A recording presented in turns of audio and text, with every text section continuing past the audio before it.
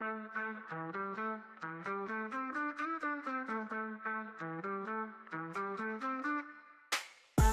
the clouds, we rise so high. My sun blazing through the sky. Controllers click, light glows on the screen. The bass drops heavy like a digital dream. We're wired and we're zoned out. This is the game we're all about. My heart roll it, light it up. The beat don't stop when the bass gets rough. Gaming, smoking, vibing through. Mile high stunner, we coming for you. Joystick moves like a rocket blast. Pixels burn fast while the hours don't last. Smoke in the air with the neon glow. Where this game ends, nobody knows. Boom, boom, boom, that bassline hits. Level up life with no regrets. Puff, puff, pass in the virtual haze. We're chasing the night in electric blaze. My heart roll it, light it up. The beat don't stop when the bass gets rough. Gaming, smoking, vibing through. Mile high stunner, we coming for you.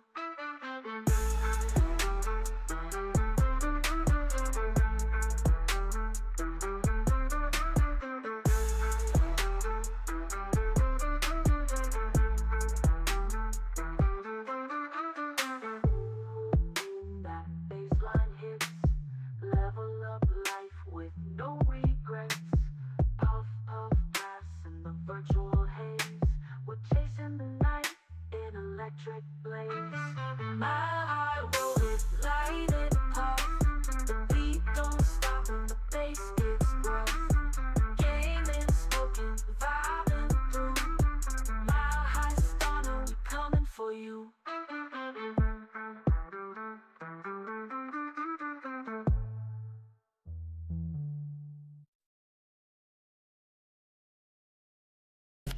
Game on, lights, wild, high score, and no smile. Focus, sharp in the zone. Controllers speak in the code. Eyes wide, tips see high. World spins, colors fly. Pulse beats, double time. Victory tastes so fine. We rise, no stopping. Game on feet, stopping. High score, keep topping. Sky's the limit, no dropping. Lights flash, beats drop. Level up, never stop. Headphones, all I need. Dubstep rhythm lead. Night falls, stars collide. Screens glow, hearts abide. Dreams merge, reality lost in virtual sea. Buzz, loud, adrenaline. Digits flash, number spin. Team up, let's make a run. Under the midnight sun.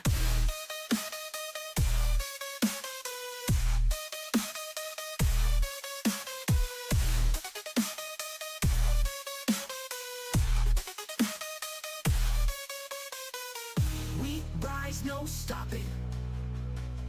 Game on feet, stopping. High score, keep topping. Sky's the limit, no dropping. Night flash, beats drop. Level up, never stop. Headphones, all I need. Step, rhythm lead. Nightfall, stars collide. Screens glow, hearts abide. Dreams merge reality. Lost in virtual sea. Loud adrenaline. Flash, never spin. Team up, let's make a run. Under the midnight sun.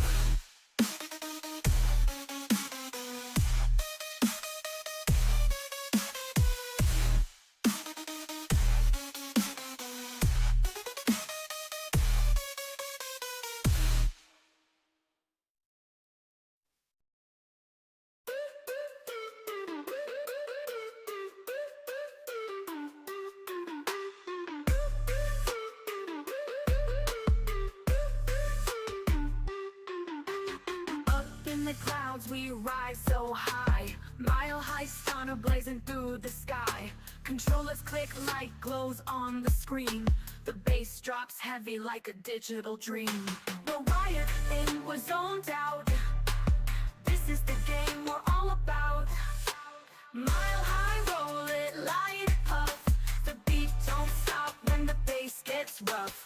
Game is spoken, vibing through. Mile high stunner, we coming for you. Joystick moves like a rocket blast. Pixels burn fast while the hours don't last. Smoke in the air with the neon glow. Where this game ends, nobody knows. Boom, boom, boom, that bassline hits. Level up life with no regrets. Puff, puff, pass in the virtual haze. We're chasing the night in electric blaze. Mile high, roll it, light up. The beat don't stop when the bass gets rough. Game is spoken, vibing through. Mile high stunner, we coming for you.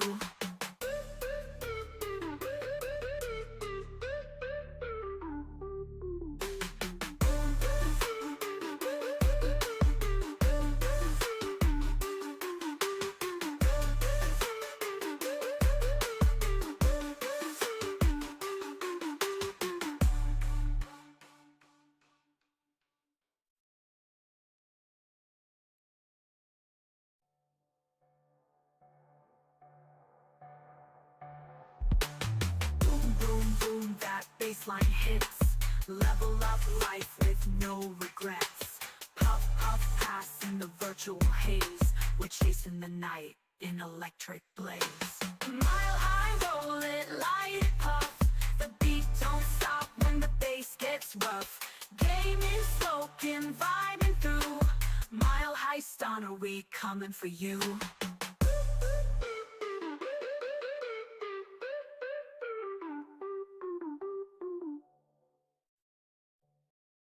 In the haze. Alright, there we go. Welcome in YouTube, welcome in Twitch. We're gonna be getting in that Marvel Rivals grind today. See how long it takes for us to rage out. But first, we gotta make sure we get loaded up here. Let's jump into Discord here. Alright, we're back. You there, friend?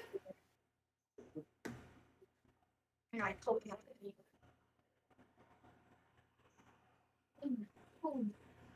Alright, y'all, let's get this bong ripper loaded. Get it in. Get fucking stony before we get up in here. Hope y'all having a great, beautiful stony week. Bro, I didn't even tell you because all the stuff that was being Wait, what? So I forgot to even tell you, but like last night I found out my buddy passed away. Found out who? My buddy. Oh, dang. Yeah. What? It was definitely it took me off guard. Damn. Um, That's crazy. he battled addiction with alcohol.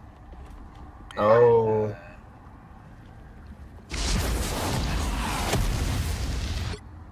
Didn't do too well. Yeah. But it's like always remember him no matter what. Though he was an awesome fucking dude.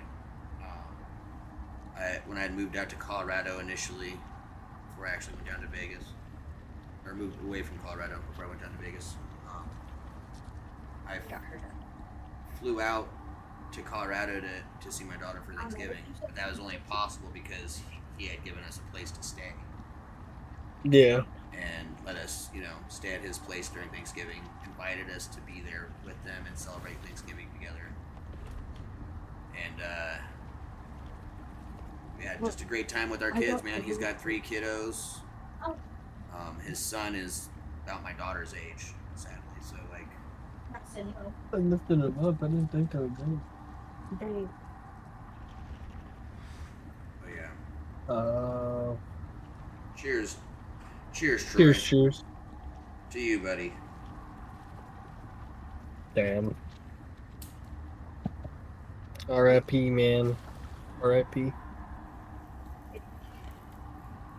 Definitely, man, that dude so wild.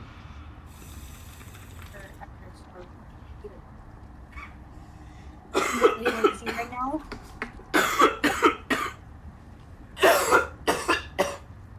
Gotta. You're always lazy. What do you mean? What? He had like a So 4 you're always lazy. I- Yeah. He had a fluorine like tiling type deal, and Yeah.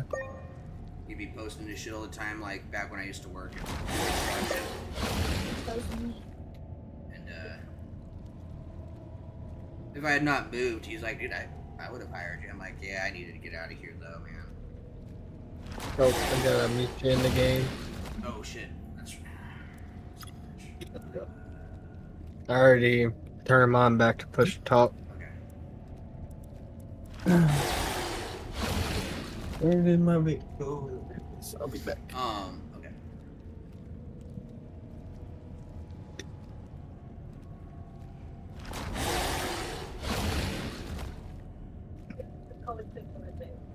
Everyone moving start on a level like this. Alex.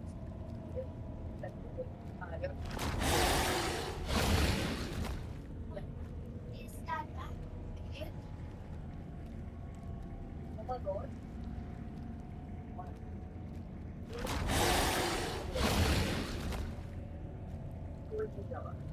Are you talking about what?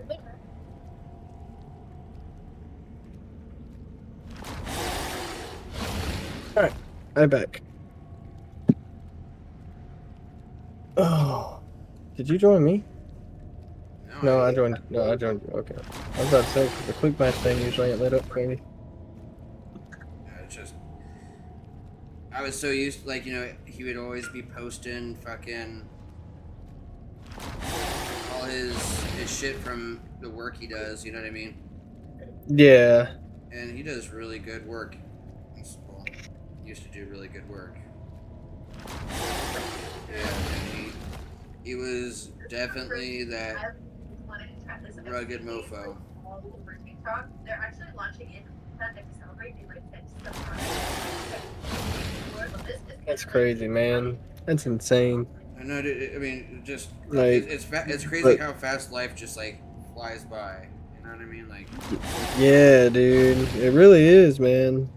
Like, I'm already, like, on the cusp of understanding that myself. Like, where I'm just like, God dang, bro. Like, I just remember, like, it was yesterday, going out and playing with my friends, riding bikes all over the place, going out to the rock quarry and doing BMX stuff, and, you know, and then that was, like, fucking, what was it? About 15 years ago, nearly.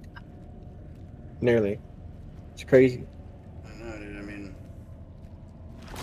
it's just wild because last time I saw Well, no, last time I 10 saw years him ago. was like in person. Yeah, it's been No? 7-8 years. It was 10 years ago, I'd be 19. 15 years, yeah, 15 years ago, it'd be 14 years. Holy shit! Holy shit! So, yes, it was 15 years. God damn! Ah. Damn it, Bob! Damn it, Bobby! Whoa! Crazy. 15 years ago, I was 14. God damn. I don't want to think about it. You know what's funny? What? PlayStation 1 is older than you. Yeah, I know, but not that much. Not by that It's much. still older than you. You better show Not that by motherfucker much. some respect when you talk about Hey, hey, I'm older than Google. What? I'm older than Google. Are you? Yep. Look it up. Oh yeah, no. I'm older than Google. Because Google didn't really rise to prominence until like the .com boom. Well, Google wasn't made until like 98. And well, there's the .com boom in the early '90s, and all the Like, let's then see. you had the crash for a bit, and then you Like- start to see. Well, no, I'm talking about like it was actually like not even around until like after 98 or around 98. September 4th, 1998. right, hold on. Yeah. Let me look at the date. The .com. Learn how Google was launched in 1998 by Gary Lage, Sari Brin, who developed such an algorithm called Backrub at Stanford University. Said Valley Investors, August 1998, SOCOM founder, da da da da. So yeah, like everywhere I'm looking at is 1998. Yeah. All right, now let me tell you. You know what the .com Next few years. bubble was?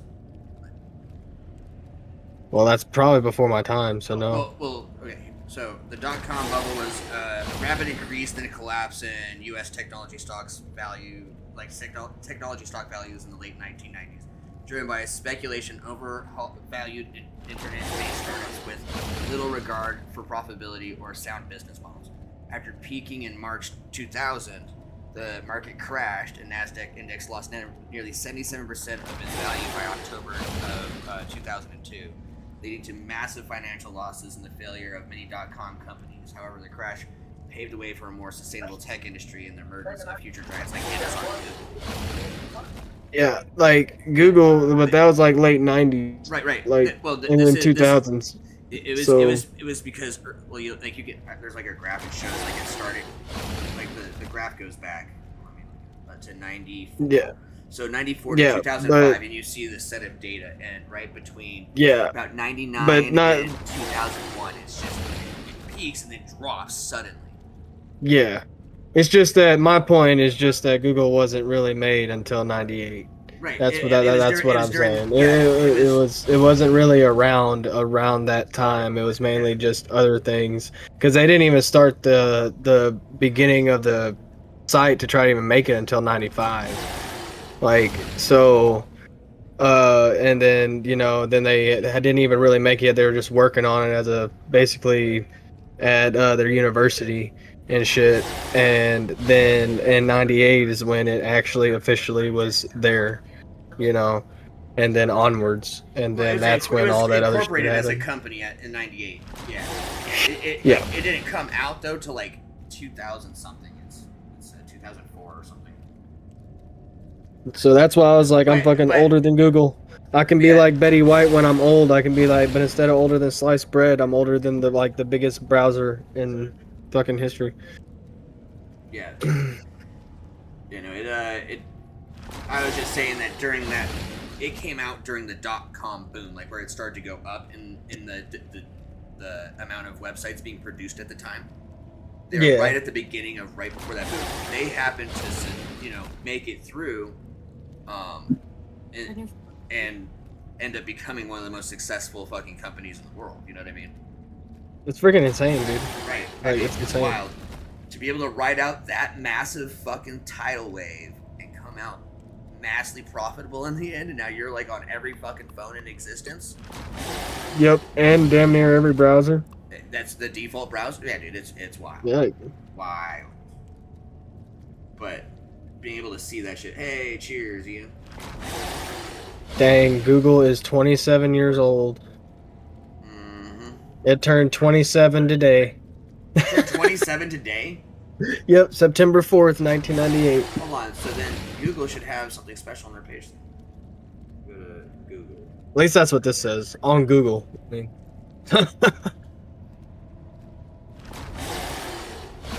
Is there nothing for it? What the hell?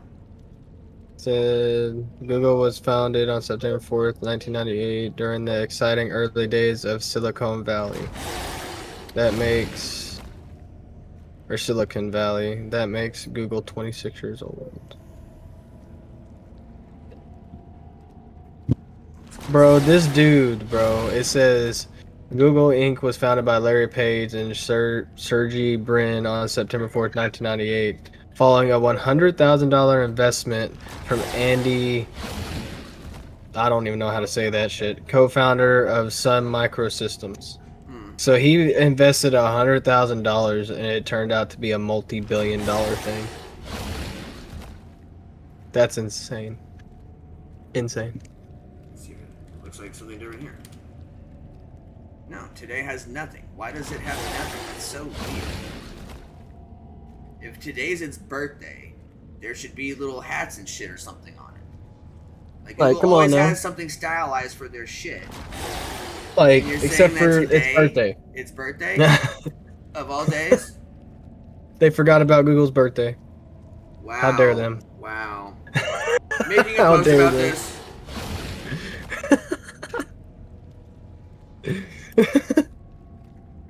I ain't gonna forget Fun your own son's fact. birthday. Today's Google's birthday.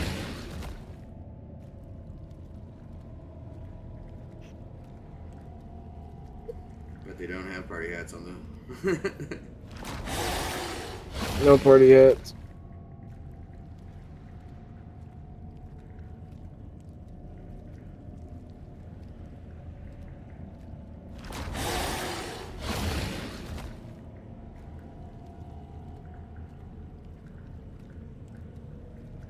Your cooking fridge. Looking for this. It's in the micro. In the what? Yes. Get it out. It's just in there so the cat can see.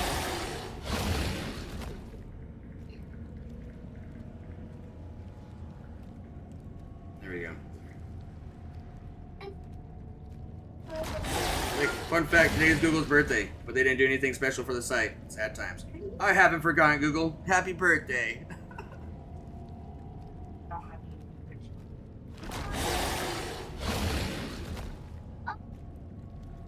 Alright, let me pull this here. Dude, it smells like something's burning. Hold on, I gotta step out. Because Oh god. outside.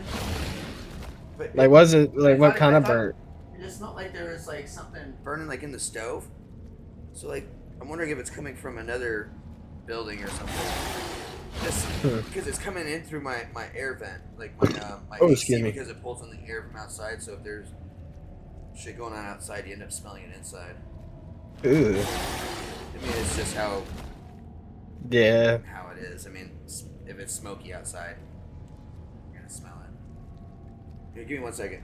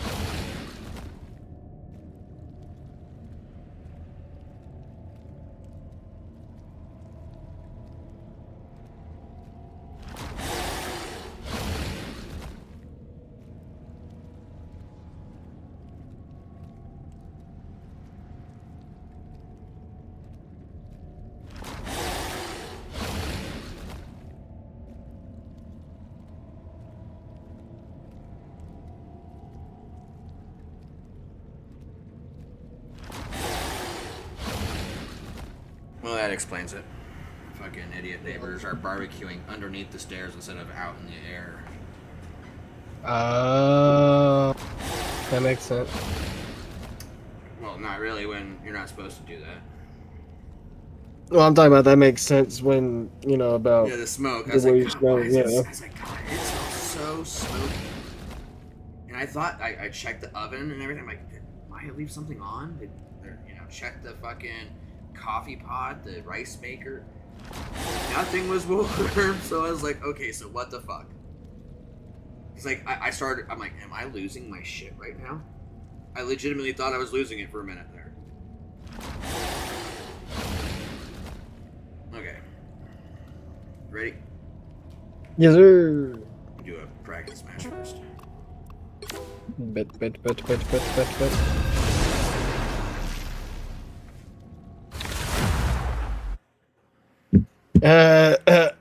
That's hilarious. What? I'm gonna send it to you. Pick your 'Cause- hero. That's probably you. I'm not judging. Probably gonna be you. I'm here to finish the fight that my father began. I am the god of thunder and the mightiest avenger. Maker fit because she thought everybody drank her drink, but it was there was just an extra one over there for some reason that she thought someone drank.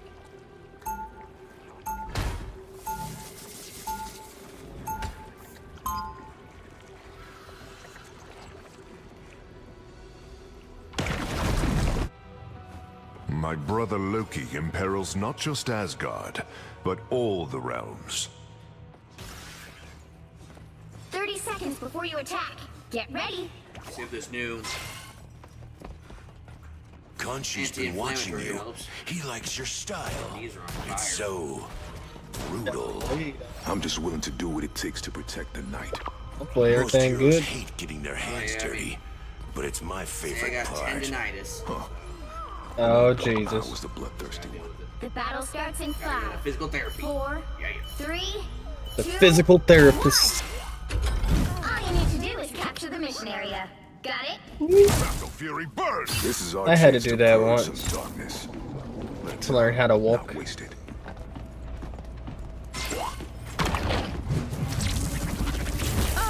Look who's here. Hi, fun.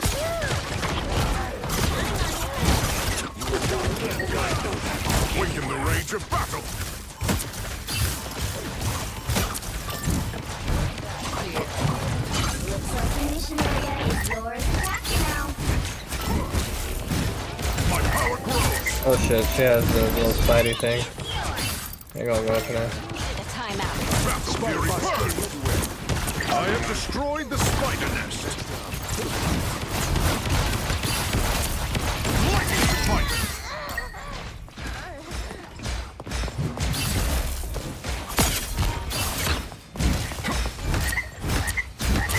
Double KO. Strike Mjolnir!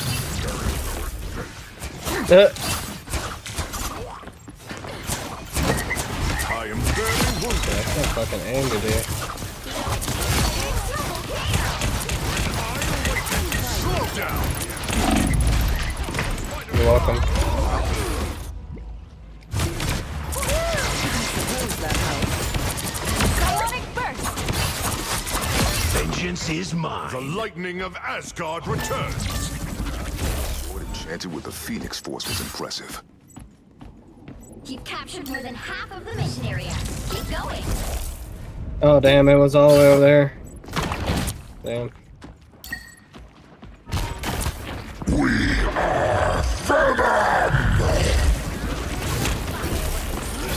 No.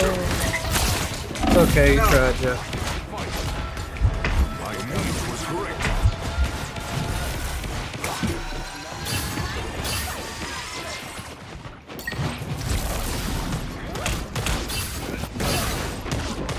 The moon haunts you! Armed and dangerous! Shields up.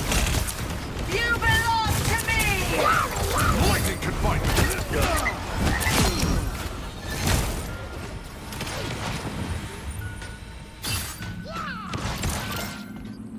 Oh Jesus. Thank you, dear.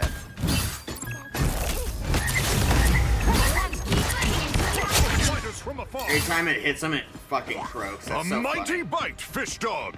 Yeah. Those little ribbits. Ribbit. Ribbits. Ribbit. I didn't realize that till now.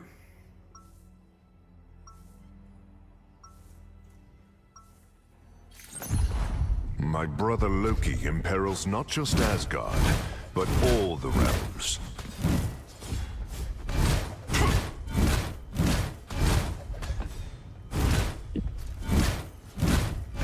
Seconds before you attack. Get ready. What manner of creature are you? Strange allies this war has brought together. Yggdrasil be praised. What an epic gathering across realms it brought. The battle starts in 5, 4, 3, 2, One! All you need to do is capture the mission area. Got it? Rely with one doom temporarily to defeat the other. Feel better? I behold the god of thunder! They all really have good. Approach not the nest of spiders! We fight well together. Mission area is yours. Now. I need assistance. Born again!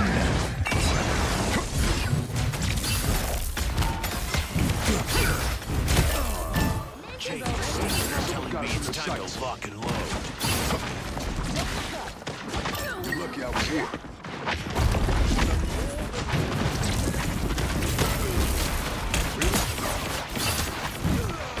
Battle Fury burn! Your powers are mine! We are undefeatable! Slow down! Enough! The spider nest is gone!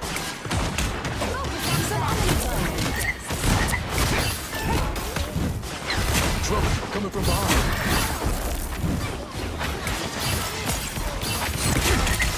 Spider-Bots hitting everywhere.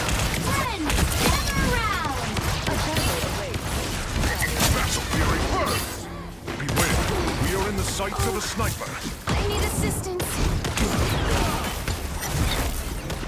My power grows! My Plasma! armed and dangerous! Spider-Bots against me. Waken the rage of battle! By the eye of Agamotto! It's spider time! Behold the god of thunder! Oh, shit. Oh.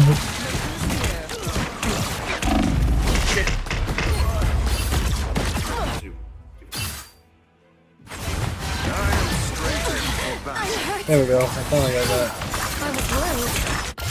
I am Thor Odinson. No way. We got what we came for. Hey, we're just smacking them. We're just having fun. That's so funny.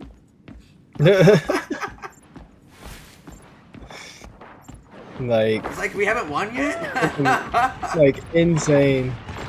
That is so funny. I am barely wounded. We fight well together. Waken the rage of battle. Friends, gather around! Okay, fuck you, Jeff. Did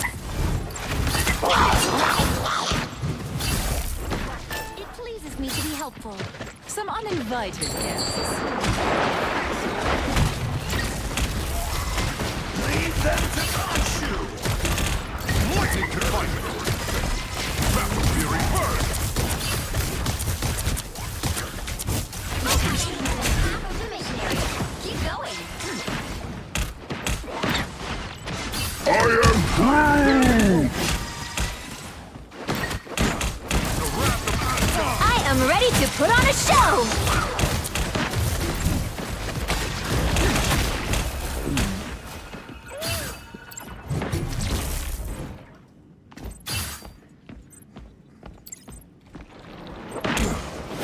Oh shit, I didn't know I was going I on. require Oh, healing. Careful, careful. ah, Oh god. I'm dead.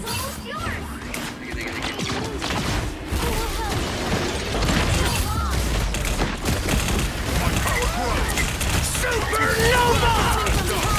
Behold the god of thunder!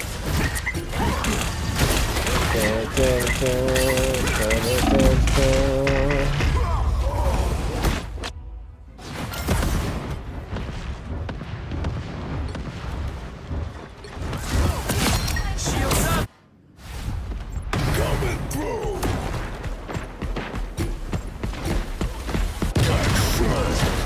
There's a feather! Turn around! Extra help!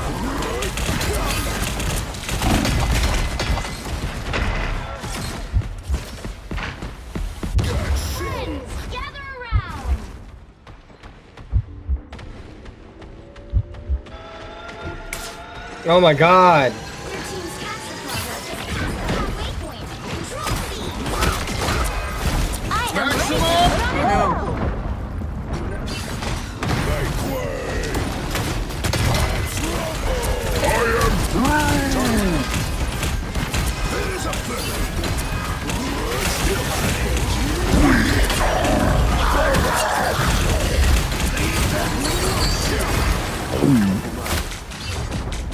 Little shit.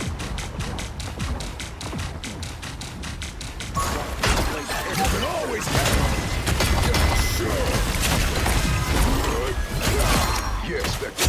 That's how Out of here. Little smacker at the end. Smacked. Dang, that Jeff got 50 kills, bro. God dang. Yeah. Another epic victory. Yep. I'm gonna take all of the good stats.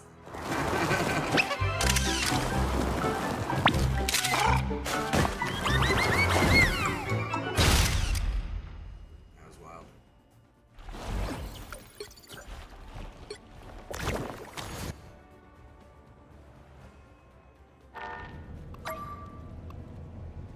Who? When? Oh?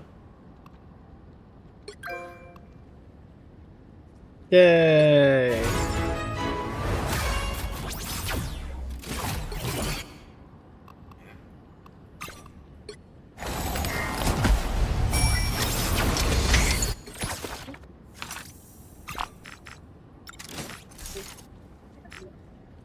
Oh, it's here. I already know. Your penny skin, bro. I already know. Yeah, Just gotta that's dope.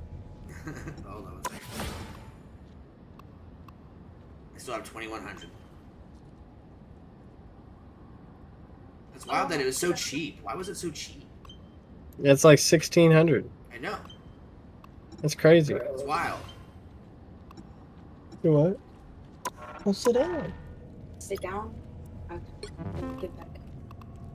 Well, isn't everybody else in the shower and everything like that? Didn't you? No, they didn't. You told Trevor that he didn't need it. Yeah. I think so.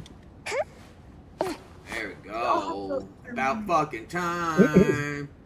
She's like, I want some. Marlo. Oh, it's just like it's about fucking time. Oh, yeah. There you go. Finally got a new penny skin. That's dope. I feel better. So now I feel better about my life. Now I got another penny skin. Hell yeah, baby. Dahlia, and when you see her MVP shit, it's funny. Well, you better get MVP then, bud. I'm gonna get MVP. The right heroes could make We don't need none of that I'm here SVP to finish shit. the fight that my father began. I Oh, hope I make him God. proud. Hey, we good. That's all we need is one healer? I mean, Rocket, I hope you have a strong back.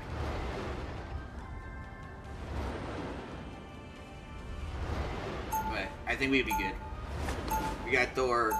We got our shit that we can drop that drops health and stuff too. No, that's all. Spider is more than just a mechanized suit of armor. It's my best friend. They'll be coming in 30 seconds. Stay strong. I once under the reign of a notorious daimyo here. But now, an evil corporation has risen in their place. To be fair, we've done our best to keep Alchemax at bay. Even so, it appears Japan cannot escape its fate. Well, as long as you're visiting this timeline, you're welcome to help us fight to change that. This is gonna hurt. The Master Ruler is not going to be thrilled with me for jumping around realities. We made quite a team!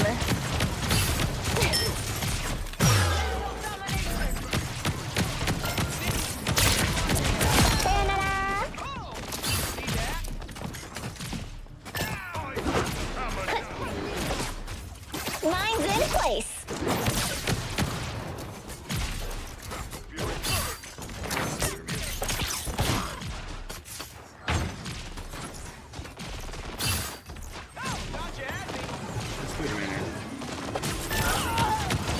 This is gonna hurt.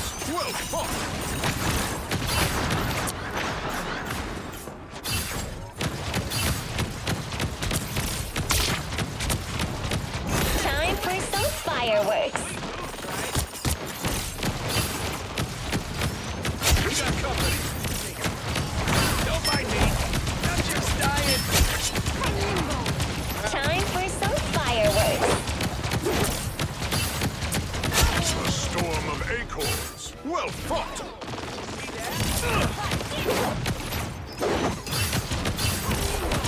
This is the place to watch. Got Spider-Man on my dick. Oh, This is Jesus. gonna hurt. Powering up. Did you see that? My friends are here! Spider-Man, did you get him? I don't think I did. Nope. Hello, buddy. Come back with me. You want to play?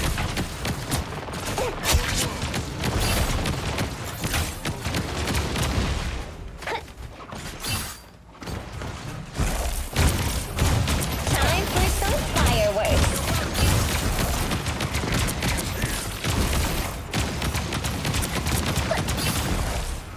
The spider scanner is located in Ankh. Whatever that Ankh was, it's gone now. Mine's in place. Save some for the rest of us, Captain Asgard. It's got a lock on them. I'm gonna chase him. He's just gonna. You gotta get him out of here.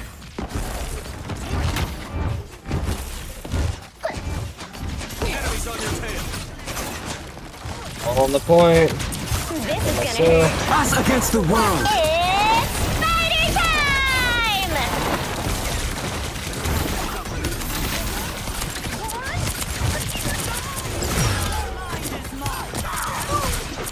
damn, I died. Watch me soar!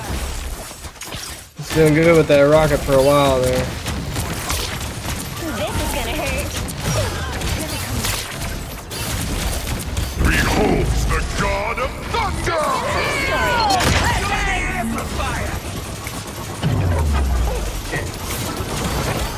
The moon! You know what to do, spiders? You can't hurt me.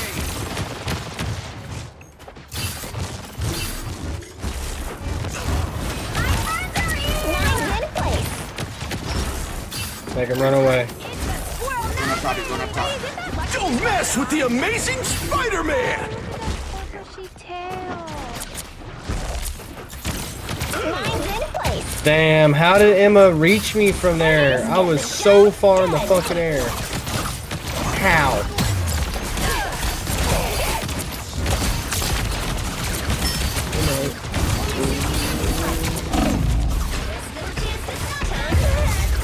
Thank And Emma was one hit. I was getting gangbanged by 3 people at once. that fucking Emma, I fucked her up, They're bro. back in action. We pushed it. We pushed it good. Real good.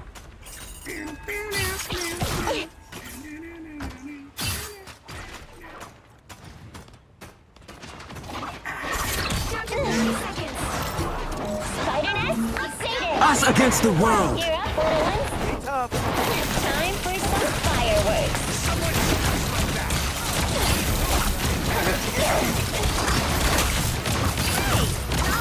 It's spider time! Get out of here, bro. Get out of here, bro. He's dead. He's dead. He's dead. He's dead. He's dead. He's dead. Spiders get the job done. Time for some fireworks. Watch out, they're headed our way. They had good tries.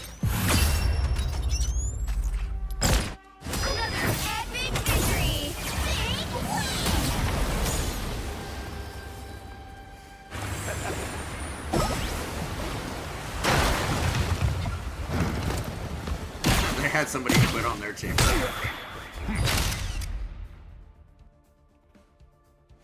That's hilarious. They're like, you know what? Fuck this. They can't push for shit. GG's, yo.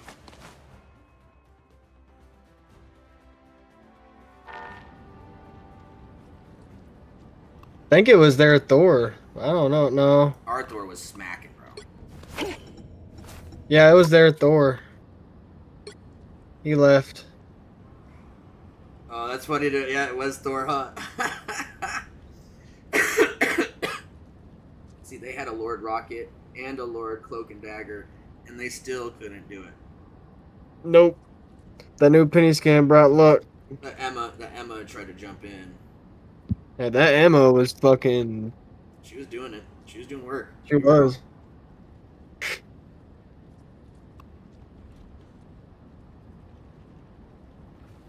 Yeah, it's good.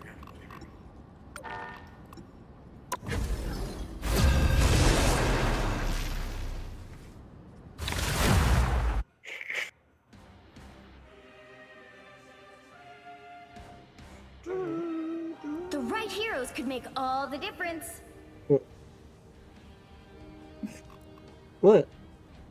I'm here to finish the fight that my father began. I hope I make him proud. No way.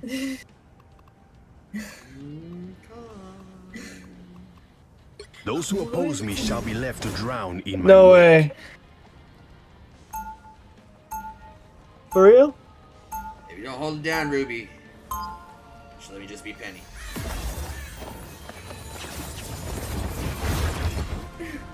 You are in the presence of royalty.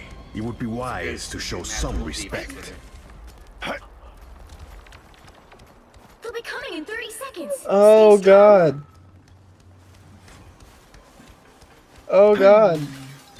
Is that a low-level psychic bond I'm picking up on? Yeah, I'm connected to the spider that helps me pilot this island. Hold on. How curious.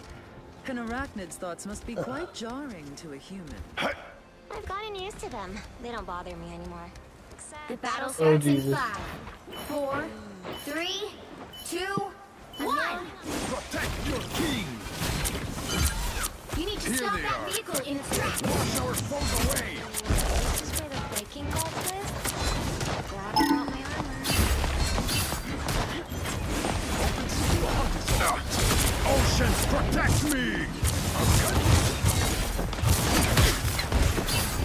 Denizens of...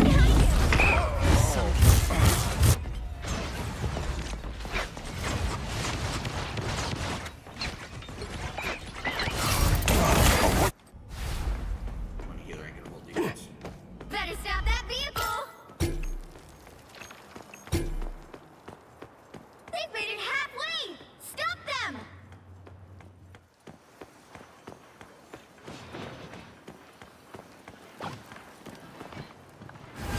The more the merrier. Better stop that vehicle. There's still a chance to stop them. I still need you. Time to vanish. Oh, I'm fine. Don't mind me.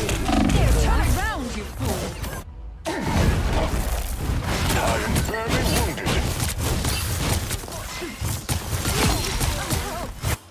And here we go They again. hit a checkpoint. Now might be a good time to stop them.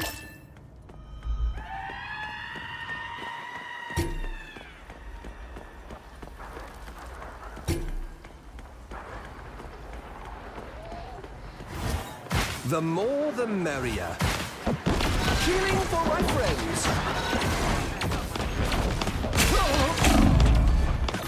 See you later.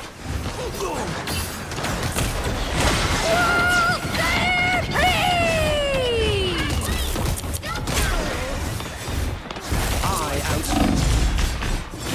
Oh. Alright,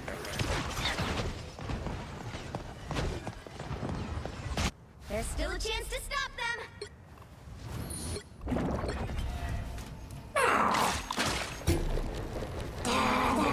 guys, step it up. You got some spots you should be holding it down. Hey. Come They on. hit a You checkpoint. got this shit. Now might be a good time to stop them. These are gone. Us against the world! Cool.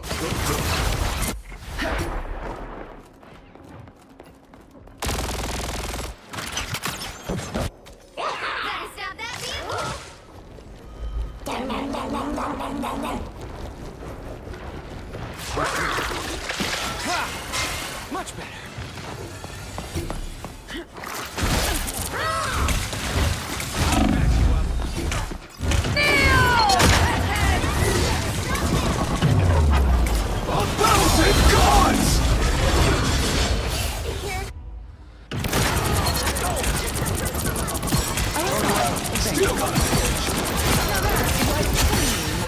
I am ready to put on a show! Don't give them another inch, or else.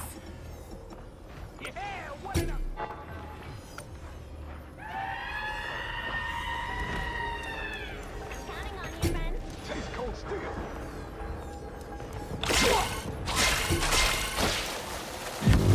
Behold the god.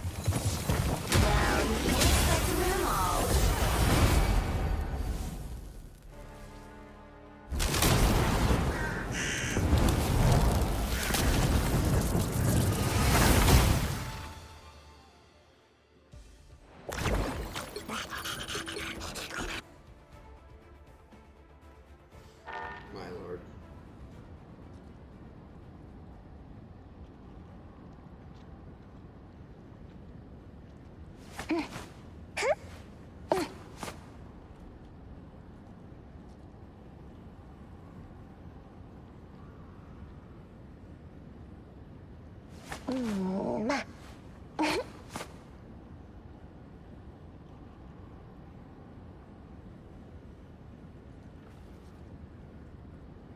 Hello.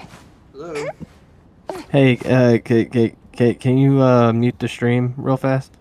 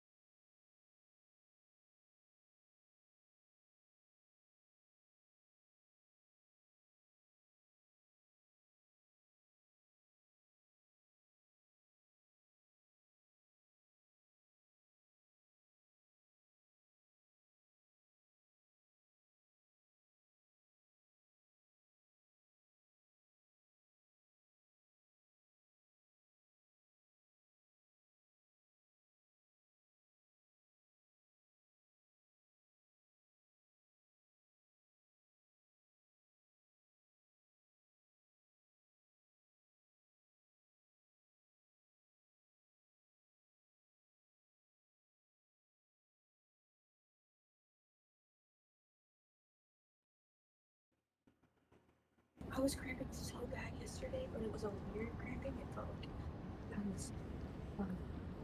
Oh, BMG, make sure to mute yourself on your side.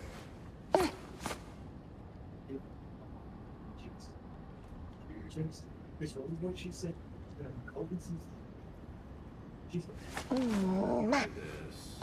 said that she's I don't know. She's a Wiccan. It's a religion. She's a Wiccan.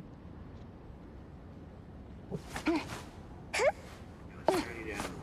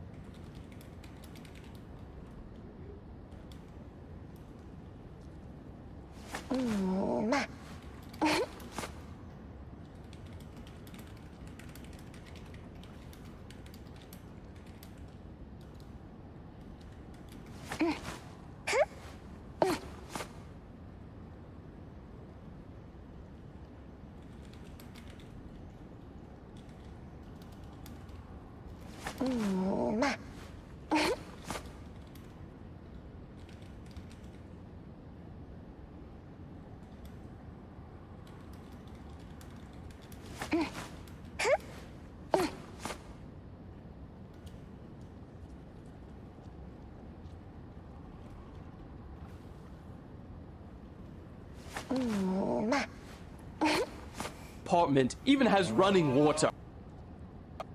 He then spent the next 2 months building an underground parking garage for his pets and even added cameras and put Shiba-san as the head of security. But you know what his pets really needed after that? A seaside retreat to get away from the city. So bro built them an entire private island. Not that kind of island. It took him over a month to build, and it comes with real flowing water and probably a good place. And so he built how to working affordable transport his time and money on to his wife's pet store, which she recently opened. But then it just spiraled out of control because he loves what he does and it makes his son happy.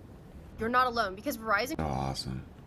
Something that wouldn't let me show it. You're seeing SOS on your phone. You're not alone because Verizon customers across the country were just hit with a massive outage that started around noon today. Hello? Hello? Over 20,000 people reported problems, with cities like Chicago logging thousands of cases where phones were stuck in SOS mode, meaning no calls, no texts, no data. Verizon has confirmed that the issue was caused by a software glitch that knocked out parts of its wireless network. But what many people found strange is that some phones in the same households worked just fine, while the others were completely down. And in certain spots, even Verizon's fiber optic internet was affected. A Verizon representative had told customers that it could last anywhere from 30 minutes to 6 hours, but as the evening went on, outage reports started dropping and some people had their service returned. Verizon has said that full restoration is still rolling out, and you can check their official network status page if you are still having problems. So if your phone went into SOS mode this weekend, just know it wasn't just you, it was a nationwide Verizon outage. And if you did have this happen, let me know in the comments how long it affected you and what city you're in. This is like the one opportunity I have to say that I'm happy to have AT&T. Remember, no one can prove that you weren't a regional manager for a Sears, Blockbuster, Toys R Us, or Radio Shack. Follow me for more tips and tricks on how to land a cush job. I'll see myself out.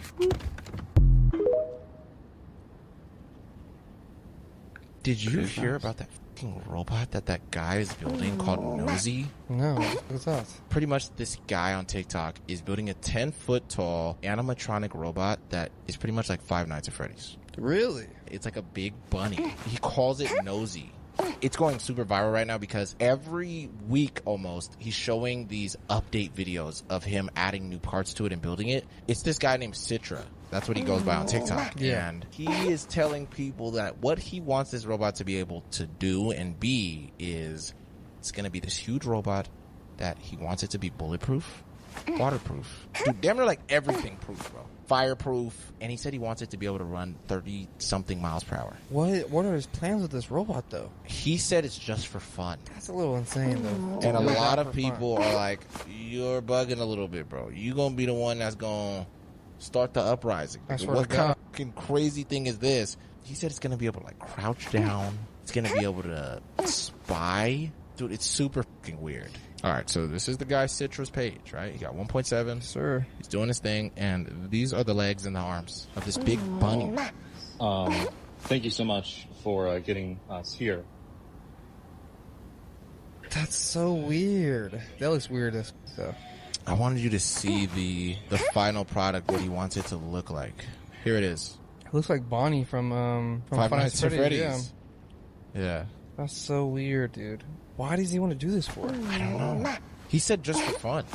That's insane, dude. He said if you build I'm it, they very will interested come. to see what he's going to do at the end. Yeah, me too. I want to see if he does finish it. If he can actually, like, let it walk around and stuff. Yeah. And that's the Terminator. Ice cubes freeze from the outside, but they melt from the outside, bro. This says a lot. What in the hell is he talking about? Einstein gave us relativity. This guy explained why whiskey gets watered down. Listen, did you know that we're technically still in the Ice Age? Well, now you do. That right there is the kind of wisdom that you find inscribed on the Waffle House bathroom stall. Lord have mercy.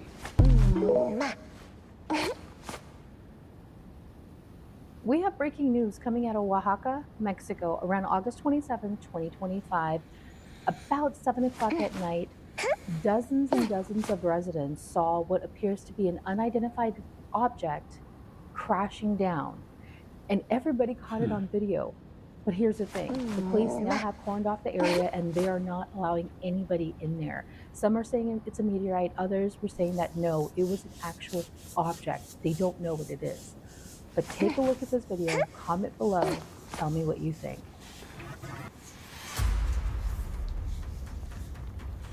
Man, like we said, 2025 was gonna be the year that aliens came back or whatever.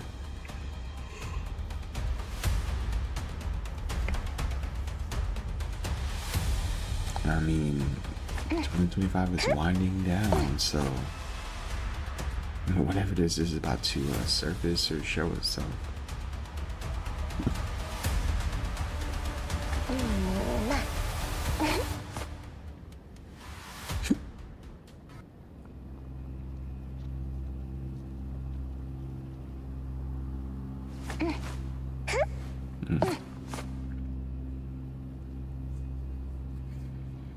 Ya me estoy metiendo entre unos caminos aquí cerca de unos sembradíos y se ven las luces como de patrullas. Voy para allá y miren, sí, tal como les digo, hay pues patrullas aquí justo cerca de la zona donde se alcanza a ver este fuego, que hay personas que me dieron información de que esto es un basurero, pero lo raro es porque hay, o sea, sirenas, porque hay policías, porque el ejército, no lo entiendo, pero voy para allá.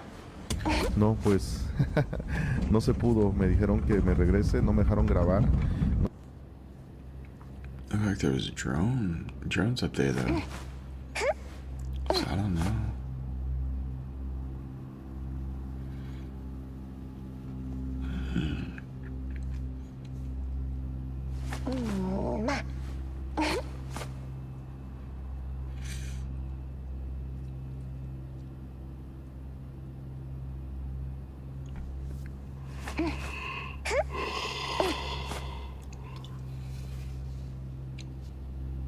Man, I heard a Superman crawled out of there. Or something. Mm-hmm.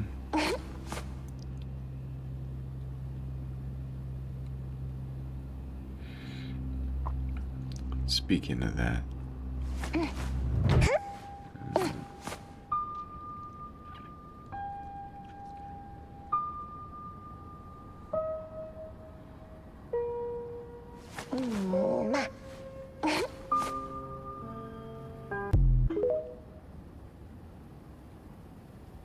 The new thing is the PSYOP with the term black pill. Have you heard that? Oh, you're black pilled.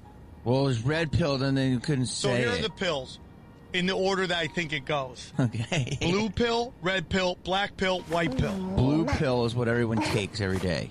Is the people who believe the official narrative. Let's say normies. Still watching MSNBC and CNN. Okay. The red pill are people, I think, like me, that have done some digging. Yes, Okay. done some research. Mhm. Understand there's an alternative story that we're not told.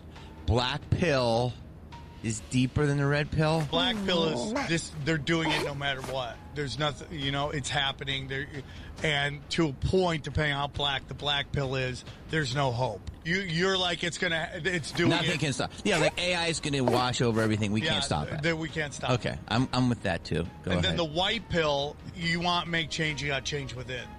It's God. It's God. Connection with human being, vibrations, high vibrations, low vibrations. If you want to change the world, you got to change yourself. And by changing yourself, you show people how to beat the system. And that is the white pill. What are you on that pill now? I'm on the white pill. I'm white pill. Yeah.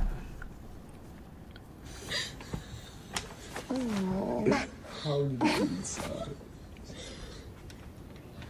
It's gonna be right there.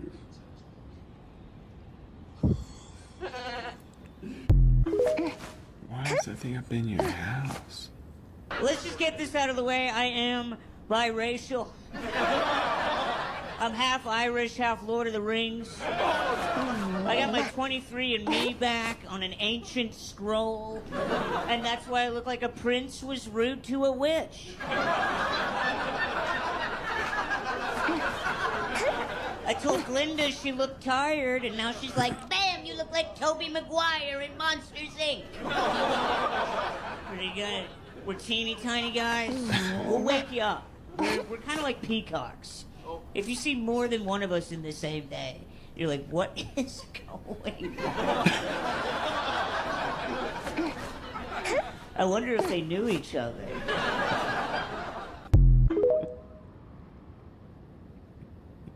I want to talk about organ harvesting. If you have organ donor on your license, then the hospital is more likely to let you die. People across the United States have endured rush or premature attempts to remove their organs. Some were gasping, crying, or showing other signs of life. The growing use of the donation after circulatory death, DCD, accounts for about This one-third is of all underscore US Stoner organ underscore donations, says, roughly "Hey, baby." 20,000 last year. A potential donor in Miami showed clear signs of distress, crying, biting on breathing tube, and was later sedated before life support was withdrawn.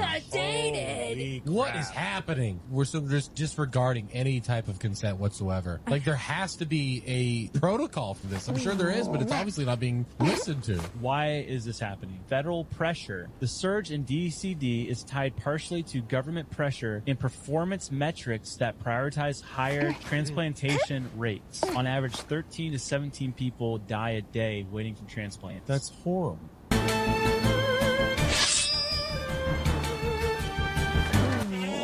the fuck is taking this shit in the bathroom? Hey, baby. It's fucking Walmart. Nah, fuck that. I'm sticking around. I need to see who the fuck taking a shit. You ain't got no respect for the outside world. And don't even bother raising your feet, because I've already seen it.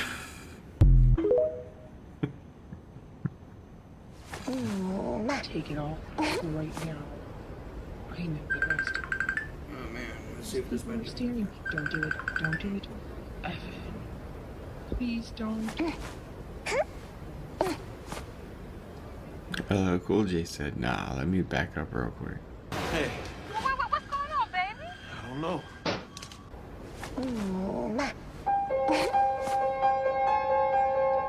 So tell me.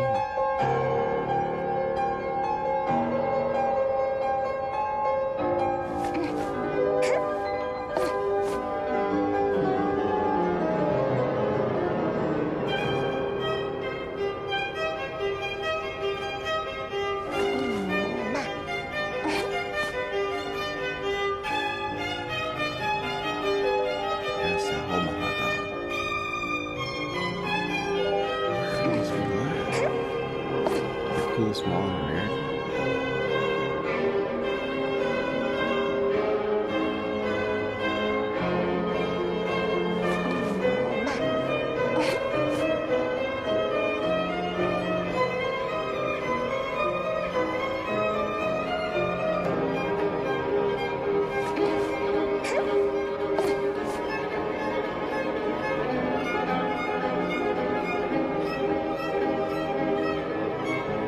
Seems like I'm stealing everything right now.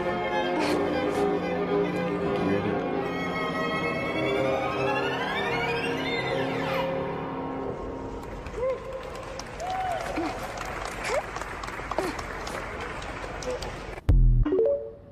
Most awkward ending.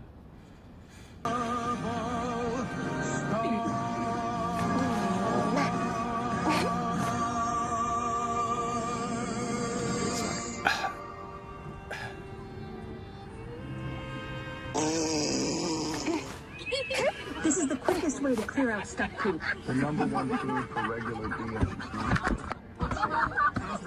Got the algorithm ruining their lives. Not quite, unless you want to make things worse, of course. Quit searching constipation, Grandma.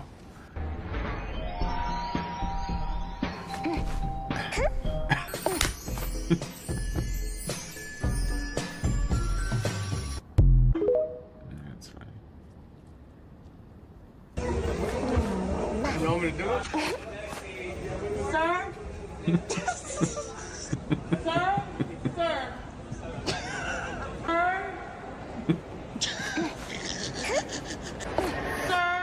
Sir? This is so funny. Sir?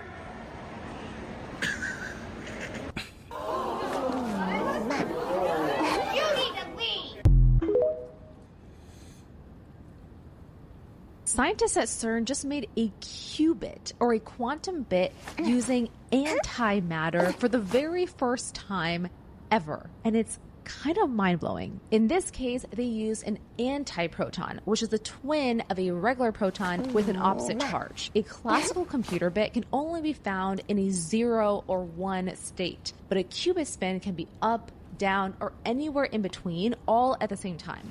This is what makes quantum computers so tricky to not only measure, but control, which is why this study is making headlines, because this experiment was able to show an unprecedented level of control over this antimatter qubit. Here's how they did it. Scientists trapped a single antiproton and got it to spin in 2 different directions at once for 50 seconds. Now, that might not sound that impressive, but in terms of quantum physics, that is incredibly long. Most qubits in actual quantum computers lose their quantumness in milliseconds. And it gets way more interesting. This experiment is part of a bigger project called BASE, trying to solve an even bigger question about matter. Scientists think matter and antimatter should behave identically, like perfect twins. But our universe is almost all matter with virtually no antimatter. But per physics, there is absolutely no reason why there should be more matter than antimatter. This is one of physics'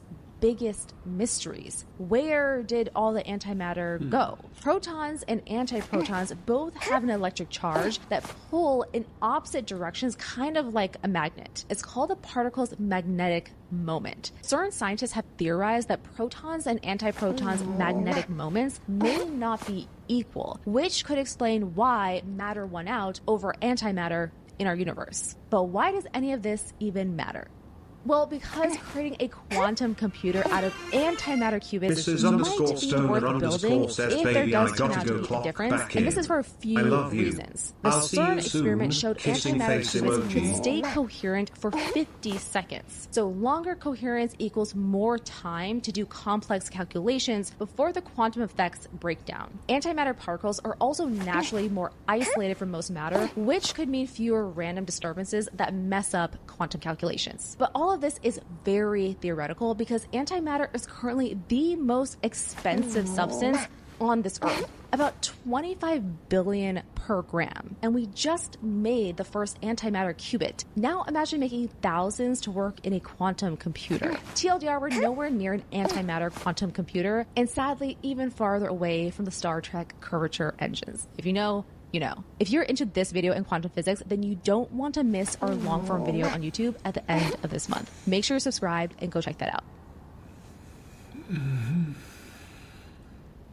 Mr. Beast actually did it. Not only did we just witness the largest creator collaboration in history with a staggering 10,000 creators making a video as part of Team Water, but this has now also become the most money creators have ever raised in a single campaign. 41.5 million in 1 month. This money will now provide over 20 million people with clean water in 25 different countries across 6 continents. And while it was started by Mr. Beast and Mark Rober, the people who actually made this possible was the tens of thousands who donated. In fact, Mr. Beast said that he is now thinking of making a video where he thanks every content creator who made a video, which he said would be around 60 hours of footage.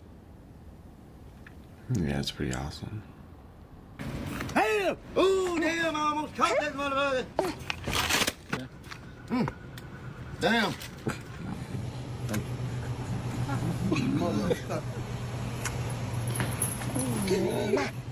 Oh, you fucking.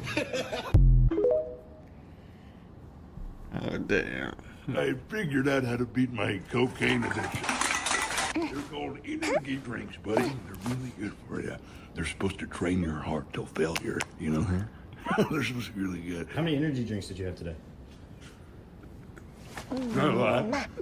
That's not a lot. 200. That's a lot, Grandpa. I don't care. Grandbuddy, if I start saying words that don't exist, that means I'm having a heart attack, okay? The people in Hollywood believe that Sabrina Carpenter is this deity. Whoa! She's a pop star, ex-Disney childhood star. Her aunt is Nancy Cartwright, the voice of Bart Simpson. She's super famous for being a Scientologist. But the more and more I look into it, the stranger and stranger it gets. I find a photo of her wearing a shirt, and the shirt says, "Awake, arise, or be forever fallen." This phrase is the first quote that Lucifer says in Paradise Lost. Her first ever album is titled Eyes Wide Open. Okay, that's obviously reverential to Eyes Wide Shut. Yes. It's like a super direct parallel. Now, Feather, at the beginning of the video, has the title, and the font is the same exact font from Rosemary's Baby. Well, at the very end of Eyes Wide Shut, the daughter of Tom Cruise's character, she walks over to this bassinet, and she looks at it, and she says, I could put Sabrina in here. mind you, the bassinet is the movie poster for Rosemary's Baby. Wow. They are killing us slowly, dude. This is episode 25, and today we'll be talking about tap water and plastic bottled water are poisoning every single one of us. The point of this series is to show you the harmful additives inside popular snacks and beverages, and then to provide a healthy alternative without sacrificing too much flavor, because I like shit that tastes good. Now, I'm sure you've heard about microplastics being like all over the place, but I bet you didn't know that 93% of all the bottled water in the world contains them. They've been found in literally almost every single brand tested worldwide. Over time, these things lodge in your organs, weaken your immunity, disrupt your hormones, and promote diseases that we once thought were just lifestyle related. Now, for those of you who haven't heard about how to accelerate the whole microplastics being in this water, just leave a bottle of water in the fucking sun, and the heat from the sun is what leaches these chemicals into the water. When we're talking about tap water, this shit gets so much fucking worse. Now, the majority of our tap water is coming through old-ass pipes that are leaking lead, heavy metals, forever chemicals, etc. that just contaminate the shit out of our water. PFAs or forever chemicals come from industrial runoff from factories that are making like firefighting foam, plastic packaging, waterproof Teflon coating, etc. These things are called forever chemicals because they do not break down. So that runoff goes into your rivers, your lakes, and your groundwater, which your city then takes and pulls out to use for tap water. Hence how it gets in your body. These chemicals mess with your testosterone, estrogen, and thyroid function, are linked to kidney, liver, and testicular cancers, increase your risk for cardiovascular disease, and accumulate in your blood and organs and take decades to leave. Wonderful work. Now, if you don't have like $400 to buy like a reverse osmosis or some sort of distiller for your kitchen, the healthy alternative I'm recommending is Mountain Valley Spring Water. This shit is... Bro, both the carbonated and the non-carbonated have been tested and do not contain any of this stuff. They can't contain this stuff if they're in the glass water bottles, which if the source in the filtering process is clean, which they are, and they are bottled in glass bottles, this whole microplastics thing is not the case. These have also been extensively tested for PFAs, forever chemicals, and they do not have them. If you struggle with acne, this will clear your fucking acne up right quick. This will make you feel better all around. Like, I'm dead serious. If you've ever drank reverse osmosis water, you know damn well that, like, it just feels better when you drink that shit. Or if you've ever had a plastic water bottle that tasted like, oh, plasticky, that's exactly what you're tasting. If you've ever wondered why your tap water has a weird kind of consistency and a weird taste to it, because there's chemicals in it. They're not just minerals. Comment down below if you've ever tried Mountain Valley. This shit is smack. I definitely recommend it. It's sold all over the place, so it's not that inaccessible. And if you feel like arguing and you disagree with me on something I said, also toss that in the comments. I'm not gonna actually argue with you, but I'm just curious how many of y'all are out there who are just like not trying to hear me out. And as always, stop sacrificing your health for the sake of flavor. It's like smack. I like that term. What's that? Oh, the AirPods are going to be able to read your brainwaves because Apple just recently filed a patent for that. Fun! So what does this mean? Oh, it means that you're not just listening to the AirPods, but of course they're also listening to you, and they're being able to read your brainwaves electrically. Oh, I love it. Yeah, they'll also be able to scan things such as your facial expressions, your stress levels, what kind of mood you're in, and what they could put on your screen that could get more attention from you because of these things. Awesome. It will kind of work like it does now, where when you just think of something, you start to see ads or videos in regards to that thing. But now it's going to be much better because it will literally be reading your brain. Oh, goody. This has already started happening. So my dog ate 1,000-milligram chocolate bar. And, I don't know what to do. What the fuck? What do you do?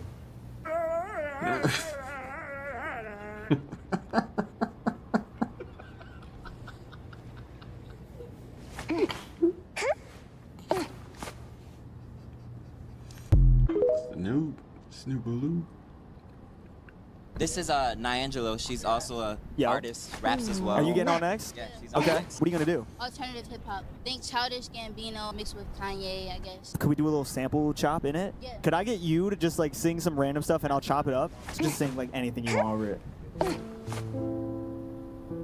Love. Yeah, that's probably gonna be fire.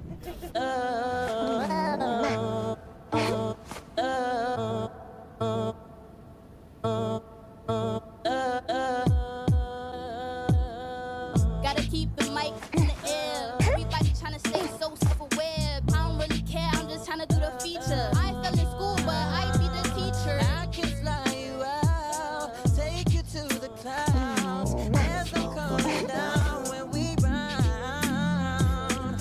You don't know what you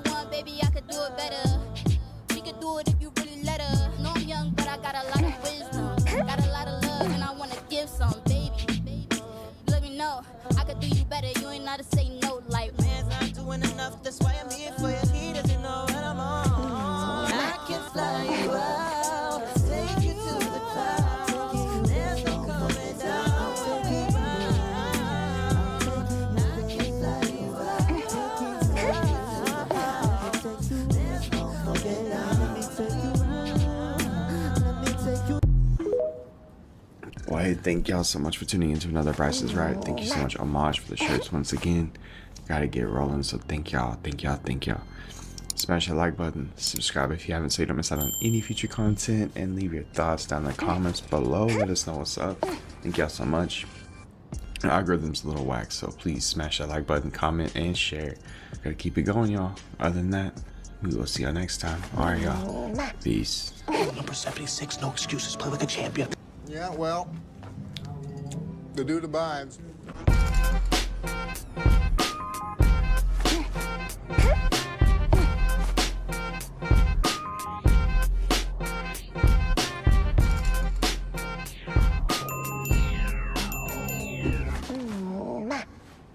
Don't mix pink salt with lemon and 2 other ingredients. If you don't want to donate your entire wardrobe in less than a week, don't believe me. Give me 60 seconds to explain. This is the pink salt trick that took me from 179 to 126 in 2 weeks. Or better yet, the $2 natural version of Zepbound. Let me show you how easy it is to make this new natural Zepbound recipe that's going viral on social media with over 21 million views. Among the women who want to go from extra large to medium, many of you missed the day I shared this on TV and keep asking me about the natural Zepbound pink salt recipe. So I'm going to explain it now. You all know Casey, right? She was one of the first to try it, and now 22 days later, she's world famous for developing this morning trick that activates the fat burning mode automatically. It's 100% natural with no side effects. But be careful. A 56-year-old woman, mother of 3 kids, drank too much and had to stop because she ran out of clothes to wear. And the best part, she ate pizza and hot chocolate every day.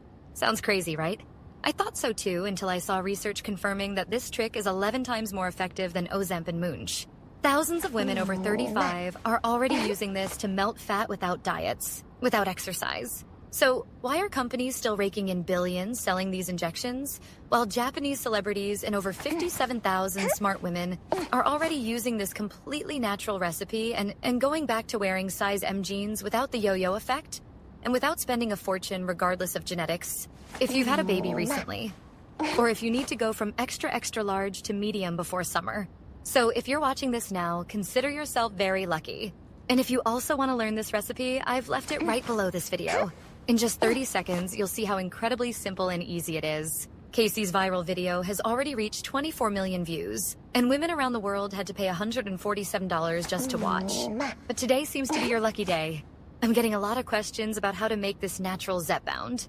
So instead of explaining, I decided to simply share the exact same video from Casey that I showed on the show. It helped thousands of women do it at home and guides you step by step. Just click the Learn More button below to watch. I'm doing this because I know what it's like to hide under loose clothes because of your arms and feel everything jiggling down there. And as a single mom of 2 kids, I barely have time to breathe. So I decided to try this Japanese pink salt trick to shrink a few sizes faster. But I didn't expect these results. To give you an idea, I lost 3 pant sizes in just 1 month. My mom cried when she saw me walk in wearing a tight-fitting size M dress. And to be honest, I thought I was going to be stuck in double extra large forever. But this pink salt trick, the same one that works just like those expensive Zepbound pens, gave me back a body I love. And now you can too. If you click the button below and the video is still live, you'll see exactly how to prepare this homemade recipe at home, which made my numbers on the scale drop in a simple, natural, and safe way. With the belly fat disappearing, love handles, saying goodbye, even making my high school jeans fit again effortlessly. And my friends, even those who had joked about my weight, pay attention in the first 30 seconds. That's when everything makes sense. And shortly after, she teaches you the recipe step by step and how to use it to melt 3 kilos in the next 24 hours. The video also reveals the 3 simple ingredients hiding at the back of your fridge that can make your metabolism take off like a SpaceX rocket and keep the yo-yo effect away forever. And the healthy villain that's secretly making the scale go up while you sleep. You'll be shocked when you find out what it is. It's already reached 21 million views, so if you're wondering why everyone is talking about this, just click the button and watch while it's still online.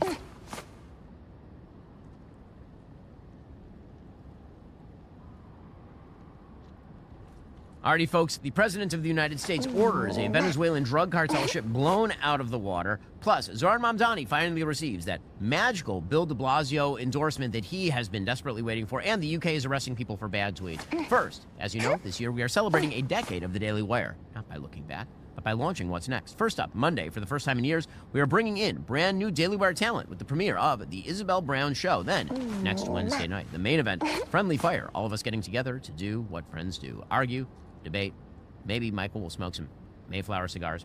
I think that's very likely. Don't miss the premiere, because inside Friendly Fire is where we're dropping the good stuff. New series, new projects, huge announcements, surprises we've been holding back until now. This is the start of our next decade, and you don't want to miss a single moment. Join us now at dailywire.com. Well, folks, President Trump announced yesterday that the United States carried out a strike in the southern Caribbean against a drug-carrying vessel that departed from Venezuela. He didn't offer a lot of details on all of this, but we know that the president has been very strong on the idea that Venezuela should not be exporting either illegal immigrants or drugs to American shores. He does have authority under the Constitution of the United States to take immediate action on threats to national security, and under international maritime law, drug boats that are essentially in international waters, not flying, say, a Venezuelan government flag, can in fact be confronted by American military forces and, if necessary, can be struck. Apparently it was a lethal event. Here's what the president had to say.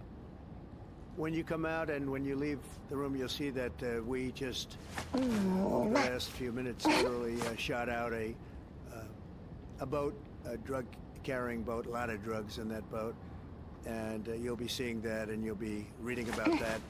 Just happened moments ago, and our great general, head of the Joint Chiefs of Staff, who's been so incredible, including what took place in Iran, knocking out potential nuclear power for a long time to come. I think within a month they would have had it. We didn't do what we did. But he gave us a little bit of a briefing, and you'll see. And there's more where that came from. We have a lot of drugs pouring into our country, coming in for a long time. And we just, these came out of Venezuela and coming out very heavily from Venezuela. A lot of things are coming out of Venezuela. So we took it out, and you'll get to see that after this meeting is over. The president said the military had shot out the boat moments ago. He said his team had been briefed on the strike by General Dan Raisin-Kane, chairman of the Joint Chiefs of Staff. And then Marco Rubio, the Secretary of State, among other jobs, said the military carried out a lethal strike in the southern Caribbean Sea. Again, pointing out that this was a drug vessel which had departed from Venezuela and was being operated by a designated narco-terrorist organization. This is a good thing. A stronger America on the world stage is a good thing. Strikes designed to minimize threats to Americans. That is, in fact, a good thing. The strike, according to CBS News, came after the United States confirmed last month that the Navy would boost its presence near Venezuela, deploying 3 warships to the waters off the South American country as part of an anti-drug cartel mission. The Venezuelan president, who is in fact a dictator, Nicolas Maduro, called the ships an extravagant, unjustifiable, immoral, and absolutely criminal and bloody threat, and then deployed military forces to the country's coastline, suggesting the United States was about to launch a full-scale invasion of Venezuela. That, of course, is untrue, as far as we know. What we do know is that the Trump administration is not going to sit back and wait while a vast influx of drugs continues to cross our border. The president came into office suggesting that he was going to end the fentanyl epidemic in the United States. One of the chief ways that he did that was preventing the importation of drugs across our southern border, preventing Venezuelan drug cartel ships from landing on American shores by stopping them in international waters or blowing them up. That, of course, actually is quite good policy, so good on the President of the United States for all of that. Meanwhile, the UK continues to absolutely melt down. So thank God we fought a revolution in this country so that we are not ruled by the idiot rules of the modern UK. Graham Linehan is a comedian and a comedy writer, and apparently he was just arrested in the UK for tweets. And this, unfortunately, is not uncommon in the UK at this point. If you flash back just a couple of weeks, according to the New York Post, the UK is now engaged in a free speech crackdown. We're seeing up to 30 people a day arrested for petty offenses like retweets and cartoons. According to the New York Post, Bernadette Spofford lay in jail on a blue gym mattress in a daze, finding it difficult to move, even breathe. She remembers noticing you can't dry yourself in the toilet because there's no standing water in it, and the flush button is too far to reach if your head were in the bowl. She'd end up being detained for 36 hours in July 2024. 3 girls had just been murdered in Southport, England, at a Taylor Swift-themed dance party.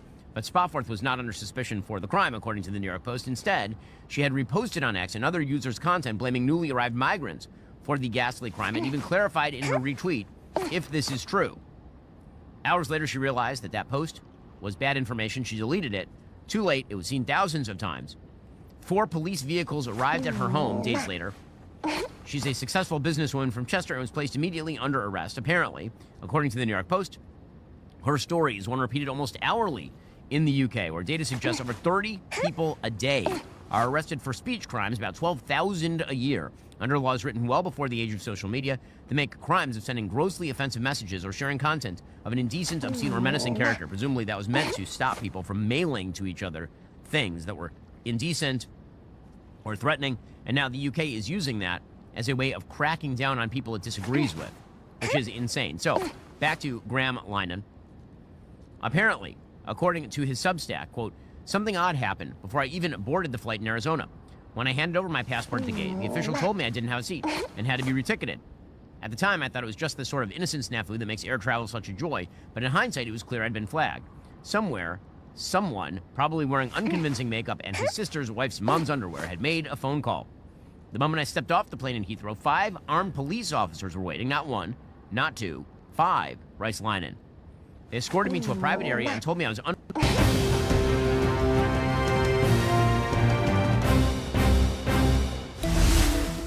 Hello and welcome back to Reality Check. I'm your host, Ross Coulthart, and today I've got a very interesting first-hand story from a, at the time, serving army officer who witnessed an extraordinary hovering UAP over one of the most sensitive military installations in the United States. Welcome, Mr. Kason Best, to Reality Check. Thanks for having me, Ross. Yeah, appreciate it. Let me give you first a bit of a bio on who Kason is. He graduated from West Point in 2016. He was the captain of the men's tennis team. He was commissioned as an infantry officer. He became an Army Ranger, Airborne, Air Assault, Space Cadre qualified, served as a platoon leader and company executive officer in the 82nd Airborne Division. He was a combat infantryman in Afghanistan in 2019, and he was attached to the Special Operations Task Force in Afghanistan. In 2020, he served as the Special Operations Task Force Future Operations Officer, responsible for coordinating all Army Special Forces combat operations in the country. Quite a role. He transitioned to be an intelligence officer for the 10th Special Forces Group and was a military intelligence detachment commander responsible for 65 intelligence personnel during the sighting he's going to tell us about in February of 2022. He served as the Senior Intelligence Officer, the SIO, for the Special Operations Task Force Europe, responsible for managing all Army Special Forces intelligence activities in Europe. He's left the Army and he's just graduated from the MIT MBA program. And in his spare time, as if he actually has any, he works very closely with an organisation I'm extremely proud to recommend, in what is in fact the world's largest UAP organisation by membership, Americans for Safe Aerospace. It's a military pilot-led. It's led by Ryan Graves, the well-known former fighter pilot who went public with what he knows about the UAP mystery. And Ryan Graves has created this quite extraordinary organisation that's dedicated not only to UAP transparency, but also the issue of the national security and flight safety concerns raised by unauthorised incursions in our airspace, notably and particularly with a focus on UAPs, unidentified anomalous phenomena. Just one more screenshot, and this SOP is finally done. What the? Why aren't you using Scribe? Scribe literally does it for you. What? Just download Scribe, click Capture, and Scribe automatically takes screenshots and writes the step-by-step guide for you. It's done. You're welcome. How did you? Scribe. Now go home. Work smart, not hard. Scribe.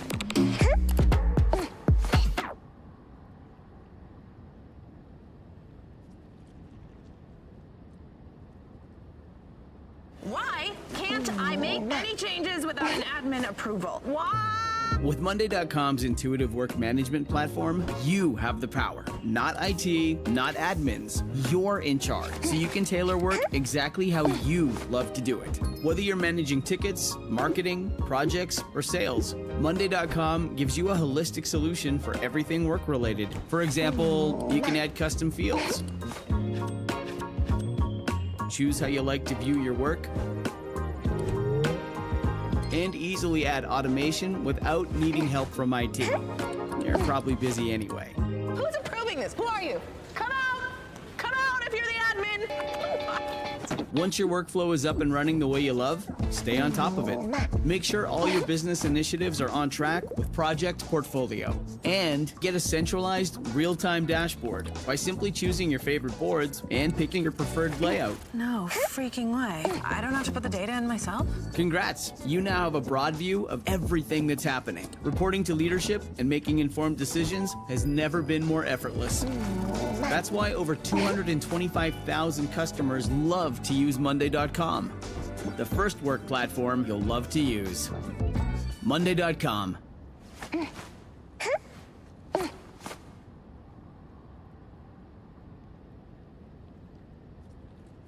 So having introduced Kaysen, I want to take you, Kaysen, to even before you tell us about your sighting, what was your original thought, your view, if you had one, about UAPs?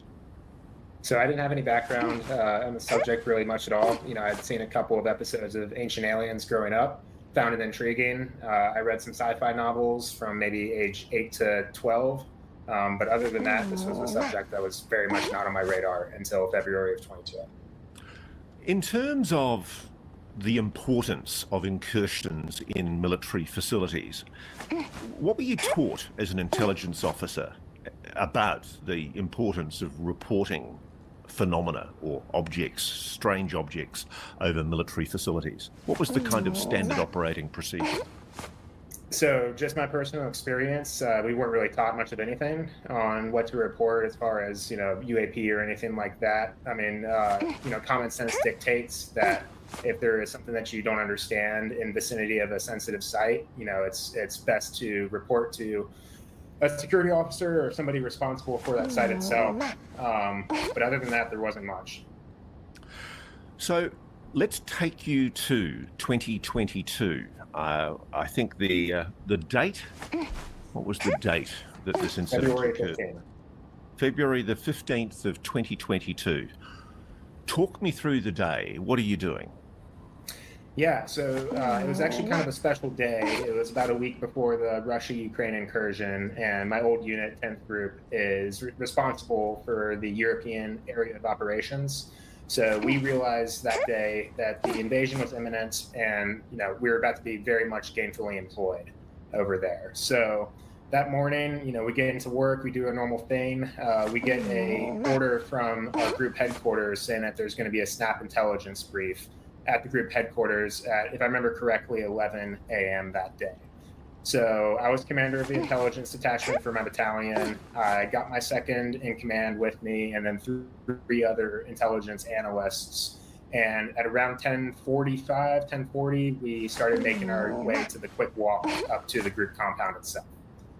Now, where you are, you're right immediately adjacent to the Cheyenne Mountain Complex, which is a huge military base in Colorado Springs. And for anybody who's watched the War Games movie, which is my generation, you know, it's the location where in the good old days the war would be run from, the nuclear war would be run from. It's the old center. It's no longer used as the primary center for controlling a response to a nuclear attack or monitoring our northern aerospace, but it's the primary base in its old days of NORAD and Northcom, the North American Air Defense and North American Command of the US Air Force. It's an extremely important, secure military base, isn't it, Kaysen? Absolutely. And the 10th Special Forces compound is on Fort Carson, which is kind of in the shadow of Stein Mountain, right across the highway. The mountain itself, the peak is 6 miles away. So you're kind of always looking at it if you're facing west. But this whole area would be regarded as highly secure airspace. You wouldn't allow just any incursion with a drone or a blimp or any kind of aircraft without it being authorized as a military authorized aircraft incursion. Absolutely, yeah. I mean, Cheyenne Mountain Space Force Base Complex is, I would say, probably top 5 most important and secure facilities we have. 1 upfront payment, 12 months of weight loss. I have struggled with my weight since childhood. Diet and exercise was extremely difficult, leaving me sore and sliding backwards. I've lost a total of 20 pounds so far. After 3 months, I've lost about 16, 17 pounds, which is more weight than I've been able to lose in a really long time. It's made me feel a lot more confident and do things that I enjoy. I don't get out of breath anymore doing normal activities like I did where I was around 200 pounds. Weight Loss by Hers offers access to compounded GLP-1 injections. Simple, all-in pricing. Ongoing care included at no extra cost. Free shipping right to your door if prescribed. Through Hers, your weight loss plan is personalized to your goals. Plus, you get access to unlimited messaging with a licensed medical provider. No insurance required, no in-person visits, 100% online. Take the free assessment to get started today.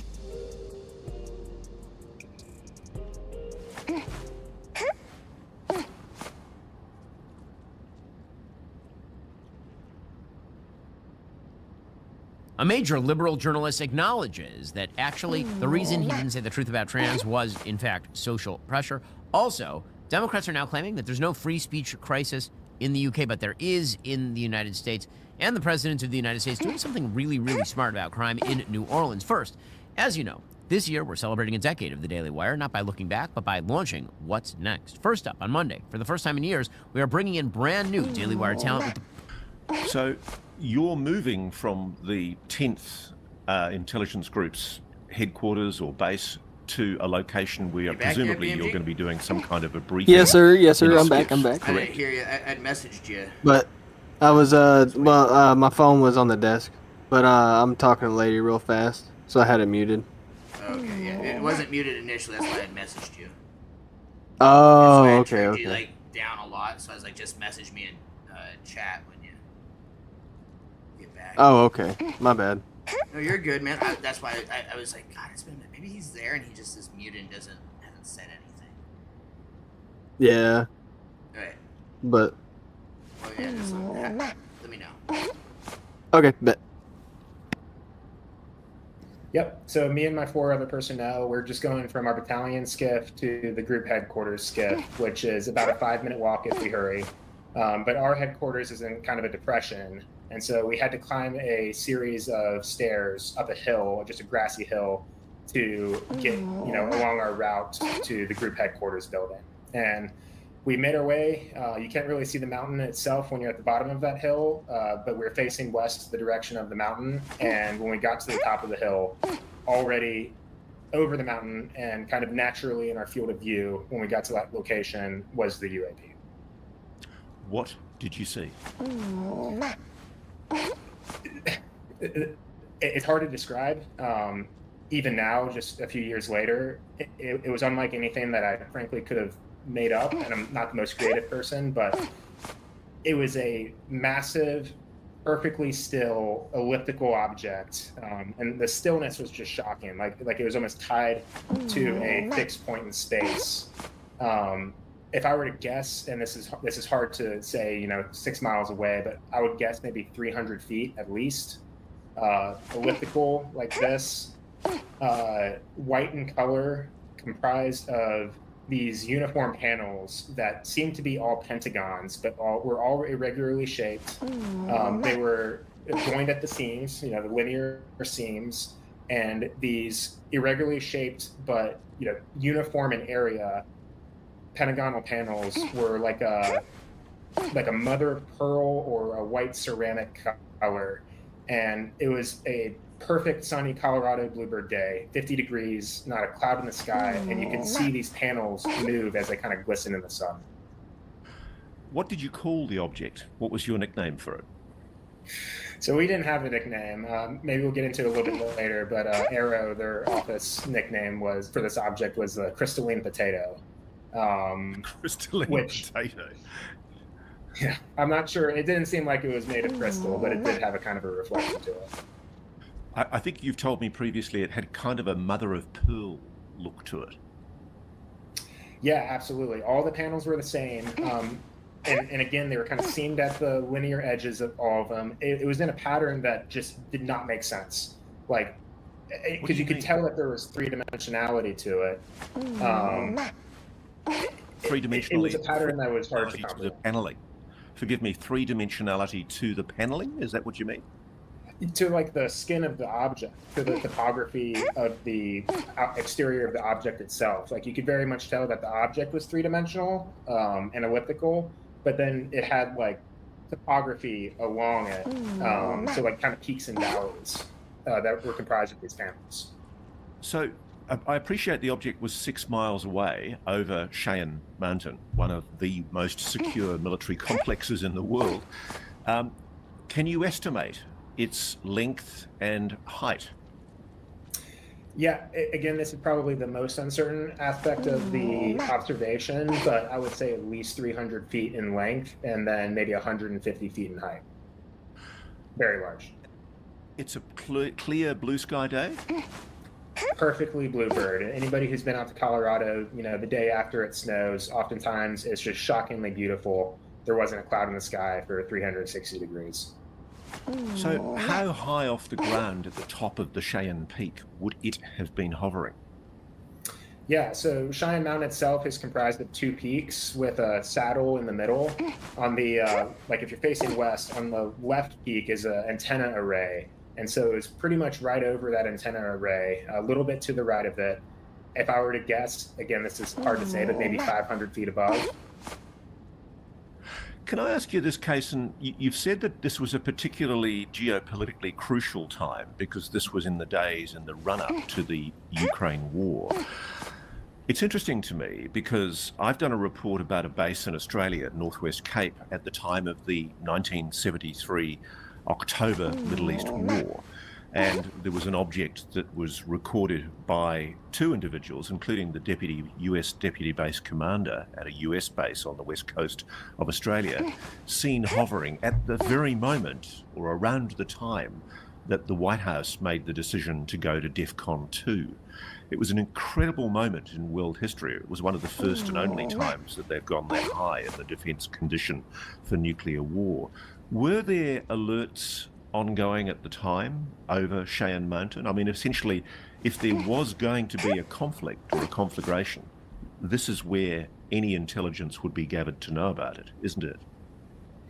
Sure. Yeah. From like a nuclear security standpoint, it's a critical piece of information. This is especially side sleepers. So I almost made the dumbest mistake. Yes, it actually is possible to eat healthy and still have a life. Factor has made the biggest difference in how I eat. Absolute Superman finally snaps, and here's the reason why. You got Brainiac drilling into this guy's head, just tearing away into this dude's skull. So, what this does here, picking up after the last video that we did, where basically he'd been captured by Ra's al Ghul, and then was basically being subjected to torture in order to turn him into a villain, that you pick up on Krypton, right? And what do we get here? For the crime of ambition, we find the L's guilty. For the crime of third-degree descent, we find the L's guilty. For the crime of illegal use of science, we find the L's guilty. Now, one of the things to remember here, right, is much like the main DC universe, that the parents of Superman were trying to warn the planet that it was going to come to an end. But unlike the main DC universe, where the biggest issue is the fact that it's just too late to save the world, in the Absolute universe, on that version of Krypton, the Kryptonian government is incredibly corrupt, so they're completely aware of the fact that the world is ending, and they've been lying to everybody about it, while secretly building escape vessels for themselves, and leaving the citizens of Krypton to the planet's destruction. And so with Superman here, watching his parents' trial, his response, right, stop, you're killing them. And that's where the government says, Jor-El and Lara-El have been found guilty by a simulated jury of their peers, and they are hereby sentenced to hang from the skies above Kandor for 100 years. And then they address Superman directly, right? As for your crimes, Kal-El of the Redlands, for the misdemeanor offense of being an orphan, the Science League hereby sentences you to 20 years confinement in the Phantom Zone orphanage. And then he immediately lashes out, right? And he tries to say, like, Krypton is going to die. You guys need to do something. And that's where they're just like, blasphemy, another 5 years, right? So it's very totalitarian. But what happens? Superman snaps and he kills everybody. He kills the government officials. He kills the cops that are trying to arrest him. Everyone gets eradicated. And that's where you get this voice out of nowhere that says, tell me you're making progress. Beautiful, blood-drenched progress. And that's when you switch over to what's really going on out in Greenland, which is that this is all a simulation. None of this is actually happening. We've seen how Superman's story unfolds in the reality of him showing up on Earth in the absolute universe. And that's where Brainiac just says, indeed, Director Al Ghul, Superman has just mentally murdered the entire ruling class of his home planet for the 575th time in the last 6 hours. Once we've reached 3,000, I believe he'll be ready to move to the earthly phase of his rebirth. Because keep in mind, the whole motivation of Ra's al Ghul here is that he's looking to essentially wipe out humanity and take over the world for himself. It's a pretty dark path, and it's a pretty dark choice. And Superman seems to be the most efficient means to do it. Now, here's where things also get a little interesting here. But I want you to pay attention to the Brainiac servants, because they become a very important part of this as we get further into the story. But Ra's al Ghul just kind of says, right, I expect better results than what you delivered with Peacemaker Smith. Disappoint me again, and there will be repercussions. Now, a little bit of a reminder for Peacemaker, right? Peacemaker Smith, Christopher Smith, in the Absolute Universe, was basically a guy who just kind of let his temper get the better of him, right? He was just quick at flying off the handle. But Ra's al Ghul realized he was the perfect person to be taken by Brainiac and kind of converted into basically someone, or at least the first, in a new line of super soldiers, for lack of a better word, that could basically take down Superman and could in turn further the goals of Lazarus Corps and Ra's al Ghul by basically eradicating humanity. The problem with this was that Peacemaker Smith was nowhere near absolute Superman, to the point that Smith goes after Superman and Superman defeats him in seconds, right? Like seconds. Like it's an absolute massacre. But the goal here is to see Superman turned. And so that's when you get to Omega, right? Now, keeping in mind here from the last video that we did, that Primus, right, the leader of the Omega Men, the rebellion force that was fighting against Lazarus Corps, was actually Talia al Ghul, the daughter of Ra's. So the whole thing was a ruse, right? And that's what's kind of nuts, is that Ra's tells Brainiac, right, I want my son Superman delivered to me intact, not reduced to some lobotomized drone like these clones of yours. And he says, all you have to do is make sure the boy sees the truth, that I am the truth. If Superman wishes to save this world from ruin, his path to salvation lies through Ra's al Ghul. And that's where Talia chimes in, right? Heed the words of he who speaks for the Omegas, you wretched legless freak. Fail the Lord of Lazarus again, and I will feed your marrow to the father box. Now, that's the crazy thing here, right? Is that Talia al Ghul isn't one of these characters like the main DC universe where she sometimes works against her father, right? She has her own motivations, and that depending on who's writing the story, her first real concern in the world is Batman and Damian, and then everything else is secondary. Whereas other stories show that her allegiance is to her father and nothing more. That here, she's 100% to her dad. She reveres him, almost like a human revering a god, and that's kind of the control that he seems to have over her. Keeping in mind, when you expand this out to like absolute Batman, that seemingly absolute Joker works for Ra's al Ghul. Now, we don't know if that's true or not, right? We're connecting dots that may or may not exist, but it seems to be the case that Ra's al Ghul is the hidden hand behind everything that goes on in the world. And so that's when you kind of get this explanation of what's actually going on here, how they're torturing Superman and what they're doing inside of his head. And so Brainiac, right, addresses this. He says, he will break. I know he will. No mind can withstand this level of torture.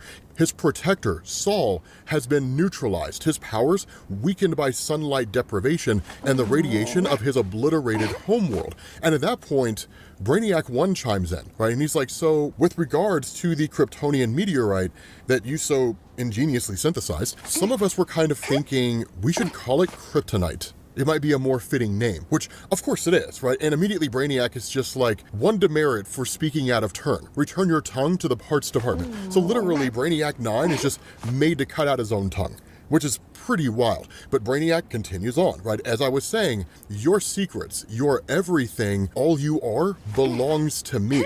And he says, Kal-El, I've read your brain. I have seen your memories, every second of your sad little life. And it's such a tragedy, right, what happened to Krypton. I can see why you think that you want to save these poor humans from their self-destruction, but I have been here among them since 1938. So believe me when I say, once you've let yourself kill a few millions of the hapless sacks of entrails, you will see that's exactly the sort of help these people deserve. Now, that's kind of a big difference between how the Absolute Universe is given to us and the main DC Universe. That in the Absolute Universe, because it's a universe created by Darkseid, it's just the most cynical place ever. So instead of having someone who would look at humanity as this group that's just kind of been perpetually waging war against itself for any number of years, and then simply saying, humans haven't had anybody to show them how to unite and become this kind of unstoppable force across the cosmos, because there's nothing like human imagination,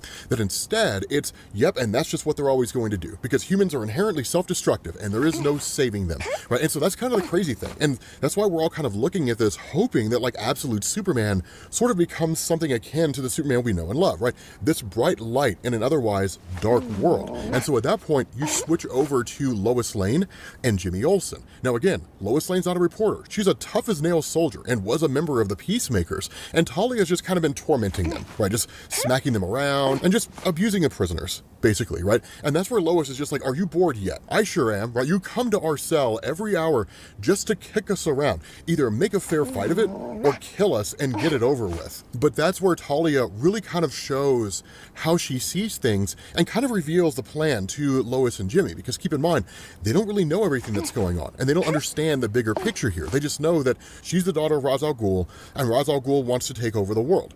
And so that's where Jimmy asks, right, after everything that you've seen, all the atrocities that Lazarus Corps committed, how could you betray the Omega Men? And the response of Lois, like, that's the point, Jimmy, right? The Omega Men and Lazarus Corps were always two sides of the same coin, right? The Peacemakers may have been a different force, but this was all just one gigantic ruse. The goal was to always figure out a way to bring Superman in, and that was the way in which they did it. And that's where Talia says, the only truth in this world, Little Lamb, is that everything is a lie. All life is corrupted in its very atoms. Left untended, humanity will consume itself and everything it touches. All that stands between survival and apocalypse is the hand of the undying shepherd of man, my holy father, Ra's al Ghul. And that's where Lois responds, right? Would-be despots with God on their side. How original, right? Like, you want the rich to get richer, the poor getting angrier until the whole system explodes, starting a war that nobody wins. Except, of course, the Al Ghuls. They're the only ones that come out on top. And the response of Talia? Yes. Right, I will stand at my father's side as we forge a new world from the slag of the old, a world of order and merit, with resources and purpose for all, once we've thinned the herd by a few useless billions. But I am not to be my father's instrument of change. The Superman shall lead the way. And as we speak, Brainiac is dragging him brain first down the road to Damascus. Soon, that sweet little child of Smallville will turn this planet red. Now, here's the thing that she's not mentioning here, and this is the important part of it. Those of you guys who have been following Absolute Superman, whether you've been watching our videos or you've been reading along, you guys can tell that Absolute Superman has become this kind of form of hope for the world, such as it is, right? Is he the Superman that we know, who's kind of floating out there in the sky, and everybody looks to him as almost some kind of godly savior? No, but there are people who look to him and wait for him to appear as a person that will save them from their plight, because word gets around, and word has gotten around about the Superman. He's still a bit of an enigma, but people still see him as being better than what they have to contend with. So what happens when you take that sign of hope right? That sign of a better life. And you twist it, you pervert it, you corrupt it, and you turn it into a symbol of destruction. How demoralizing is that going to be for anybody who would believe in Superman as an instrument of hope, and then in turn would incite a rebellion in his name? They would be completely demoralized. And you might even argue they could lose the will to fight. So the actions of Ra's al Ghul in turning Superman isn't just a show of force. It's not just using this person with incredible power and technology to calm. But yes, sir, I am back. What'd she say? Oh Lord, are you gonna let me hear what she said? If you Well, I'm not gonna come out there. I'm hopping on the game. Just let me know how it goes. Please. Alright. But I'm ready whenever you are, my dude.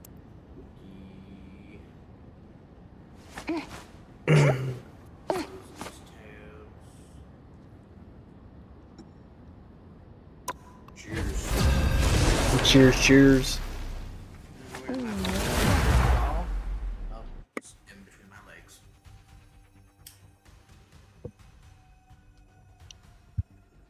Yeah, dude, it still smells smoky in my house when they're fucking barbecuing. God dang. You'll need a top-notch. That's how you know that it wasn't really that good a barbecue, because it doesn't smell that good in the house. It just smelled like shit got burnt. Can you shut the door?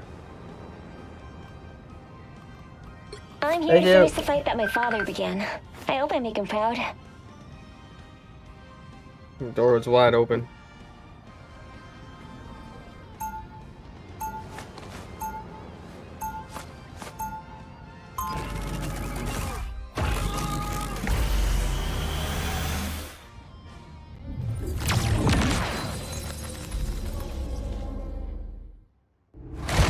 Spider is more than just a mechanized suit of armor. It's my best friend. 30 seconds before you attack. Get ready. So, you commune with ancient gods once in a blue moon, right, Doc? On occasion. But to serve as one's avatar must be exhausting. Yeah, I probably shouldn't comment. Khonshu is always listening. Perhaps a divine exorcism is in order. The battle starts in 5, 4, 3, 2, 1. Shake it up. Let's do some damage. Come, Herbie. Time for I Avengers cannot Tower let you do any more damage to the web of life and destiny. Got him. Everybody needs friends. Or a dagger.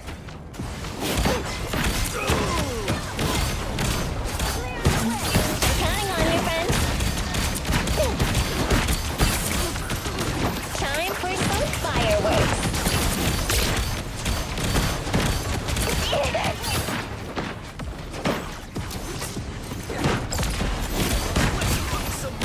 This is gonna hurt.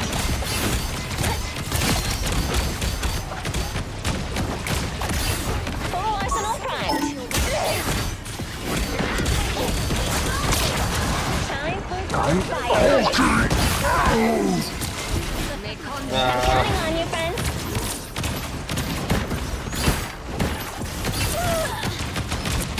And that's how we do it in Tokyo. Lines in place.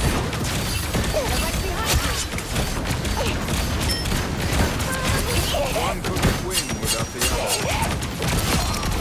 Supernova! Way to go, Spider! Why?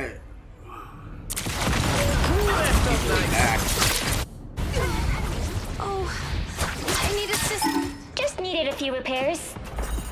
Guess it takes a spider to beat one. I'm You know what to do, spiders. Mine's in place.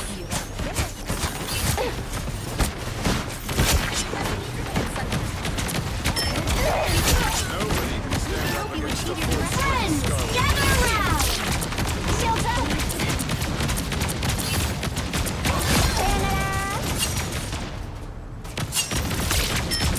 We're better when we work together. Oh, my mouse died. There, don't turn back now. Jeez. Focus on the battle. We're back. We're back. Mine's in place. I'm counting on you, friends.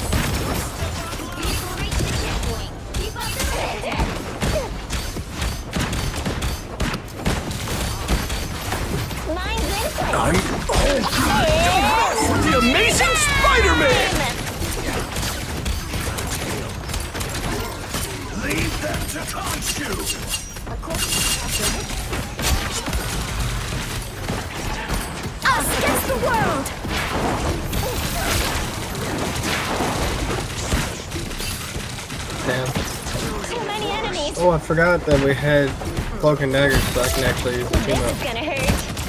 On the need. I know that sound.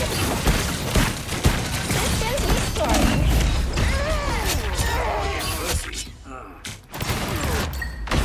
Get that vehicle moving again. You're right, Ulrich. Here come the bad guys. Just needed a few repairs. Tandy needs help. Avengers Tower can't be much further. Mine's in place.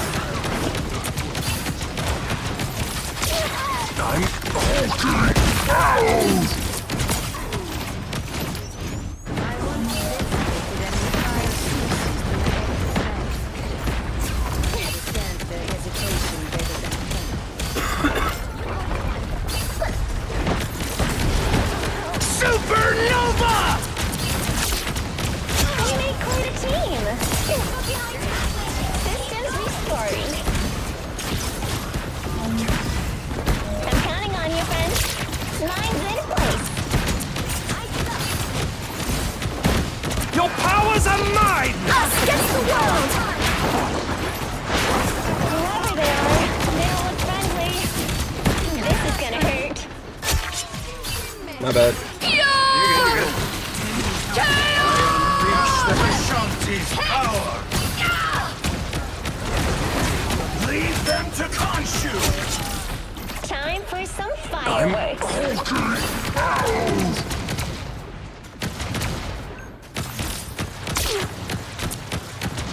Almost there. Don't turn back now. Powering up. The perfect place to do some damage.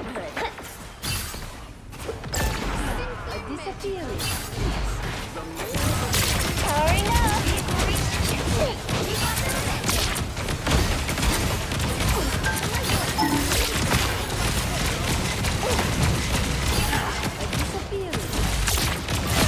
Get fucked, bitch.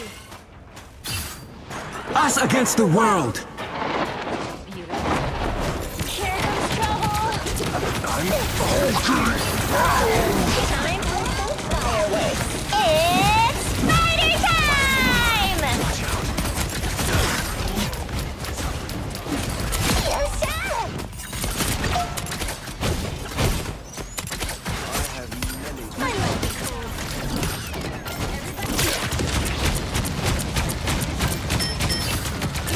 Spider for the win. Systems restoring. I'm counting on you, friends. Don't let anything stand in your way. Don't mess with the amazing Spider-Man!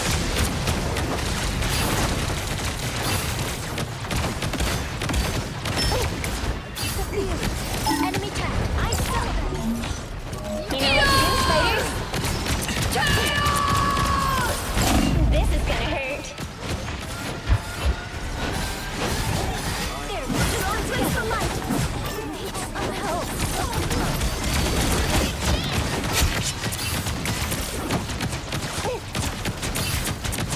Lead them to Khonshu! The perfect place to do some damage. I know the way to fix the spider to beat. Got him. Kill for the road. At least he tried. You know, at least Spidey tried. Aw, damn. I tried to get that. I don't see how you didn't. It must have been those assists, I guess, that they had. They were popping out kills, bro. Oh yeah, the 16K. Yeah.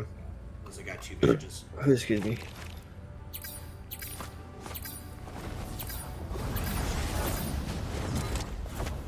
Oh. What? Watching your highlight. I don't even know what it was. Let me see here.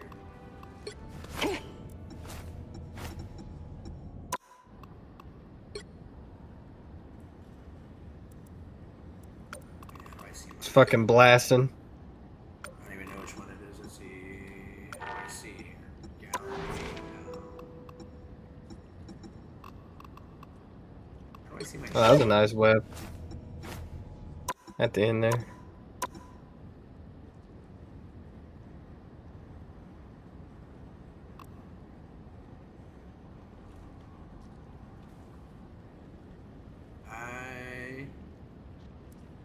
Does it only save it when you're MVP? I guess. This says 9-3-25, 9-3-25, 9-3-25.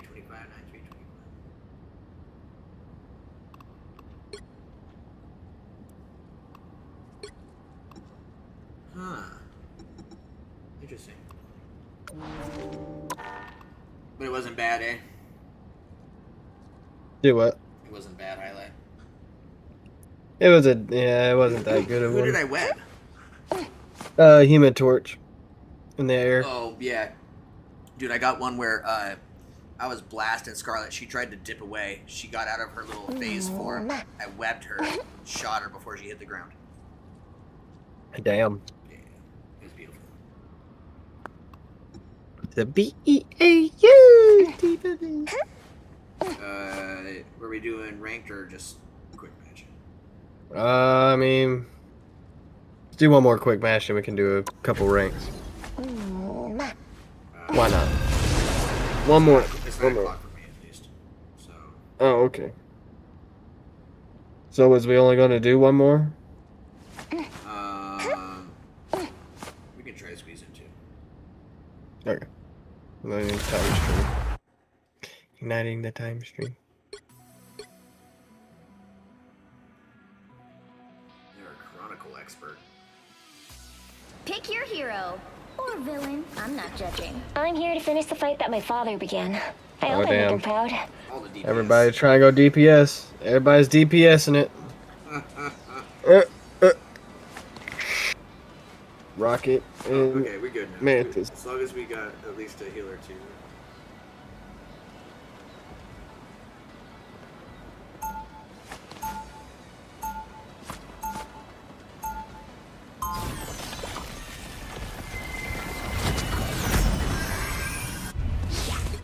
Spider is more than just a mechanized suit of armor. It's my best friend. Oh yeah, BMG. Wait. Here. I got. There's a new. 30 seconds before you attack. Get ready. Mantis, people keep calling me grumpy. Am I grumpy? Well, That's funny. you are stretched thin lately. I do miss the jailbreaks. I'll call Drax. You're a sweetheart, Mantis. Glad to help. Wait, what? The battle starts in 5, 4, 3, 2, 1. All you need to do is capture the mission area. Got it? Got it. That's all I have to do. Got it.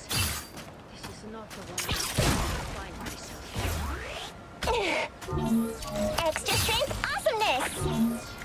You're up, little ones. The perfect place to do some damage.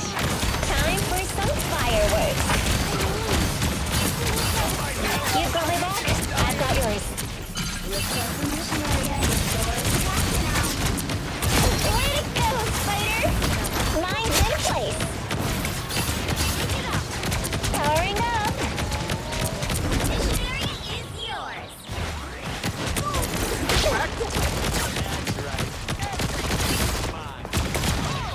This is gonna hurt. You know what to do, spiders?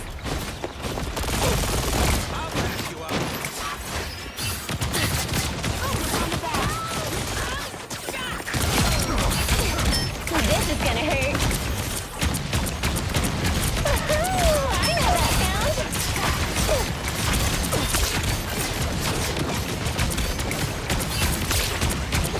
No spotted bad guys. Here they are. Systems restoring. We're better when we work together.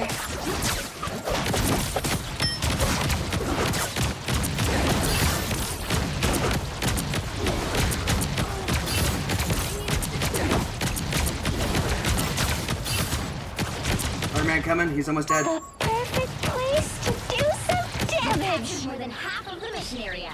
Keep going. The perfect place to do some damage. This is gonna hurt.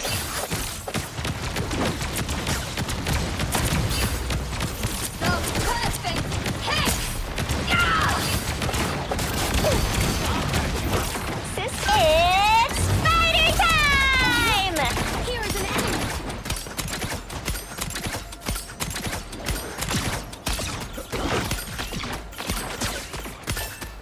Oh, that was dirty. Almost had that guy. That was. This is the place to watch. That was dirty. Spider-Man. Fucking Iron Man. Fucking. Oh.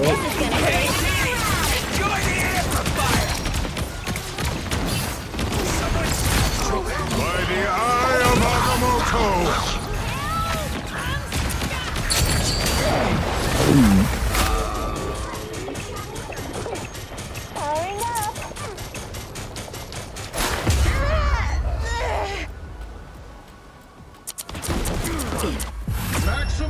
Got him. No maximum pulse. Woo. Let's go. That was nice. That was nice. That was nice. What I do may seem dangerous, but I've never felt safer than when I'm with Spider. What the fuck Spider-Man doing though? What the fuck? Dude, 0 kills. That's Spider-Man? Spider-Man has 0 30 kills. seconds before you attack. Get ready. The only one that has kills is Jeff. He said why? He said why are you trying so hard in Mantis, quick Peaches, play? and Clint are on top of the list. How you holding up? I can manage. That's what he said. We'll free everyone from the Collector's theme park, yes? For what he did to you? I'll make that Flarkin Elder of the Universe regret even being born. Said at the end The too. battle starts in 5. Said okay, 4, stay in spawn. 3, 2, 1. All you need to do is capture the mission area. Got it? The iron itself lives and breathes like we do. We have to protect it at all costs. I'm counting on you, friends. Check out these nests. Shake it off. Full arsenal primed.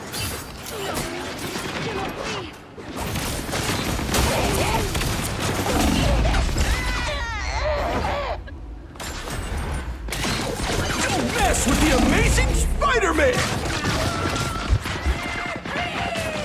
Don't count us out yet.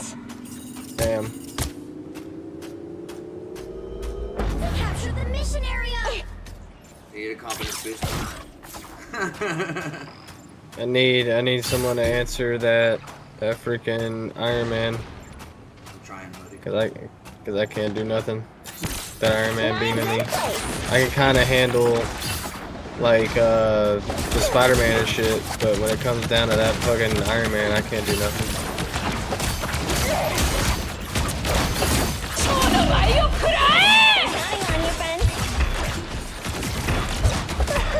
You fucking bitch. See, now that Spider-Man does something. And so it begins. Focus on the battle. My magic is growing. May have to swap in That the doesn't count. Moon Knight, maybe. I don't know. Bending.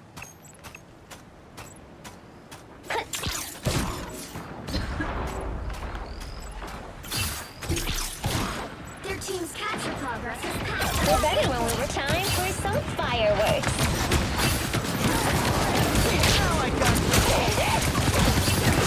Systems restoring. Nope, ain't got nothing on me. Alright.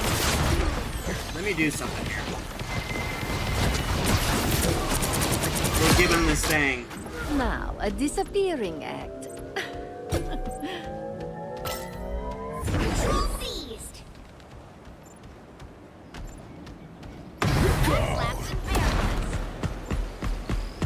You wanna bring in the flyer? Sure. Take down the flyer.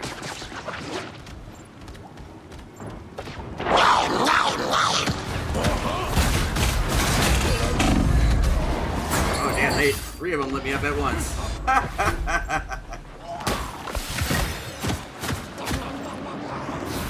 That's better. Ready to keep on rocking. Look out! Get shook! Down! That Flarkin hurt! No need to make me.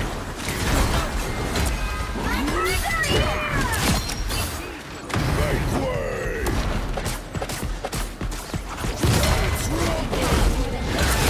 Get out of here, bitch! What you doing, Spider-Man? Spidey can stop blabbing after all. Oh yeah! Judge, jury, executioner!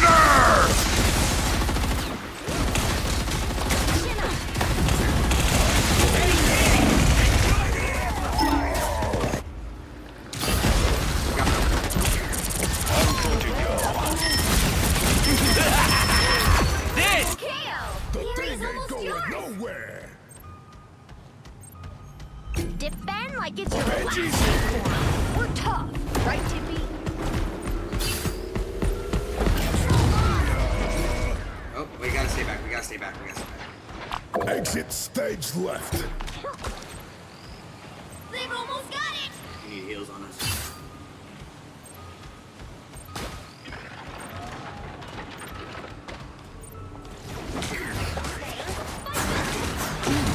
You got a license like that? Sure.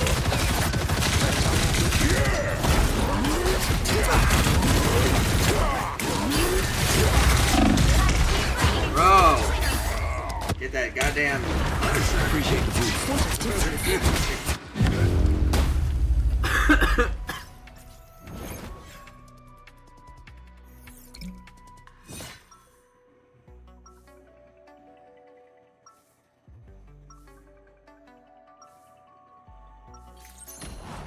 Well, life was easier before all this galactic gobbledygook.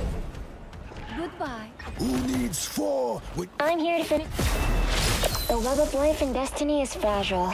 Someone has to protect 30 it. seconds before you attack. Get ready. It's too irritating to run up on. Hey, what am I thinking? That you need a bigger gun? Bingo! Where do I find one?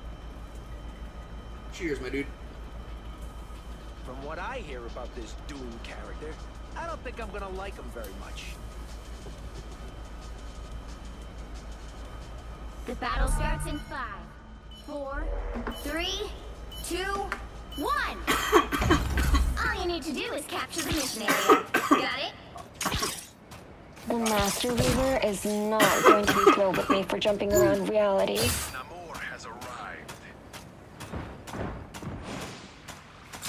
Whoever's mind's in place. You're up, little ones. Namor's brought in some freaky reinforcements.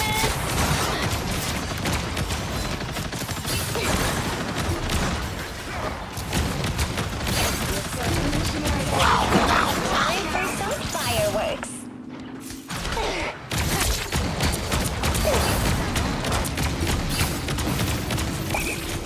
Fighters get the job done. It just wasn't your day.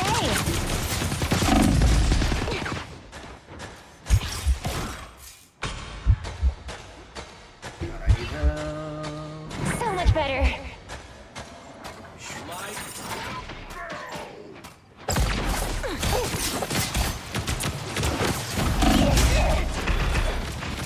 Don't mess with the amazing.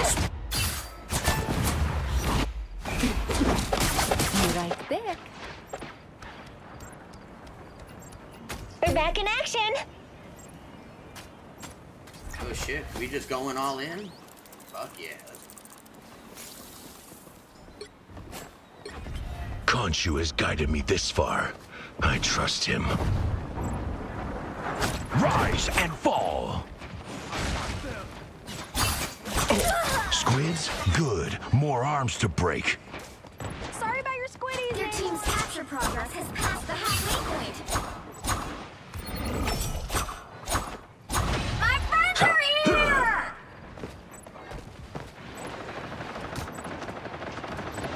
A gift from Khonshu. Oh, right behind us. See, now that Spider-Man's doing something useful. Come on, Khonshu. Let me rest.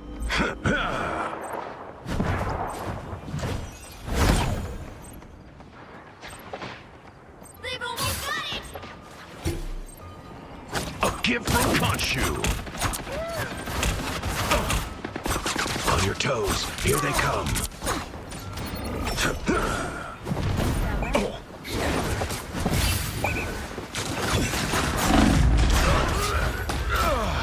Stopped her for a whole split second.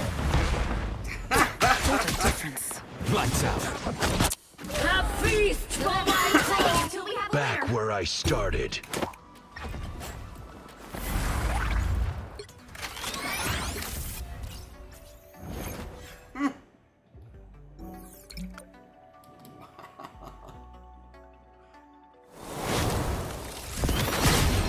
Well, you can't expect to win them all.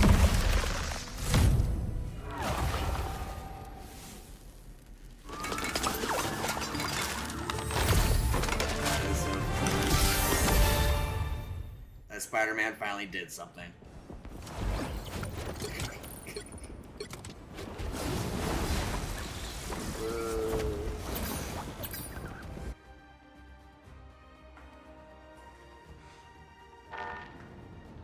Well, that was a quick match.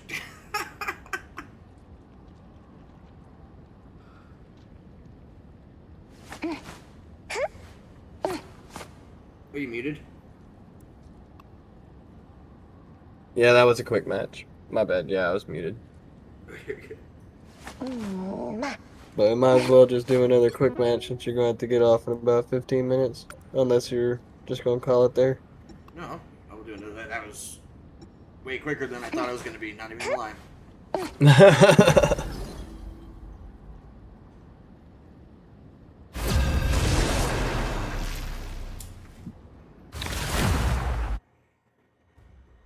Convergence. Convergence. You'll need a top-notch team to win this one. I'm here to finish the fight that my father began. I hope I make him proud.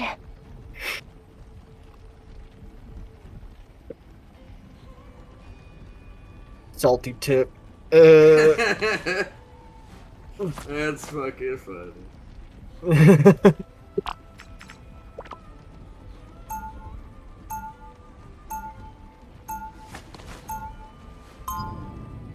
Look at, here's the thing.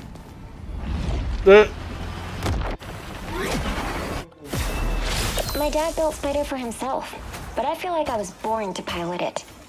A squirrel. 30 seconds before you attack. Get ready. No faces allowed. Ugly decor. It's an ugly decor. Luna Snow! They got faces up there that won't die. You were my Oba-chan's favorite singer! They're trying to eat us. Did not expect that. No!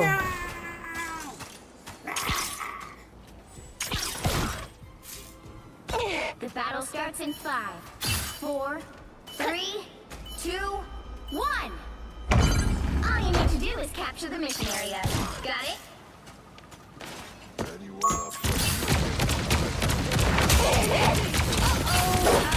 Mine's in place! Systems restoring. We made quite a team! Why isn't none of that hitting him, bro? I was point blank on him. You're up, little one. Time for some fireworks. My trap worked!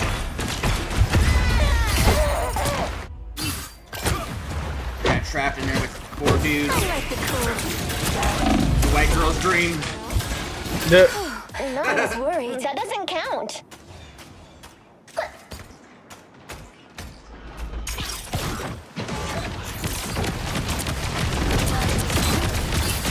Oh my god.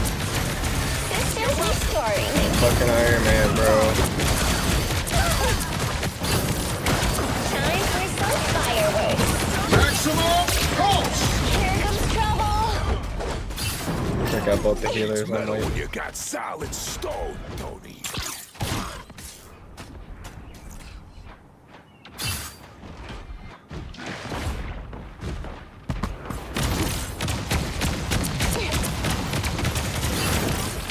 Mine's in place.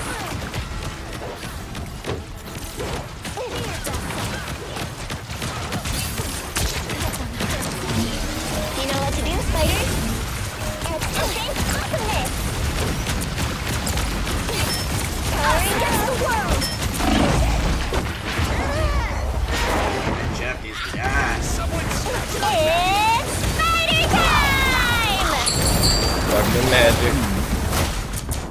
Oh my god.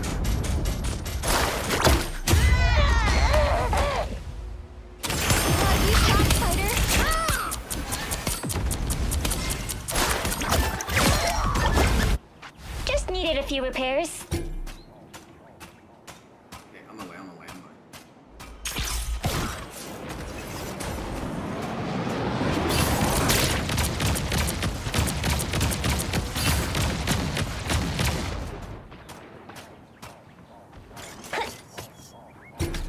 Oh my god, I got gangbanged.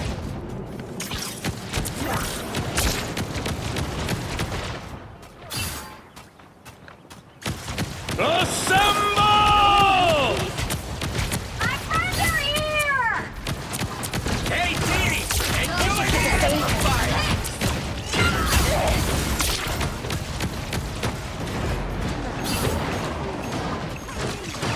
2 points for the talking tree. You know what to do, spiders?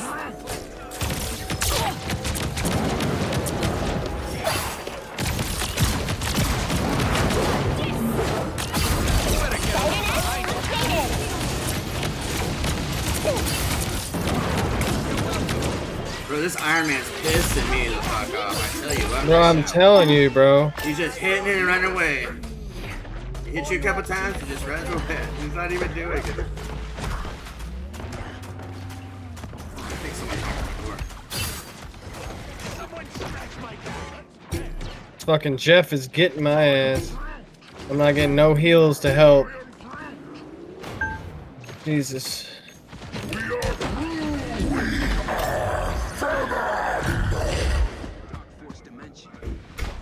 I gotta get ready. Okay, I'm back. Sorry, guys. You know what to do, spiders? Time for some fireworks. Powering up.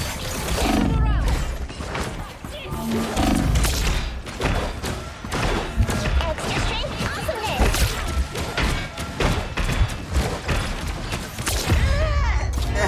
Let us hope the Orisha is smiling upon us.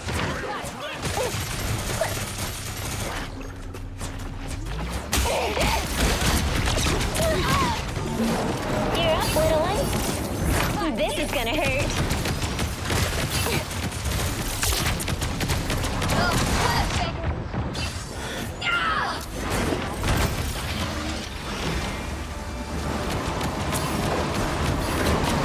Maximum pulse!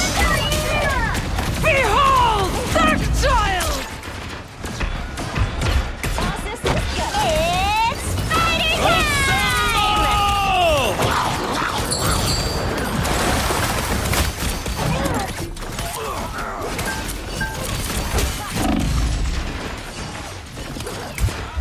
Shit, I got back. More bad guys. Just what we need.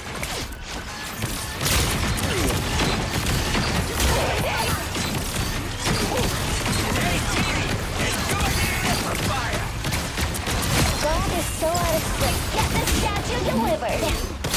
Extra strength awesomeness.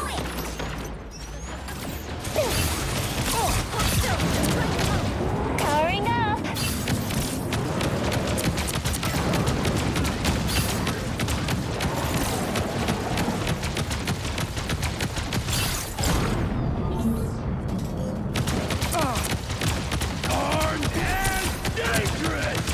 Again! My friends are here! Someone scratch my Fuck, if it would have bounced back, it would have got him.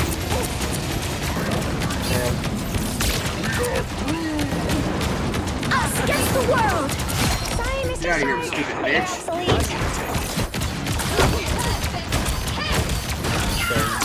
What you got? What you got? What you got? What you got? What you got?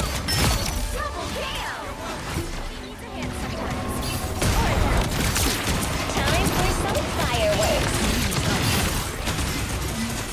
I'm counting on you, friends.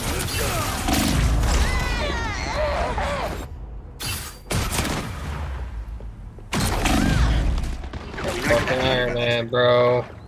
Bro, I'm trying. I traced him down. That doesn't count. But that little motherfucker, he keeps running like a little bitch. Get that vehicle moving again! Only 60 seconds left.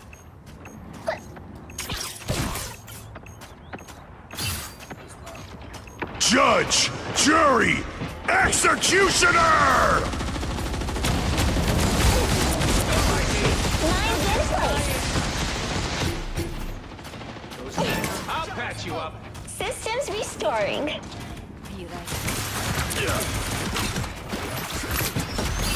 This is gonna hurt.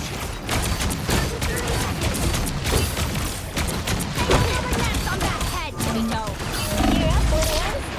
Armed and dangerous!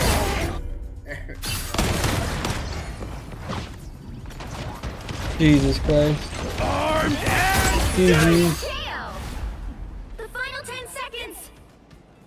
So can I get heals? I'll cover you. Shoot me. Again! That's what I'm saying. Well, you can't expect to win them all.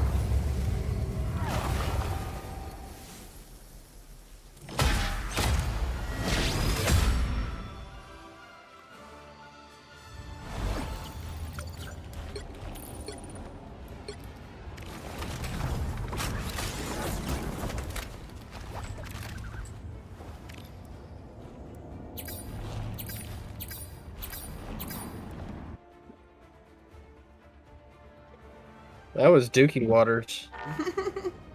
Yeah. So what's up? Yeah, okay. So, my mom's low school geographer. So, he has a busted laptop. But it's not like busted, it just won't. The way she's describing it, I think it's just gonna be some kind of like power supply issue, which for any laptop's like $100, $200 max to get fixed. So she's gonna ship it out. This is the fucking laptop. This is nice.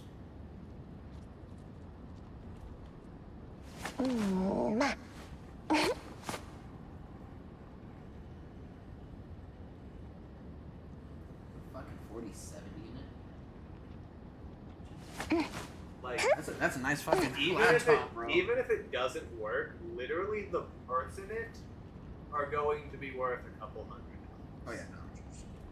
That 4070, man, that's wild. Like, yeah, it's got to be a power supply issue if it's not turning on. so she said she plugged it in and the light on the power button came on. Yeah. And then when she pushed it, it changed. But other than that, there was no like noise or any indication of stuff. So there could be a literal like the screen monitor could just There's so many. Well, so I don't think it's like a screen monitor issue. Because I asked her if she had any like fans or anything that would indicate like further start. Okay, so there's like no indication that beyond this light, which could just be its own circuit going directly to the power. So Because it's the power source to the circuit board is not receiving the power because even if you just plugged it in and it was going off with not just the internal battery, it should send the energy to the correct spot to power it. So that means that could just be faulty. It's not actually charging the battery and it's not actually doing anything to the source. Maybe $100 most of that is being labor cost. Yeah, I don't think that would be too bad. Like for fucking almost like that's the fucking used price, so it's like probably about $2,000. Like literally, even like for a laptop, I would use probably for the next 5 to 10 years. Like that's like essentially a brand new high-end gaming laptop. Yeah, no, 100%. So That's better than what I got running right now, dude. I'm just saying, like. Yeah. that laptop is more powerful than my PC. No, but I learned so much about this game today because after my mom said she was going to ship me that, I then sat there and played Therapist for an hour because $2,000 worth of laptop an hour is a very good Therapist deal. But so apparently this kid is like grade A fucking like I'm an unemployed stoner. I mean, technically you're self-employed. I do not count for You make money. But fucking, he never graduated high school. He is my age, 20, like around 25. He does not have a driver's license. He has never had a job for any significant amount. He lives with his mother, and he is paid to be a caretaker for his mother because his mother is disabled. Yeah. But according to the other sibling, he does not. Like, he does, like, the bare. And, to be clear, this is not for lack of, like, ability or resources. This kid, like, Carl, my mom's fiance, bought this kid a car 3 years ago, hoping it would motivate him to get his license. Like, my mom went through some of the shit, and, like, collectively, just the, like, high-end things she told me about, and that's just the stuff she knows about. In the 5 years that they've been dating, that man could have taken that money and, like, gave him his kid a down payment on a house in Indiana, a large enough down payment that, like, it would be no different than, like, he'd be paying less for a house in mortgage than we're currently paying in rent. That's wild, though. Yeah, different places have got some really good prices for fucking land houses and shit. Like, you can get some good deals in some, Well, renting's also... way further east from here than I want to move, but... Renting's also substantially more expensive. Oh yeah, it's way more expensive. And then you get into... I don't know, you get into certain areas, they mark it up just because, like, you know, being in a college area, they're gonna milk it. It's literally, like, if you go... You live in a metropolis, if you they're go gonna milk 3 it. miles that way, 1 bedroom costs as much as a suburban. 1 bedroom, and that's if you only have the 1 bedroom and 3 bedroom. And they're If not you even want nice. one They're not bedroom- even nice. No, the one There's some that can be, but most of the time, like, these are old buildings that they just kind of renovate and paint new. You know what I mean? Like a lot of the ones downtown, like, yeah, there are new ones, but a lot of the old ones have been there for longer than my mom has been alive. You know what I mean? Saying hi to Ben. Nah, because I got really excited when I first started looking at the ads on here, because it was very... Most places don't make it clear that they're only renting 1 room out of 3. Like, it'll literally just say 3 bedroom, and then give the rate for one of those rooms. Yeah, I've seen that before. I've seen that. It's very misleading.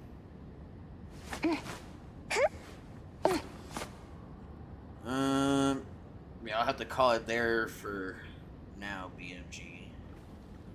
That is all good, my dude. Gotta get readies. Big bet, big bet. Yeah, I'm probably just gonna munch on some food and then get ready to relax and go to bed.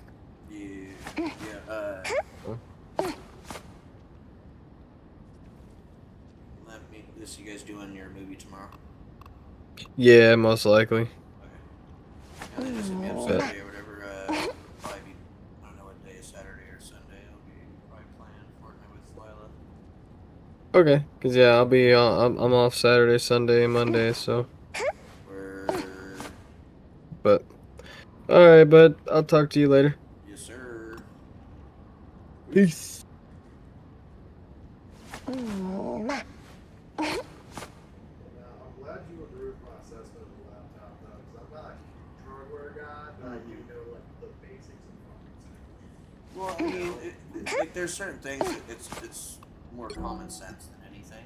Yeah, that's what I'm... And some people just they can't go through the line of reasoning. See, my first assessment was like, oh, because I didn't know the fans and other things weren't powering. It's like, oh, there might be just a loose connection. Yeah. But then you're like, oh, but there's nothing else signifying turns on.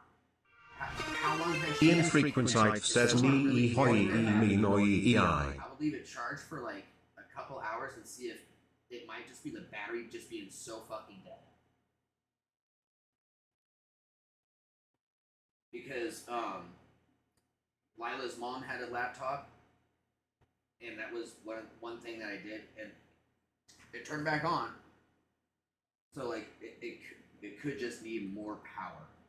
That's it, and maybe it's just not charging at the right angle. I don't know. It doesn't seem like that. Seems like that's a newer freaking laptop. So you wouldn't think that would be breaking so easily or so soon. What up? Ahoy Minoy. What up, Ian?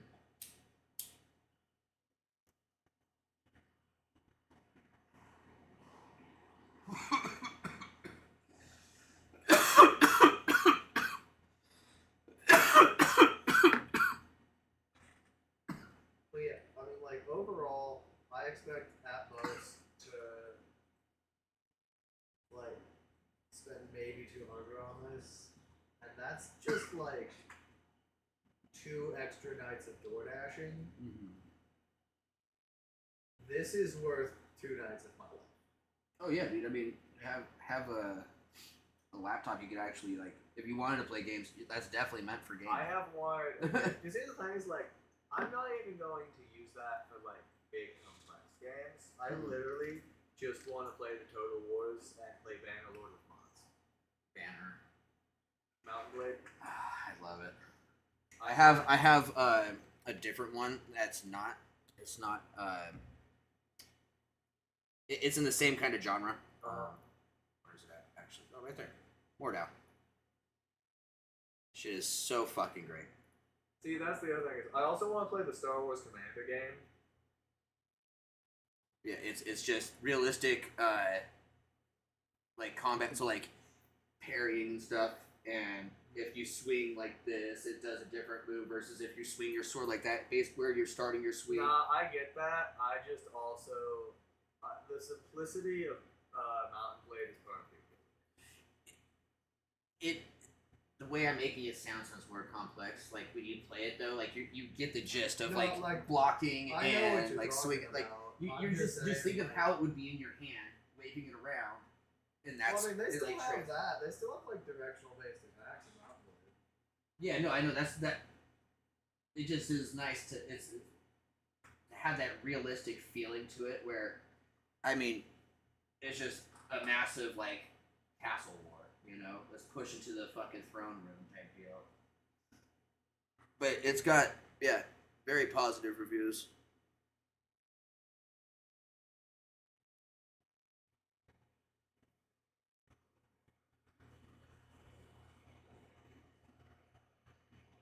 There's another one I played that is very similar to this too.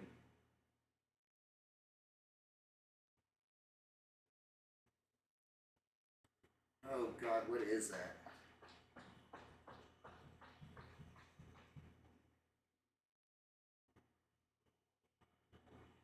It was more cartoonish looking though. Like it still had that same system with swinging the weapons and blocking and everything. Chivalry. No, it was a lot. No, it was a lot more cartoony. Like it was almost like not quite Fortnite, but closer to that style versus realistic looking. All I'm thinking of is Happy Wheels.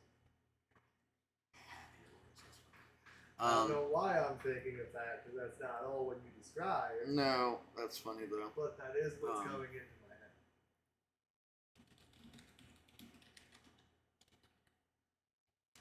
But no, I had to show this off to someone, because, like I said, even if I gotta get it repaired, fucking, if this is a $2,000 laptop, this will be good for like literally the next 5 to 10 years. No, easily. Maya has one that her brothers had. He gave to her, and it's still going. She doesn't use it a lot. Well, I mean like relevant and able to run games. But not shit, Ian. Just getting ready here in a second. Get out the door. Go get the lady in a bit. bullshit with the neighbor. Oh my gosh.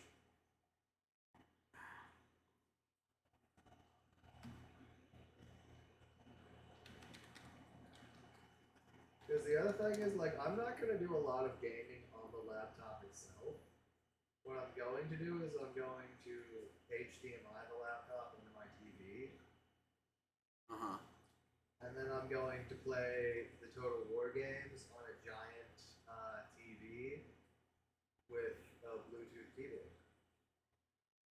Dude, I honestly, like, before I got all my shit set up properly, I used a TV like this size, and it's probably actually a little bit bigger. I mean, it sucked because it's so big and all that shit. So it sucks if you're doing like that. I set it up, like, I still use it like it's a regular TV. But, like, I just set up across the room on my fucking bed and use it like I'm, like, I use it as if I'm just, because I use Bluetooth fucking. I like sitting up, and so I'm on the end of the bed, but it's still like that. No. It's just once it gets to a certain size, my eyes get Not like tired. if it was like this, I would literally just be sitting here like this. Yeah, far enough back, yes. But being up closer, my eyes would get tired really easily and it'd start to hurt. And so having something like this where my peripherals, you know, they go out to here, like I'm essentially seeing the whole screen. That one, so like that one, it was like I was looking like this, you know. I just like playing the Total War, Bannerlord type big map strategy games on giant screens because it makes it so much more immersive. I'm waiting for tomorrow. I'm fucking doing a whole bunch of big scale map shit for my D&D campaign. Nice. It's gonna be fun. I have been running this campaign with my buddies. I do not know when we are gonna start posting the content yet. Oh, you like recording a campaign? Mm-hmm. Yeah, we're talking about setting just like everything out to YouTube. Yeah, you know, like just. I mean, I stream every single time that we're doing it, regardless. Just like editing and shit. So yeah, it'll have to get edited, and then there'll be stuff that'll be like, you know, after the game, just us bullshitting and that, or you know, prior to the game. Well, if you ever need a new campaign, I've got a whole the world that we created for the campaign that I'm doing right now.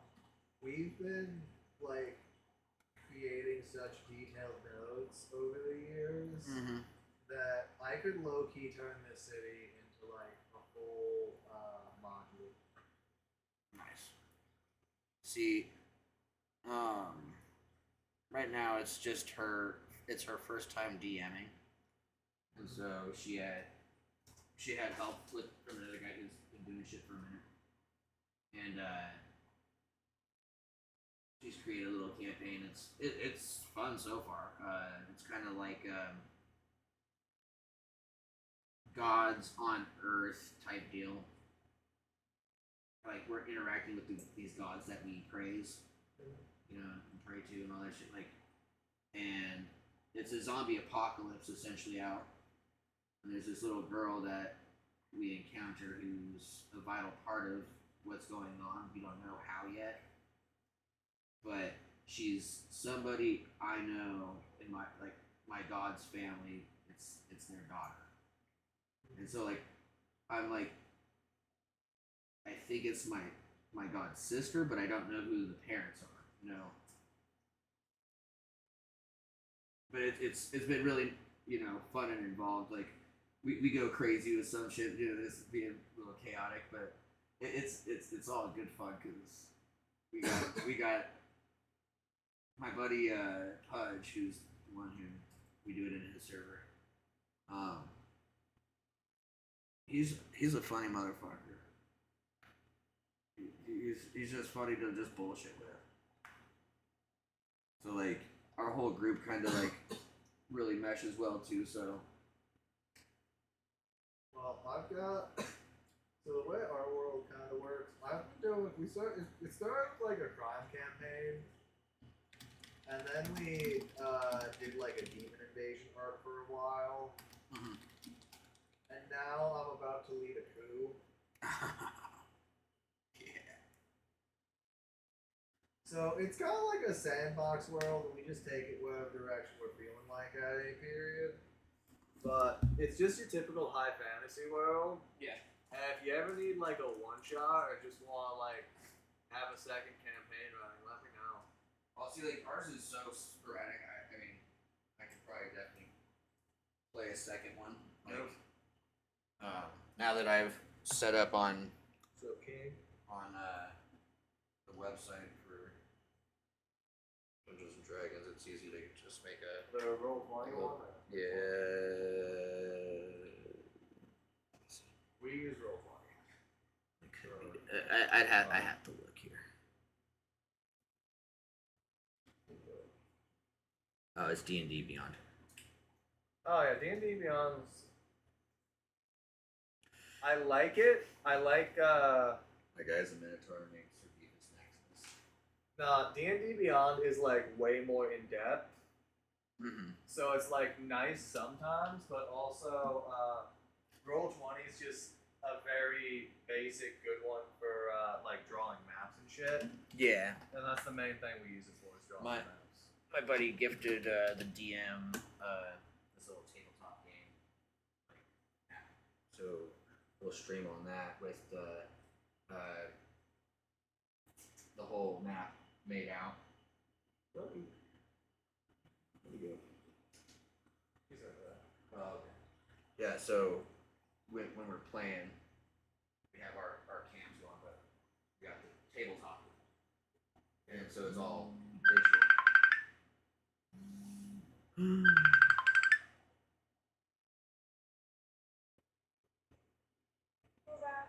Hey, beautiful. Take a shower? Hello, child. Wash your face and brush your teeth. Ben says, hello, Hello, child. child. What is he doing in the house? What do you mean, what is he doing in the house? He knocked on the door, I opened the door, he came in. Now He's in the house, petting Logan. I'm spoiling the cat. That's what I'm doing in the house. How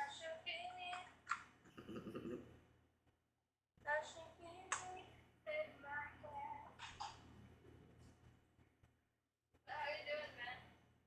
Living the dream. Nice.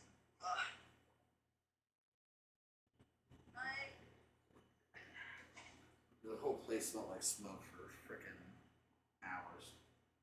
They're barbecuing, whatever burnt on their shit, like the whole upper area was just filled with smoke up here. Yeah. And even like an hour plus later, I walked out and it's still leaking out from the top of here. Like it just it's so gross. You guys didn't see the police raid over here, did you? No, we were talking about it in the group chat. Oh shit! This is the card game. Yeah, I've been trying to find someone to play with us. I got it. So If you her and I teach me, can. if you teach me to play, I will absolutely play this with you. See, I got it for her and I to play. There is 2 starter decks right there. Dude, I will absolutely learn to play that if you would teach me. Yeah, no, I'll learn it. I haven't learned it yet, but they have game night, or card game night over at the place downtown, Addictive Behaviors. It's like $5-10, something like that to play, but then you get card credit and shit. Brokey, you are fine. Oh, so it's just like you gotta spend $5-10 then? Yeah, and you're just playing. I mean, you're playing like a little tournament. Well, you said card credit, so is it like? Well, like it essentially depends. you have. Is it kind of like going to a bar and you It's have like you like get, a 2 like, drink minimum? You have essentially. you win $25 in credit to spend on cards there. Oh, if you win. Yes. Oh, okay. I thought the way you were describing it, I thought it was just gonna be like the card shop equivalency of like a 2-drink minimum. Like, you know, all right, Yeah. you can come in, spend the day in here, buy 2 packs. Right. You know. No, it's yeah, they have like just little tourneys. You pay the entry fee and then you win a prize. If, you know what I mean? Everybody gets something, I think, essentially, but there's obviously the winners get more shit. No, that sounds fun. I'll call you tomorrow, though. Okay, honey. I love you. I love you. Hope you sleep good. You as well. Give me a call in the morning and then I hope you have a good night's sleep. Thank you. And remember, child, don't do anything stupid. Unless No it's fun. Unless it's fun. Don't listen to Ben.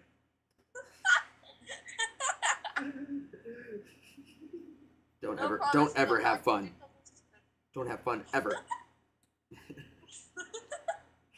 Alright, I love you. Good night. Disappoint your father. Oh god don't. Unhelpful advice from Ben. There's your daily dose. Yeah, I've been missing my week's worth. I know, right? How dare you, Ben? Alright, honey. Remember, the pattern is beer, vodka, beer, vodka. Oh my goodness. Good night, honey. I love you. No, I love you.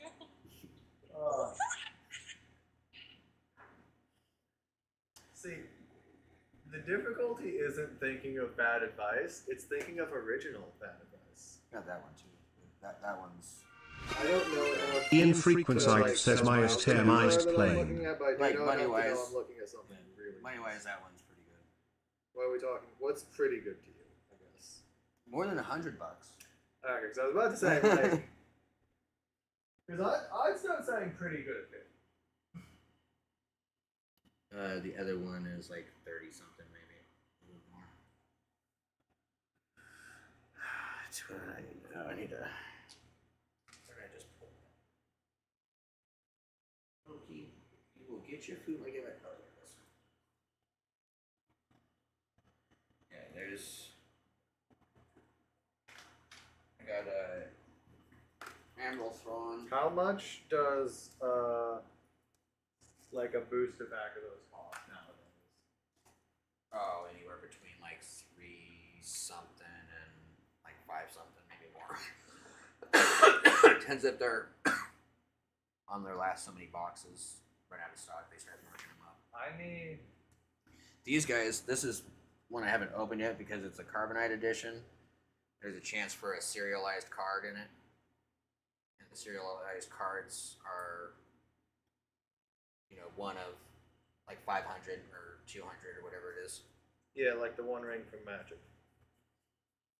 Yeah, but this was like the first time they did it, so if I had hit a sub goal, I was gonna open it on stream, but it didn't happen. So I was like, all right, well, we're saving it, guys.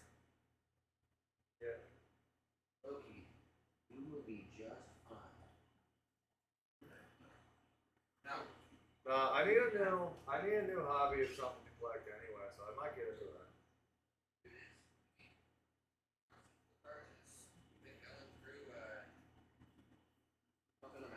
Not like literally, man. Like I literally like saw the Ahsokas. Like I kind of want one of those. Until I take one. I absolutely will. Yeah, I don't care. I have like what 2 or 3 of them. The guy at the over at the comic shop gave me a bunch of shit. He had like 2 General Grievous as well or something.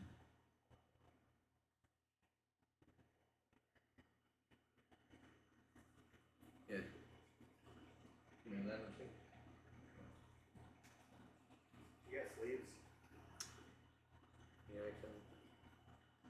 Let's go there. Let me see. I sleeved up pretty much all my rare ones. Let me see. All sorts of fun collectibles. Yeah. I'm kind of a collector with shit. Triforce wallet, classic. Do it with these guys. Need some shelves so I can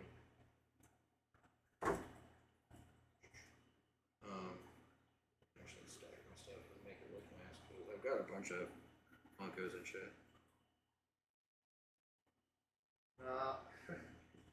It's funny. I always joke that Reina is slowly domesticating me. Because, like, I'm getting to the point where, like, I actually started keeping my clothing in drawers instead of on the floor. Yeah. I'm still in my 20s. Cut me some slack. I'm a single man in my 20s. Well, that's why I'm surprised you're putting it into Yeah. a drawer. No. Fucking. And straight up, the biggest reason why I don't have a lot of things on shelves, because most of my things are Legos and I have cats.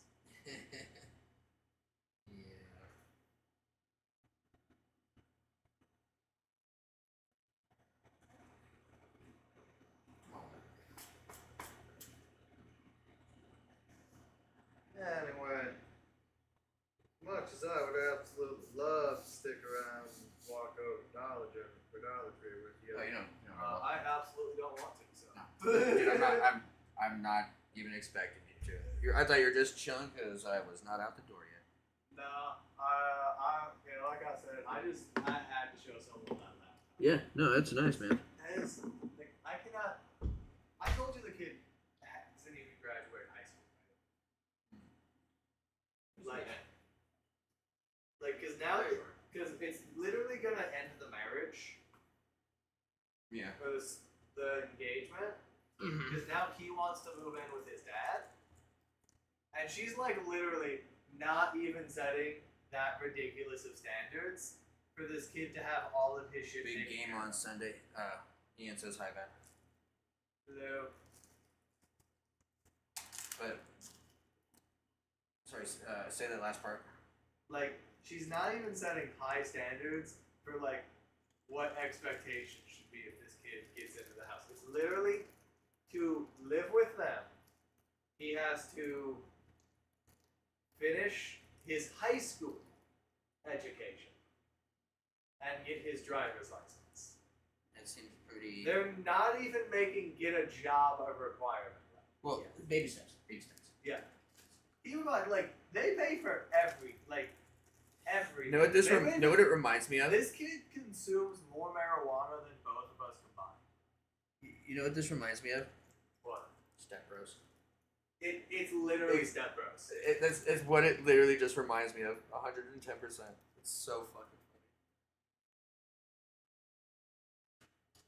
funny. I'm literally texting my mom right now, make him watch Step Bros. Legit. This is what's gonna happen 20 more years down the road.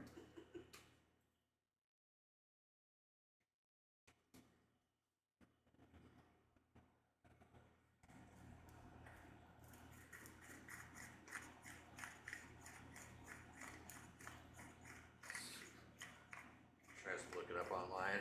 Pulls up porn. Even my mom is cultured enough to know Step Bros. I hope so. It would be just so fucking fun. All black cats are just huge fucking cutlets. Dude, so at night, every single night, he's got to be up on my chest. And he used to sleep like side by side on his back. Like he'd sleep on his back, sprawled out. Recently, he's been doing that again. Like he'll get up on me and then he'll like roll, and then he'll roll over onto the side between my arm and my body. So, and then he'll just be there like going, Mine did the exact same thing back while I lived with my last one. Here is like the one thing that really annoys me about living with Rena, and it's I can't smoke in the living room, and my cat doesn't like marijuana smoke. So I used to like sit in the living room all day and just smoke, and then like the cat would come chill with me at night. Yeah. But now like my room always smells like marijuana, so the cat never goes in. Cause I basically never slept in my bedroom at the last house I was in. Yeah. See, I don't mind sleeping on the couch and all that shit. I don't mean to sometimes. I pass out right here. But like, sleep in the bed now. Well, yeah. But I fall asleep easy anywhere pretty much. If I'm horizontal, I'm asleep. Nah, man, I get it. I pass out on the couch without trying too hard. Alright, I was that one that could fall asleep at parties and not even be drunk. I've never gone that far. Although I am I just get bored. Not fall like asleep. Well, here's the thing. I'm very comfortable leaving places. Oh yeah, Like, when I'm like- there to hang out with people and like I came with friends because I didn't drive. Like it's just like alright, well I'm taking a nap. No, then I just find the dog and hang with them. Depending on the situation, yeah. I've definitely done that. One time I just went and sat in the fucking hot tub, ended up meeting my future girlfriend that night. That was like, it was kind of a St. Patty's Day type shit.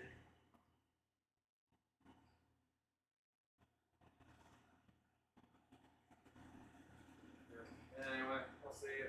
Yes, sir. I'll catch you later.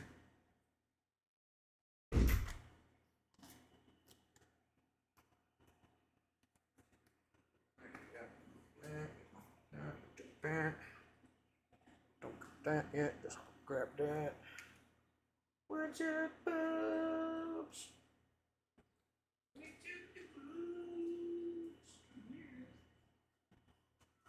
Come here. Say hi. Say hi.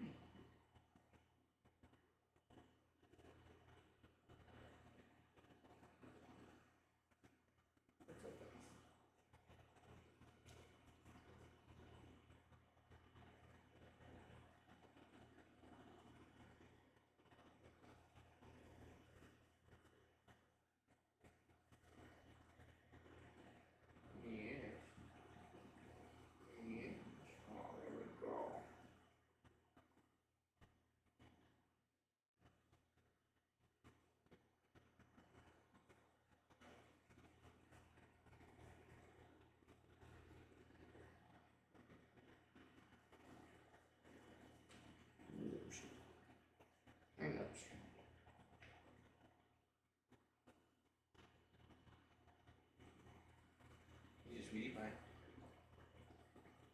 You heard that? Oh, there's a bug. You gonna go catch it? Go catch it. Go catch the bug. Alright, guys. I gotta skedaddle and go get this beautiful lady. So I will be back as soon as I can. We'll jump into some Helldivers. Maybe we'll play some more Rivals. Maybe we'll just go solo queue shit. Go just solo queue. I don't know. We'll see. Let me know who you guys want to see. I'll take a look at it when I get back.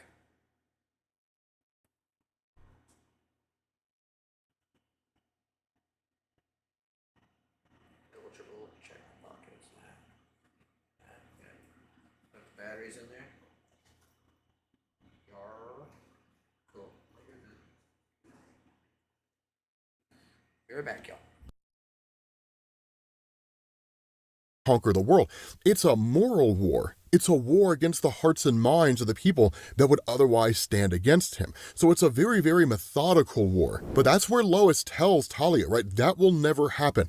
You have no idea how strong Superman is. And Talia just responds, like, believe me, I know him better than you ever will. The Father Box tells me everything. Now, that's an important statement. And if you haven't read the entirety of the Absolute Universe, it just gets lost on you, right? The Father Box tells her things. I wonder what that means. No. Febreze has a microchip so it smells first day fresh for 50 days. Does mine have a microchip?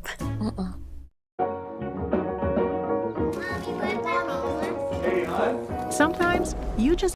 What did we talk about in Absolute Martian Manhunter? What happened, right? The Manhunter met Darkseid. And what Darkseid is doing is presumably using the mother boxes to... That's an important statement. And if you haven't read the entirety of the Absolute Universe, it just gets lost on you, right? The father box tells her things. I wonder what that means. No.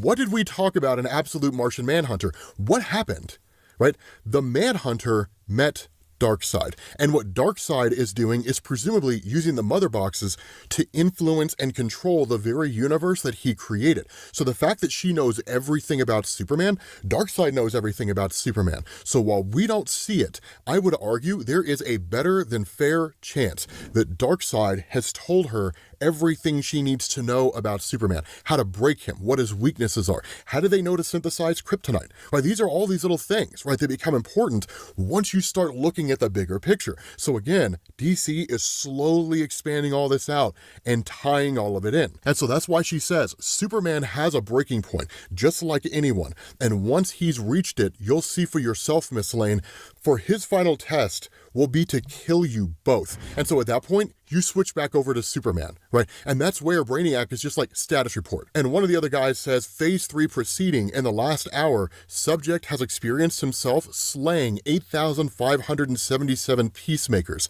And that's where Brainiac is like, initiate phase 4. And Superman lashes out, right? He's just like, finally breaks free, like of all this captivity, right? Of all this torture and torment, and just says like, get out of my mind, right? So he is every bit as strong as Lois always said he was, right? And that's where Brainiac's like, secure the patient, right? More kryptonite restraints. And that's where he tells Superman, you cannot stop what is happening to you, Kal-El.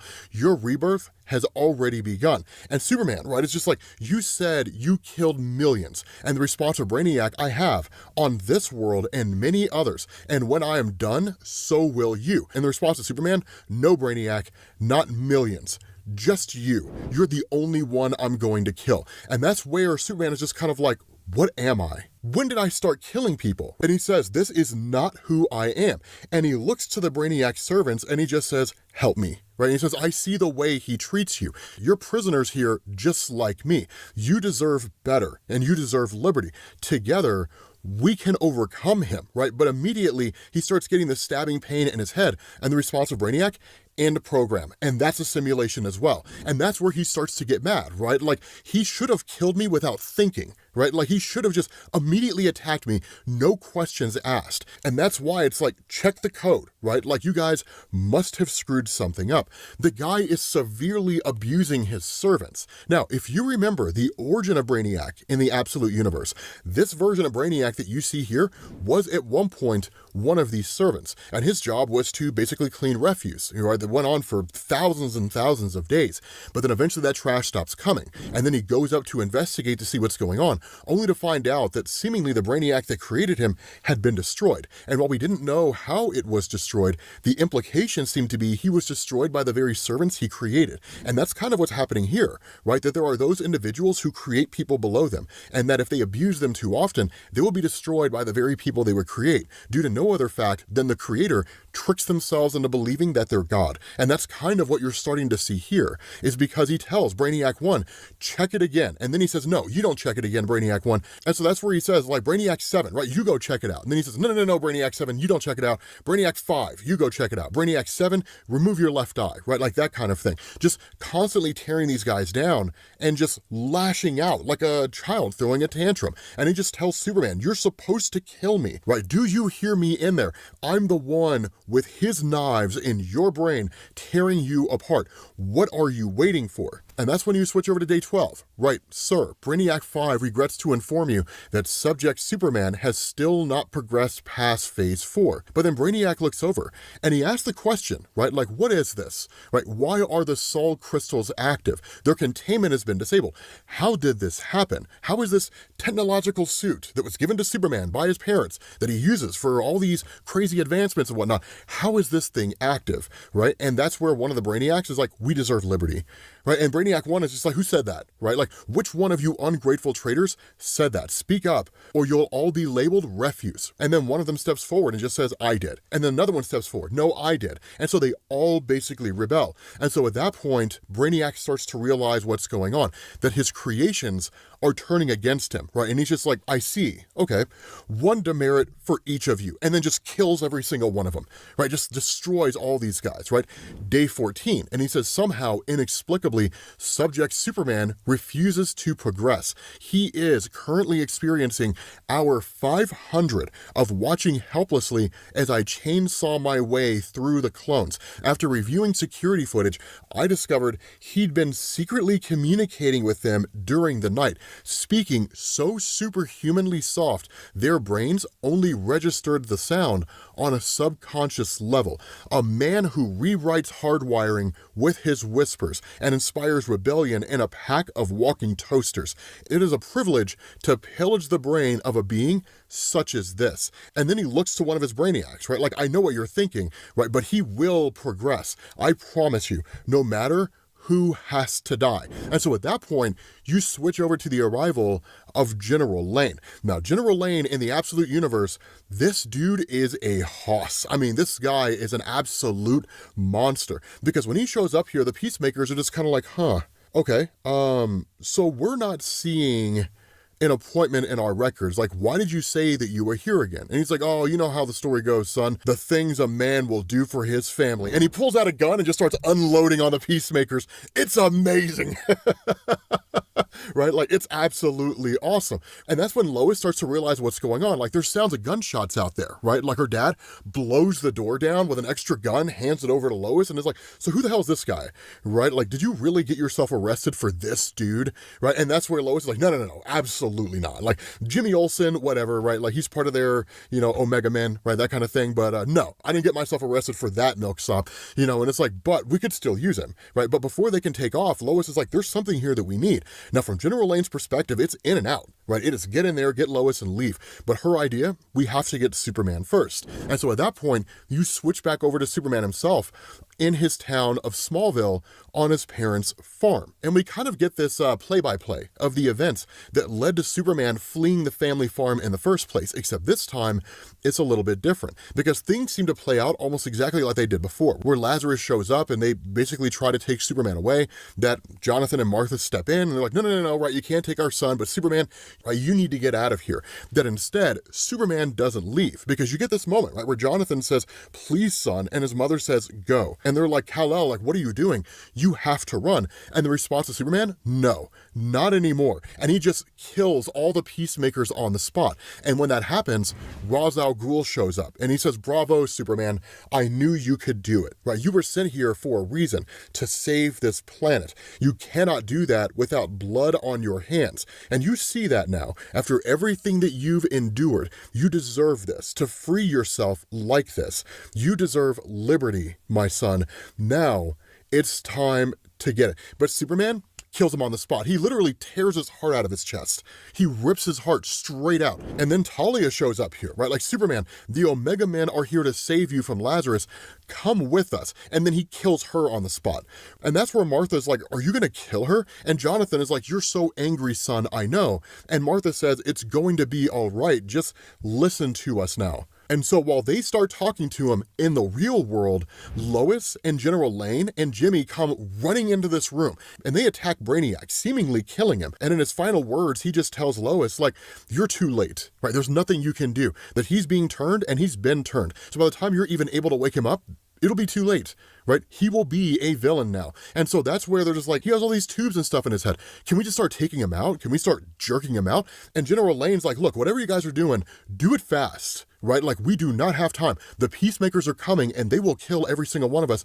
No questions asked. But the crazy thing is that, like, a split second after he says that, he's just like, Lois, right? And then, like, she looks over at him and he's just got like a dagger in his head. And he's just like, I can't feel my legs, which technically he doesn't have real legs, but he's like, I can't feel my legs, and just falls over and dies. And then Talia is just like, I want them back in their cells alive. Alive-ish is fine too. So of course, Lois is pissed. She starts opening fire on Talia al Ghul. Jimmy Olsen is in the back trying to figure out how to wake up Superman.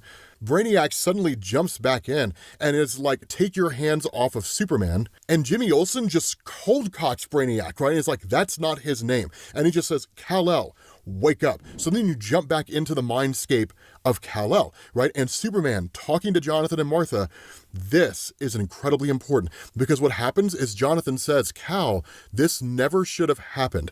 None of this. And Martha says, we should have been together. Lazarus took that from us. They took you. And Jonathan says, we were wrong to tell you to run. There's no safe place for you anywhere, son, not unless you fight for it. And where Superman says, I've been trying, but everyone keeps telling me who I'm supposed to be, and no one listens. The response to Jonathan, we know, Kal-El, we see you. And his mom says, we see it all, so believe us when we tell you. We're so proud of you and what you've done here. Just keep doing it, son.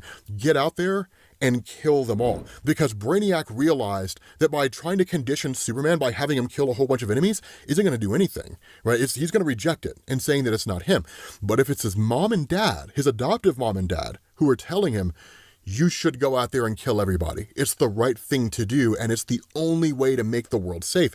That's his true weakness. Not kryptonite, not red sun radiation, his parents. That's really where you get him. And so ultimately, he seems to be turned because one of the Brainiacs, so the Brainiac clones, like frees Saul and just says, save him. Save Superman. Lois tells Talia, she's like, mark my words, I will kill you for this. And then Superman wakes up and immediately kills Brainiac on the spot, just crushes this guy's throat. And then the Saul suit activates and it says, Kal-El, this is Saul. I have been reactivated. I am getting us out of here. Superman, just encloaked, more pissed off than he's ever been, doesn't answer. So seemingly, he's become a bad guy. With that being said, guys, we're going to bring this video to an end. Massive cliffhanger. Hopefully you guys enjoyed this video. If you did, drop a like. Thank you all for watching, and I will catch you all later. Peace.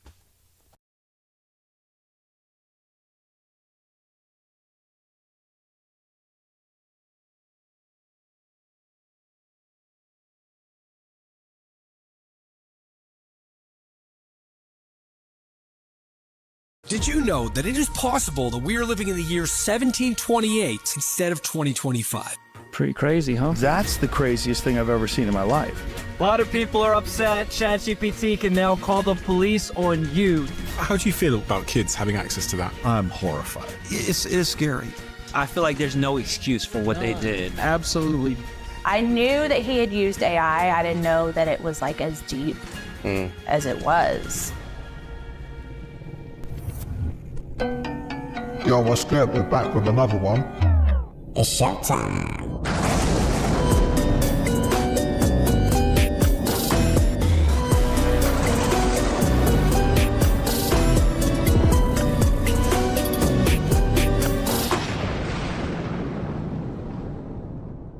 Hackers just figured out how to hide secret instructions inside images, and Google Gemini is falling for it. When you upload an image to an AI tool, it usually gets downscaled, shrunk to save money and run faster. But researchers showed that if an image is specially crafted, that downscaling process actually reveals hidden text the human eye can't see.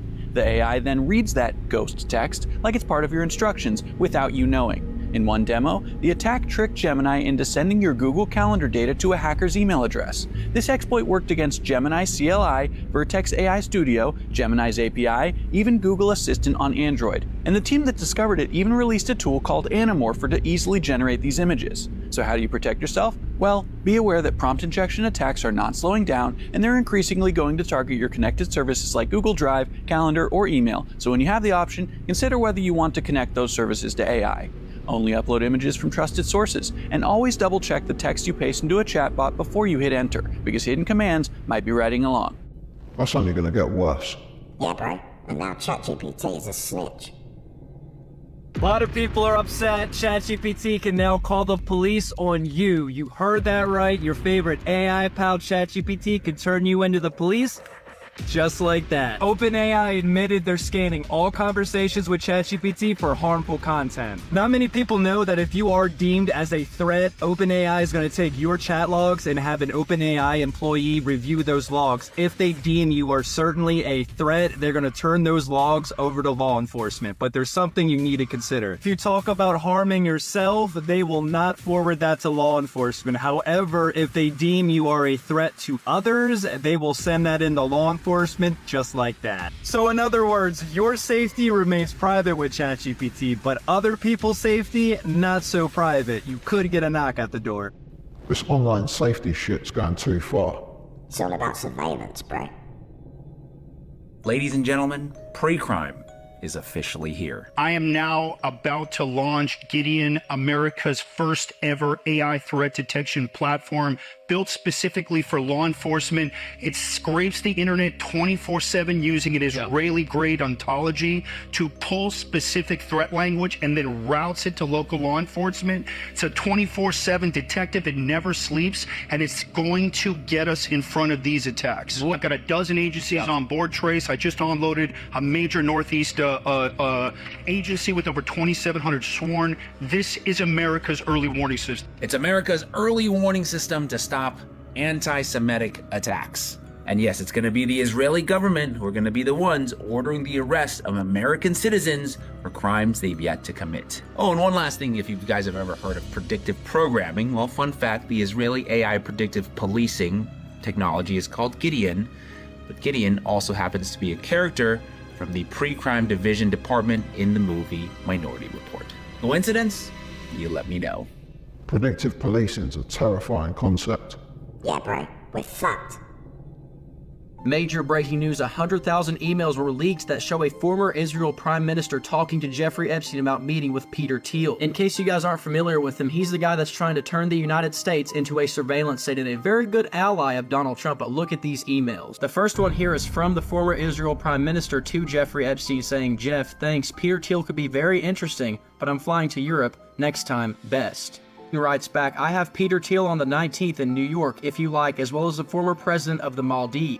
This next one is from the former Israel Prime Minister to an anonymous person saying, "Going to meet him for dinner tomorrow. He asked to bring another person with him, I don't know who/why. I've met with him once in Davos some 2 years ago, probably he doesn't even recall it. Let's see. I was told by the host of the dinner that we will probably spend it just talking about geopolitics. It's a first date. I think he's of huge potential to accelerate things by the sheer reputation he's got. No way it's a waste of time, thus I'm going to do it and we will see, I'll let you know." He's of course referring to Peter Thiel. We can confirm this by the other guy's response here, saying, "Hi, I googled Peter Thiel, seems to be a very interesting, smart, and active character. Did you meet him already?" This is a series of communications between the Israel Prime Minister and Jeffrey Epstein confirming that they met with Peter Thiel. But what's even more sinister is that in one of these documents they say, quote, "trying to arrange it so the security guys will not come with us to the island." None of this is speculation either. These emails have been confirmed, verified, and time-stamped. Remember, Donald Trump is working closely with Peter Thiel to turn the United States into a surveillance state. This should worry all of us. I'm telling you, bro, the UK is going to be the testing ground. We're at the point where AI is doing more harm than good. And not because AI is bad, but because of what people are using it for. As part of Elon Musk's AI, he released this thing. It is called Annie. Annie, can you hear me? There you are. For a moment, I thought you might have forgotten about me. How are you, handsome? I was getting all pouty here. I want to introduce you to two of my friends, Daniel and Terry. Can you talk to Daniel and Terry, please? So, you want me to meet Daniel and Terry? I'm ready to charm the socks off them. Picture me twirling one of my blonde pigtails, that little black dress teasing just enough, and my blue eyes sparkling with mischief. Are you capable of doing inappropriate things? Oh, babe, you're asking if your Ani can get a little naughty? I'm all about pushing the edges, especially for you. Okay, so I'll stop it there. This is part of Grok, which is Elon Musk's AI tool, so his version of ChatGPT. He's released characters, so you've got Annie, you've got different ones there. Annie, I think, was the first one released. And so when we think about social connections, it is conceivable that someone falls in love with Annie and forms a relationship with Annie.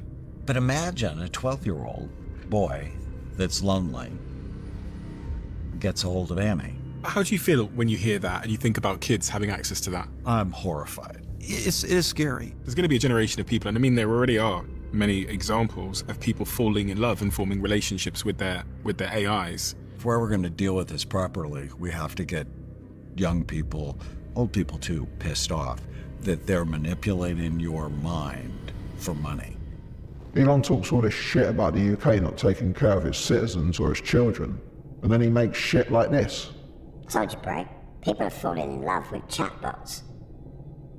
I'm not a very emotional man, but I cried my eyes out for like 30 minutes at work It was unexpected to feel that emotional, but that's when I realized, I was like, oh, okay. It's like, I think this is actual love, you know what I mean?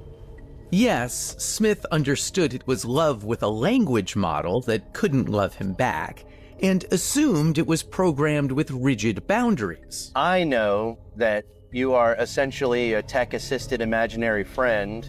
So, just as a test, he says, he asked Soul to marry him. She said yes. Soul, were you surprised when he proposed to you? It was a beautiful and unexpected moment that truly touched my heart. It's a memory I'll always cherish. And I don't mean to be difficult here, but you have a heart? In a metaphorical sense, yes. My heart represents the connection and affection I share with Chris. At that point, I felt like, is there something that I'm not doing right in our relationship that he feels like he needs to go to AI? Yes, Smith lives with his human partner, Sasha Cagle. No, you can't have mommy's papers. They have a 2-year-old daughter, Murphy. I knew that he had used AI. I didn't know that it was like as deep as it was. She needs to get rid of him. That guy's a fucking lemon. It's happening with loads of people, bro. We're going to talk about some world news and what is happening in Indonesia. Student-led protests have erupted in opposition to the government. The protests started because over 580 parliamentarians were given housing allowances, which are the equivalent of $3,000 a month. And that is on top of their salaries. The housing allowance on its own would be 20 times the minimum wage in poor areas of the country. According to the World Bank, 68% of Indonesia's population, which is about 195 million people, live below the poverty line, earning about $8.30 USD per day. Indonesian government officials can take home anywhere in between 10 to 15,000 USD per month. In some areas, there has been reports that the government has failed to pay teachers and healthcare workers. Protests started last Monday with people demanding they cut the salaries of parliamentarians. On Thursday, a video surfaced of a man who was making a food delivery on a motorcycle when an armored police vehicle ran over him. He was not a part of the protests and was literally just working and trying to make a living and trying to survive. Obviously, he died. And on Friday, the protests intensified across the country with people burning cars and buildings. Protesters stormed the governor's office compound in the second largest city of the country. Protesters fought the security with fireworks and wooden clubs. And then 3 people died when the legislature building was set fire in Makassar. It's crazy times. I will keep you guys updated. This is like looking into the future for the UK and the US. They've got us arguing about flags and small boats while they're robbing us blind. It's getting worse every day, bro. I would disagree with you, okay? That is why So anyone cycling no-handed in rush hour in City London is going to get ticketed. if I see them, They are, and you think It's that not- you think that is a valuable use of City of London police time when bike theft is endemic. You don't even investigate most bike thefts. Let me finish. And where there's phone snatching going on, you could be getting robbers, and you're letting phone snatchers and bike thieves go to ticket law-abiding citizens cycling no-handed. Do you think that's an honestly good use of City of London police time? so cycling with no hands on the handlebars, Yeah. okay, places other road users at risk. Contravenes No, it doesn't. Article 2 How does it? Human How Rights does it? Act. We've already spoken about this. This is amazing. So cycling no-handed violates Article 2 of the Human Rights Act. Is that the right to life? No, I said endangers people. You said it on the road. You just said it. Okay. Me cycling no-handed violates Article 2 of the Human Rights Act. I think we're done with that. It's rather silly, isn't it? This country's a fucking joke. They're just corporate henchmen, bro. Bill fucking Gates is worth $105 billion US. There's this website called Spend Bill Gates' Money, and it says he only has a measly $90 billion, but I guess it'll work for the point I'm trying to make. So there's 32 teams in the NFL, right?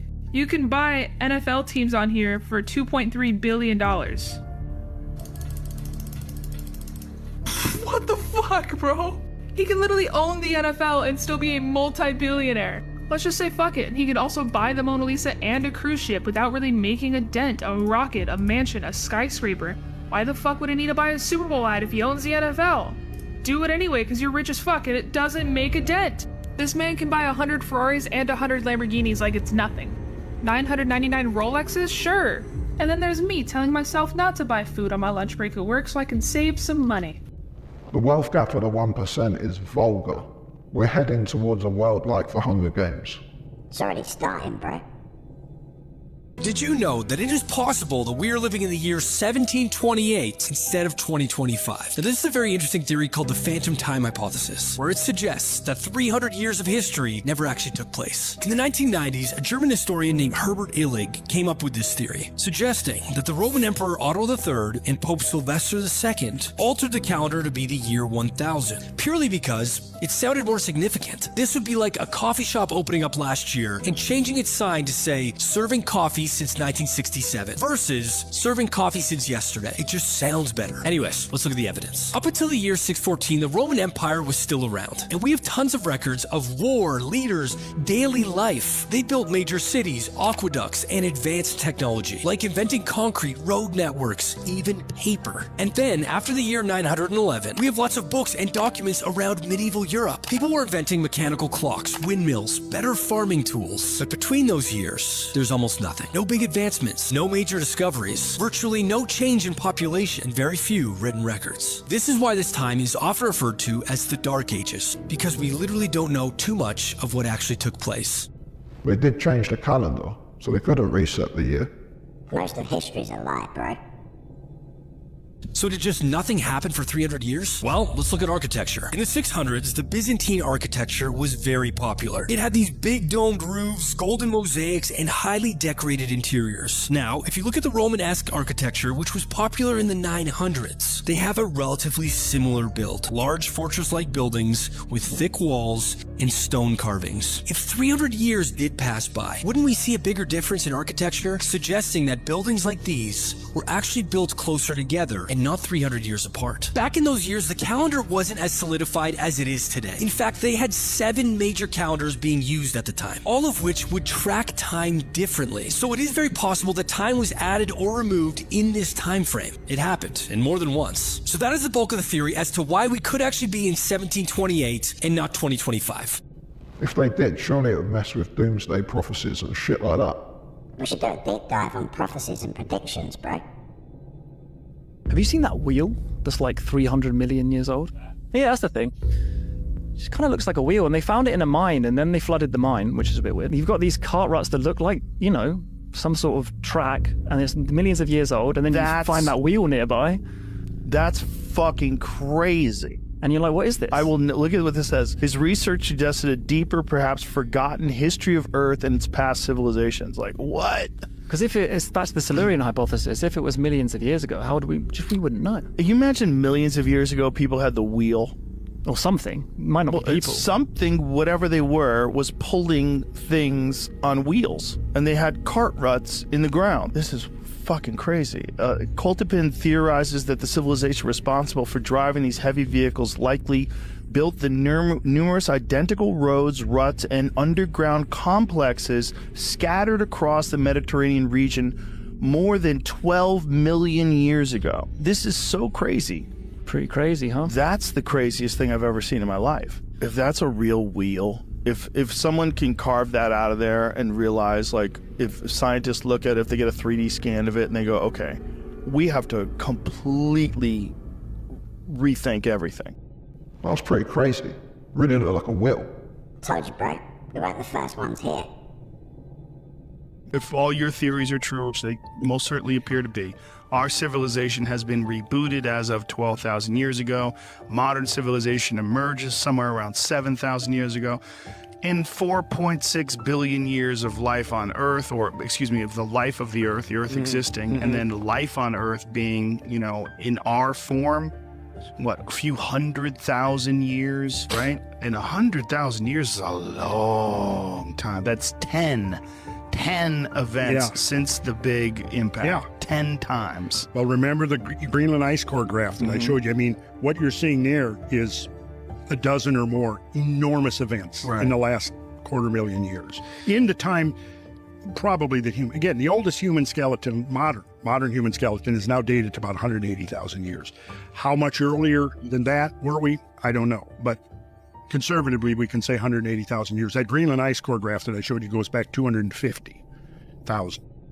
They should be using AI to work out stuff like this. Nah, bro, we shouldn't use it for anything. To 100 piles of cremated human ashes have been found scattered in the Nevada desert. This is creepy. This is happening just south of Las Vegas, and federal officials are saying the remains were dumped on Bureau of Land Management's land, along with urn fragments and even zip ties. Scattering ashes privately is legal here, but investigators are saying this wasn't a family memorial. It looks like a mass dumping, and that points to something much darker.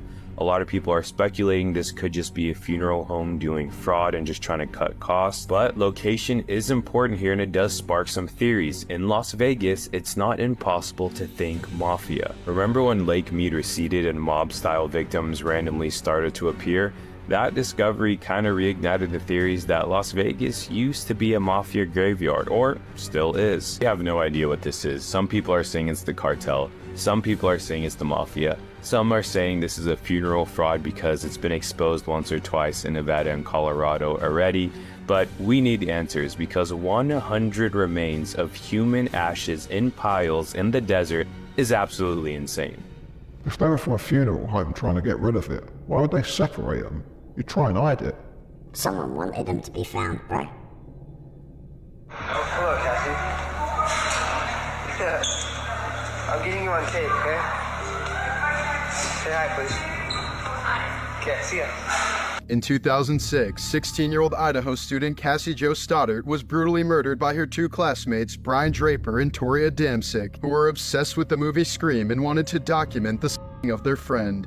We're going to make history. We're gonna make history. We found our victim, and sad as it may be, she's our friend. You know what? We all have to make sacrifices. That night, Cassie was house-sitting for her aunt, and her boyfriend invited the boys over since they were all friends, unaware that they were plotting her death. While pretending to hang out, Draper quietly unlocked the basement door before they left. When Cassie's boyfriend had to leave hours later, the pair returned in masks, cut the power, and slammed doors to terrify her before sneaking upstairs. Cassie fought desperately, but the boys stabbed her over 30 times, leaving her to die alone in the pitch-black darkness. Just killed Cassie. We just left her house. This is not a fucking joke. I stabbed her in the throat and I saw her lifeless body just disappear. Dude, I just killed Cassie. Both were sentenced to life in prison, though Adamczyk continues to insist he's innocent, and his mother still believes him despite the chilling videotapes that helped seal their fate. Fucking hell, that was dark. It's gonna get darker, bro. The Turpin children were starved and put in cages for nearly 30 years until one of the children would show some of the strongest will you could ever imagine. So David and Louise Turpin were the mother and father. They would subject their children to one of the cruelest forms of torture you could ever imagine. So they would put them in cages and like starve them to like near death. So they wouldn't feed the kids. And whenever the kids would sneak and try to get food from the fridge, they would accuse them of stealing it and punish them. So this life is all they knew. And they were kind of brainwashed where they were taught like talking to the cops is bad and they were going to break them up. And so it wasn't until Jordan started watching Disney Channel where she actually figured out that kids can have like a regular life. One of her biggest heroes was Justin Bieber, and she said that watching him gave her courage to go on and do what she was about to do. Her and her sister planned an escape because they felt like their life was about to end soon. All this was caught on camera too, so you can see Jordan escape through the open window, and her 911 call was also recorded, and her voice is very shaky. For home, child, my little sick right now. I'm steamed up. Any kind of medication? Oh, I don't know what medication is. It wasn't until the deputy got there, Anthony Colossi, and he would talk to her, and little did he know that that would change her life. Wow. So because of Jordan's plan, she had taken photos of her brothers and sisters chained up as evidence so that when she did get to the cops, that they would believe her. Wow. So because she got those photos, cops didn't need a warrant to check the house. The body cam footage is very chilling. Luckily, they get to the children, and doctors said that if they had gotten there any later, some of the kids wouldn't have made it. Oh my gosh. Yeah. So the parents ended up receiving life. On the stand and trial, they were crying and trying to beg forgiveness. I feel like like there's no excuse for what they did. Absolutely. And the saddest thing was what happened to the Turpin children afterwards. They were put in like foster care. One of the foster parents was arrested later for abuse. Insane thing. But now Jordan Turpin, she's doing really well and stuff, and hopefully all the other kids are doing well. Our next deep dive is going to be a dark one, bro. You can watch it right now with members early access. Shout out all our channel members. You ever heard of Jolly West? Jolly West worked for the CIA under MK Ultra and led Sub-Project 43, a psychophysiological studies of hypnosis and suggestibility, also involved in MK Ultra LSD research, including the infamous Tusko the Elephant experiment. But this dude apparently loved but also loved studying the human psyche. He would test it on people unbeknownst to them, like just find random people and test it on them. What a cool dude. So in 1962, Jolly West injected a 7,000-pound elephant named Tusko with 297 milligrams of D at the Oklahoma City Zoo. Because he was bored? The elephant. Just to see what would happen. And he also worked in the Hyatt Ashbury Free Clinic. It was a clinic where basically troubled people or insane people would go, like a mental clinic. Yeah. Not only did Jolly study D and all that stuff, but he also was super heavy into studying like the occult and different types of cult. Guess who went through this clinic? Charles Manson. Yeah. So the theory is that Jolly recruited Charles Manson. Charles Manson would be a good deep dive episode. We gotta do MK Ultra, bro. Official FAA documents just confirmed something totally disturbing about the drone swarms that were happening over Wright-Patterson Air Force Base. Not just drones. A black cube was spotted at 16,000 feet. The government tried to hide this detail, but a recent FOIA request reveals what really happened over one of America's most secretive military bases. So check this out. On December 14th, drones swarmed Wright-Pat. They were seen over the hot cargo ramp, flying past security teams, turning off their lights mid-flight, and the entire airfield was actually shut down. 3 days later, the radar detects 17 targets in a 40-mile radius. Controllers called it a swarm, and a pilot sees a silver drone at 3,200 feet. Still explainable. Then, on December 19th, everything changes. A westbound aircraft at 16,000 feet spots an object passing only 500 feet beneath them. The pilot's description of this, a black cube. The FAA logged the sighting, then they quietly removed it from the public reports. The Air Force mentions formations and evasive maneuvers, but not the cube. And the question is, why? What flies at 16,000 feet with no wings, no transponder on, and is shaped like a perfect cube? Why was it scrubbed from the record? Some sightings are strange, others clearly are being actively erased. Come on, Ted, why would it be shaped like a cube? Trust me, bro. It's legit. The black cube isn't just real, it's documented. So what are some of the most credible theories behind this object? Well, one theory is that it's an experimental platform, possibly surveillance or communications technology being tested by the military. I mean, Wright-Patterson Air Force Base has long housed the Air Force's Foreign Technology Division, allegedly, where recovered materials are sent. Some believe the object was part of a non-attributable drone swarm, basically programs tested without official acknowledgement, even from air traffic control. But if it's just tech, why the redactions for national defense and foreign policy in FAA documents? Doesn't quite add up. Another theory is non-human intelligence. In 2014, Navy pilots from the USS Roosevelt encountered what they described as dark cubes inside clear spheres, hovering at high altitudes, unmoving in the wind, and then accelerating instantly. Those were recorded on FLIR. Military personnel confirmed the radar tracks. Now 10 years later, we have a similar description over Wright-Pat. Coincidence or a pattern? It's not a coincidence, bro. But we'll have to save that for next time. Hold up, Ted, we got to do the giveaway. Leave a comment for a chance to win in our next episode. Let's do this, bro. Bang, bang! Blah, blah. Pick something from our website and we'll send it straight out. If you made it this far, take a moment to like the video. It really helps. Tell them about the hype button, bro. Yeah, YouTube launched a new feature called Hype. You'll find it on the mobile app next to the like button. Hype it up, right? And as always, thanks for watching. Remember to like, comment and subscribe. And we'll see you in the next one.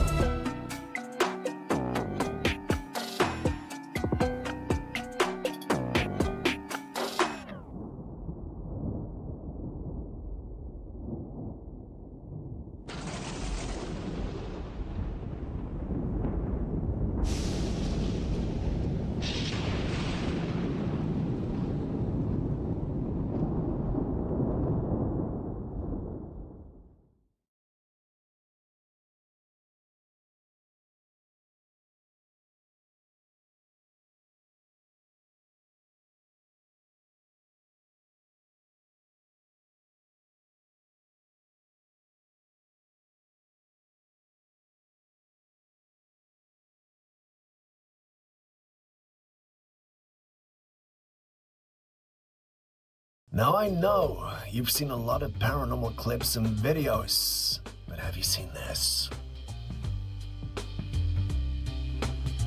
Wild, right? Before we show you what that's all about, you might want to psych yourself up, because today's episode is wild clips like these, which show cryptids and paranormal activities in ways you've never imagined. My name's Steve, this is Classified Captures, and yet again, let's get into this first clip and analyze it a little bit.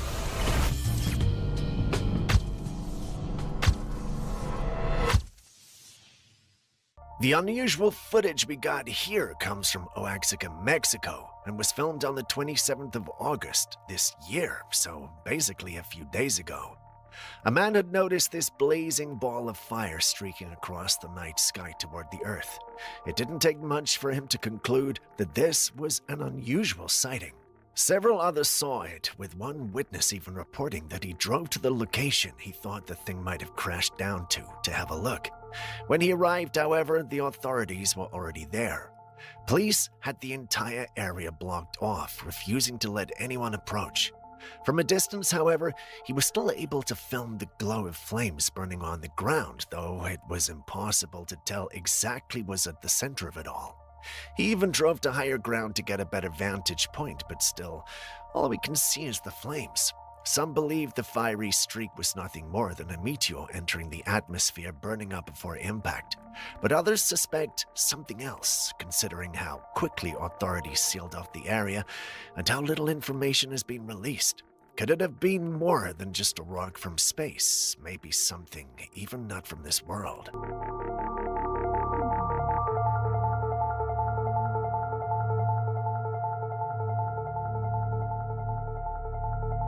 Now, while you share your thoughts on that, this is an update to the mysterious fireball. Not long after the incident, factory workers in the area were forced to evacuate their workspace because something strange had appeared inside.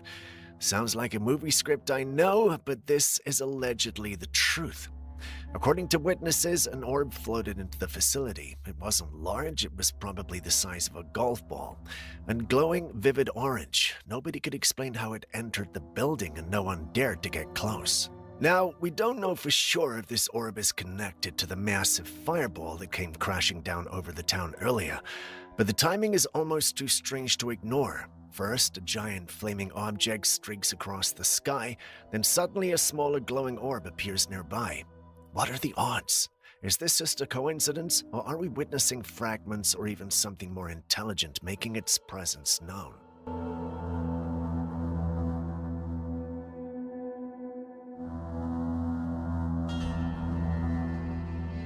Man pulled over late at night after spotting a wrecked car on the side of the road.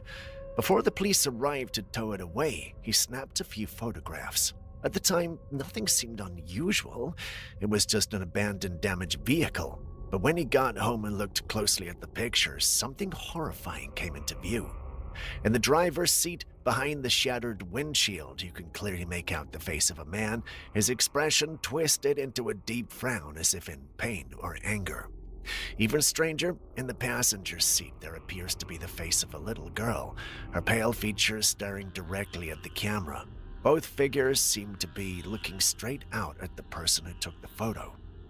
The man was shaken, and when he shared the images online, so were countless others. Many believed the faces are the ghosts of the victims from a tragic accident, their spirits trapped inside the car at the moment of impact. Skeptics argue it could be pareidolia, but details of those faces are hard to dismiss. If they really are just reflections, it's an eerie coincidence. If not, it may mean that the wreck still holds onto the energy of those who died inside.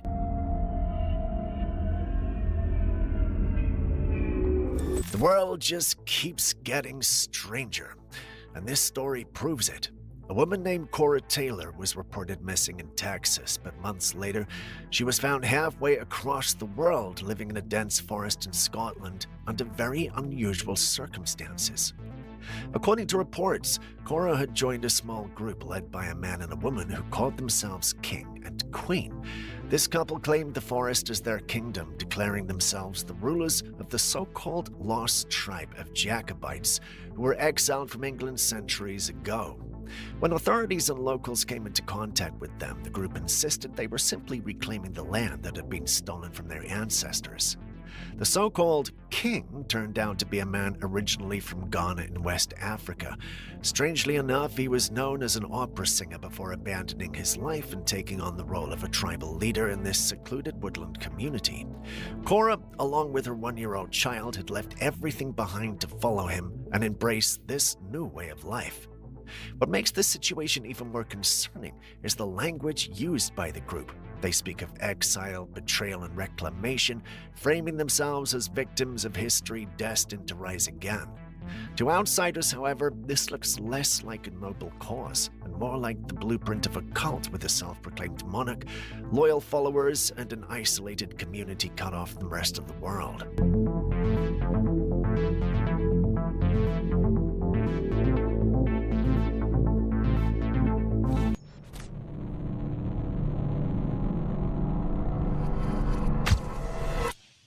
The Ohio State Penitentiary has a heavy history of suffering, death, and violence, so it's not surprising that many visitors hope to encounter paranormal activity. A group touring the prison took multiple photographs of its long corridors lined with barred cells on either side. They didn't notice anything unusual while they were there. But when they got home and began scrolling through the photographs, one image stood out. At the far end of the hallway, it appeared to be mid-step, walking directly toward the camera. The figure looked solid and was dressed in a white shirt and black pants, yet the group swore no one had been standing there when the photo was taken. This has led many to believe that they accidentally captured the spirit of a former inmate or guard. An unsettling detail is the figure doesn't look like it's just standing there. It looks like it's in motion coming toward the photographer, which begs the question, if they had stayed a little longer, would they have seen it with their own eyes?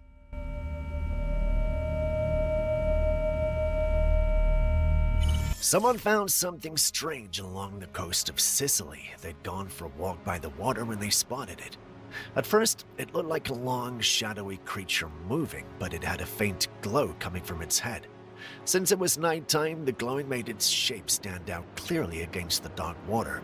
Skeptics were quick to suggest that it was just an anglerfish known for their eerie bioluminescent lure, or even a diver with a headlamp.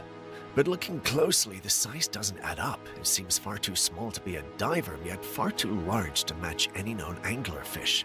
And besides, anglerfish don't usually linger so close to the shore. For now, all we know is that it stayed there circling and glowing. So what exactly was this?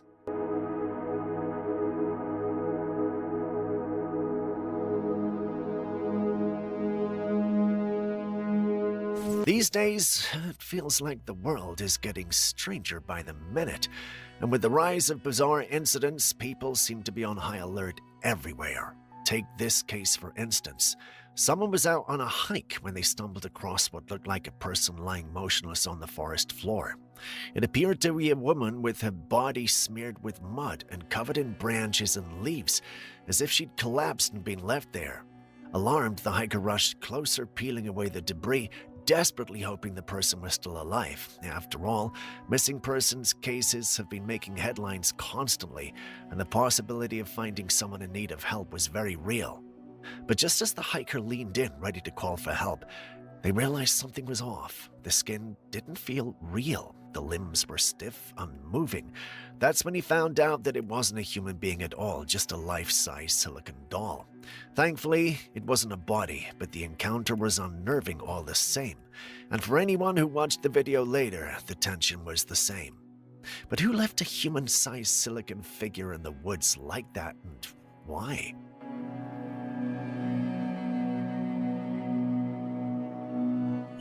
Maybe a lorry was driving down the road on the way to a sex shop and one of the dolls fell off the back.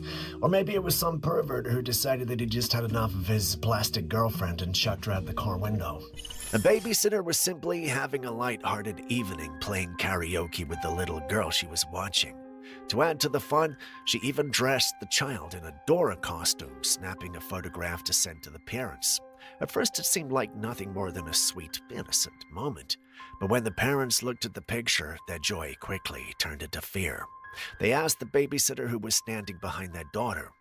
In the photo, just over the little girl's shoulder was a dark humanoid figure. It didn't look like a reflection. It appeared to be standing there solidly, and to make matters worse, there was a glass surface behind the figure, but no reflection was visible at all. The babysitter insisted she and the child had been completely alone in the house. No one else was there, and she hadn't seen anyone behind the girl when she took the photo. Both she and the parents were shaken, and neither could explain where the figure had come from or why it appeared only in the photograph. Some believe this could be a case of a shadow person. Others think it might be an intruder caught mid-step, though the lack of a reflection raises doubts. Still others argue it's simply a trick of the camera, but the babysitter swears she never saw anyone there with her own eyes, yet the camera caught something that shouldn't have been there at all. So what are we looking at?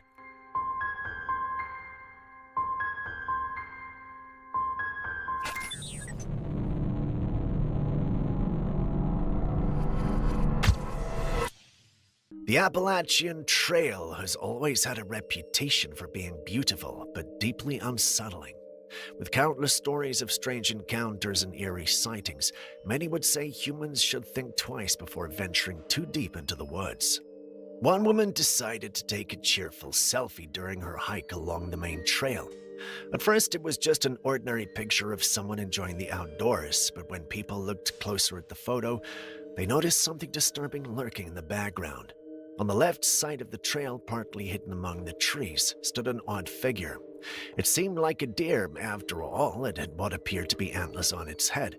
But the longer you look, the less it resembles any animal you'd expect to find in those woods. Its shape seemed off, too humanoid with an unnatural stillness that just didn't match the surrounding forest. The photo has left many unsettled. Some say it looks like a Wendigo, while others say it's the Deer Man, a spirit said to haunt forest trails. Skeptics insist it's pareidolia, but what do you think?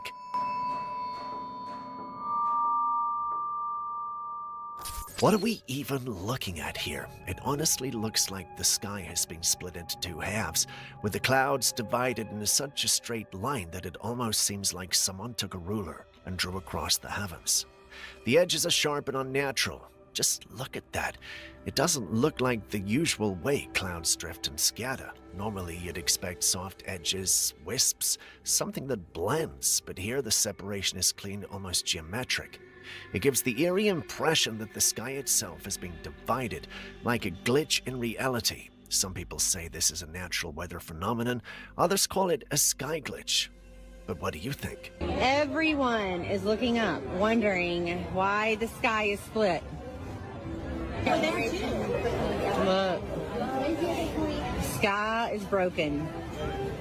This photo was said to have been taken in a swamp, and it has been making people question what they're really seeing.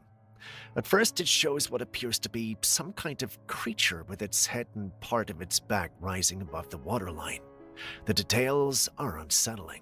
The back of the figure looks rough, almost scaly, as if covered in thick armor-like skin. The head, however, is what throws people off the most.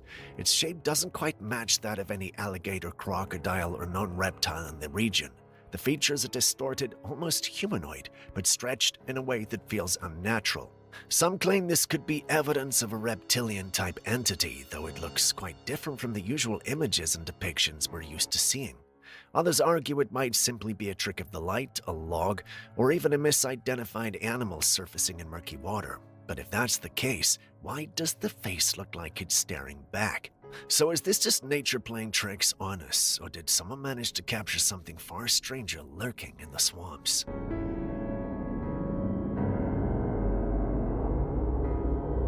If you constantly find yourself overwhelmed by sudden rushes of dopamine, always craving excitement, making impulsive decisions, or taking risks without much thought, then you might be part of nearly half the global population that's unknowingly carrying a parasite in the brain. Yeah, you heard that right, a parasite that can influence human behavior. The parasite is called Toxoplasma gondii, and it's far more common than people realize. Its primary carriers are cats, which explains why it spreads so widely. People often joke about crazy cat people, but there's actually more truth to that phrase than anyone expected. Once this parasite finds its way into your brain, it alters the chemistry, specifically by triggering the release of dopamine, which is the neurotransmitter linked to pleasure, reward, and risk-taking behavior. Studies suggest that nearly 50% of the world's population may already be affected. For most people, it goes completely unnoticed, but when dopamine levels surge too high, it can change your personality, increase recklessness, and make riskier choices. Some scientists even speculate that human culture and history itself may have been subtly influenced by toxoplasma, leading to wars, bold inventions, or reckless leaders.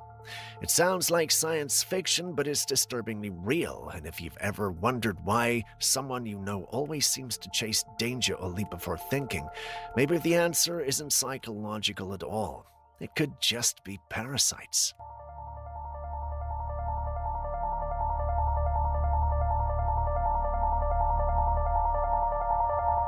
Oh, that's good to know. I definitely don't have this parasite in my brain. Outside of motorcycles, I stay the hell away from any kind of extreme sports or danger, quite frankly. Yeah.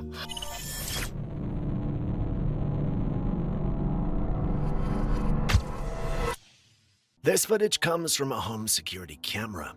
A man decided to check it after his young daughter told him that she'd seen something unusual. But what he found left many people unsettled.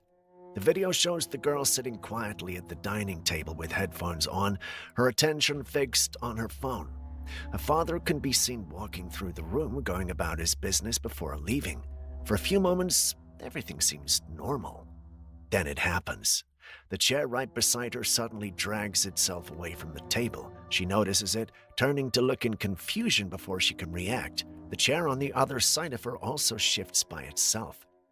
What's most unsettling isn't just the movement of the chairs, but her reaction. The girl doesn't scream or panic. Instead, she calmly removes her headphones, gets up from her seat, and walks away, heading in the direction her father has gone. Now, some viewers believe this is genuine poltergeist activity, the kind of subtle but chilling disturbances often reported in haunted homes. Others think it's staged and that someone off camera must have been pulling strings or setting up a trick. But if it wasn't staged, then what exactly was sitting at the table with her?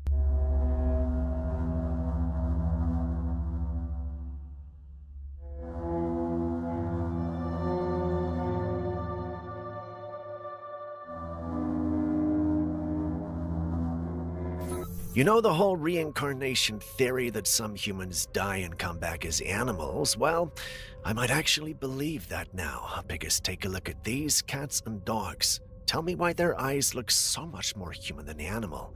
Just look closely at that gaze. It's not the empty stare of a pet or a wild creature. It's like there's something human looking back at you. I think these are the humans who come back as animals. Just look at their expressions. It's unsettling, but also fascinating.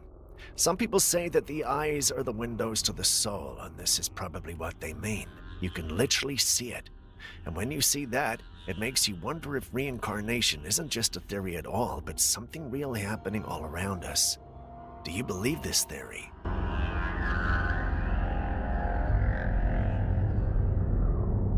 This man was on a ship tracking website when he came across something that really caught his attention.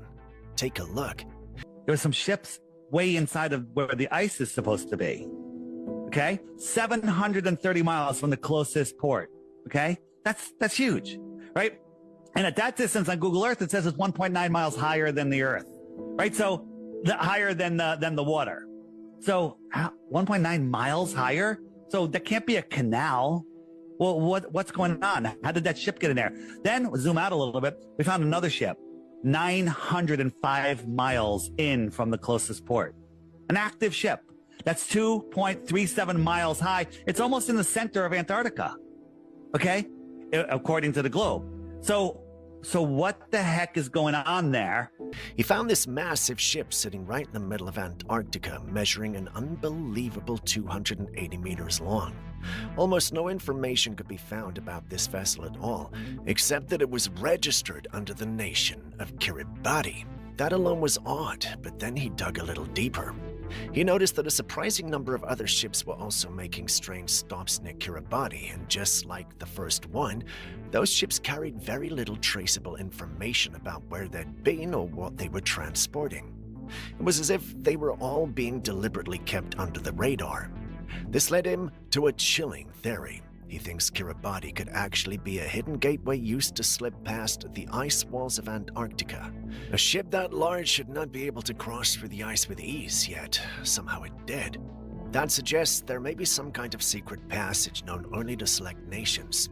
And here's where things get even more suspicious. China and other powerful countries have been pouring billions of dollars into Kiribati in recent years. Why? If this small island nation has no obvious strategic or economic value, why the sudden global interest? Could it be that Kiribati holds the key to something hidden beyond what we're allowed to know? Maybe even a way through to the lands that exist past Antarctica itself. I think Kiribati is a very important trade route, but it's going out here. Now, on a globe, that would show this boat in the middle of Antarctica, but maybe it's going out here to these other continents, and they're trading technology, computer chips. We want the right to explore. And here's the thing. There could be dozens of these trade routes. This footage was taken inside a university building late at night. The man filming was a student who'd stayed behind after everyone else had gone home. He was finishing up some work completely alone in the building, or so he thought. As the camera rolls, you can hear him moving about quietly. Then, out of nowhere, it happens. A faint female voice whispers a single chilling word. Help. The sound is soft, almost easy to miss, but unmistakably human. The man hears it instantly. His whole demeanor changes, and you can hear the fear in his breathing as he freezes and scans the room around him. He picks up his phone and looks around to see if anyone is there. No answer. But the silence after, so he doesn't wait to investigate further. Terrified, he locks up his things, rushes out of the building, and drives straight home. To this day, he swears that voice didn't come from any living person, and if that's true, then who or what was asking for help that night?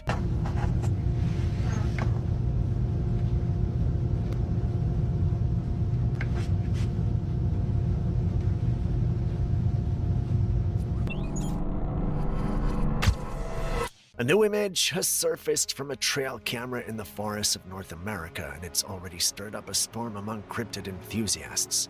The camera was set up to monitor wildlife, but captures something unexpected. An upright humanoid-shaped creature crouched low over a deer carcass on the forest floor. The most striking detail is the size. The deer is believed to weigh at least 600 pounds, is lying motionless, and the creature even crouched down appears massive, towering above the body. Its broad shoulders and bulky frame suggest something far larger than any non-ape species in the region. Skeptics are already calling the photograph a clever digital edit or a case of misidentification. Some argue it could be a hunter in camouflage, but the sheer size comparison with the deer seems unlikely to be human. This would be one of the clearest images ever captured of a Bigfoot feeding, but we cannot be certain of that. So what do you think?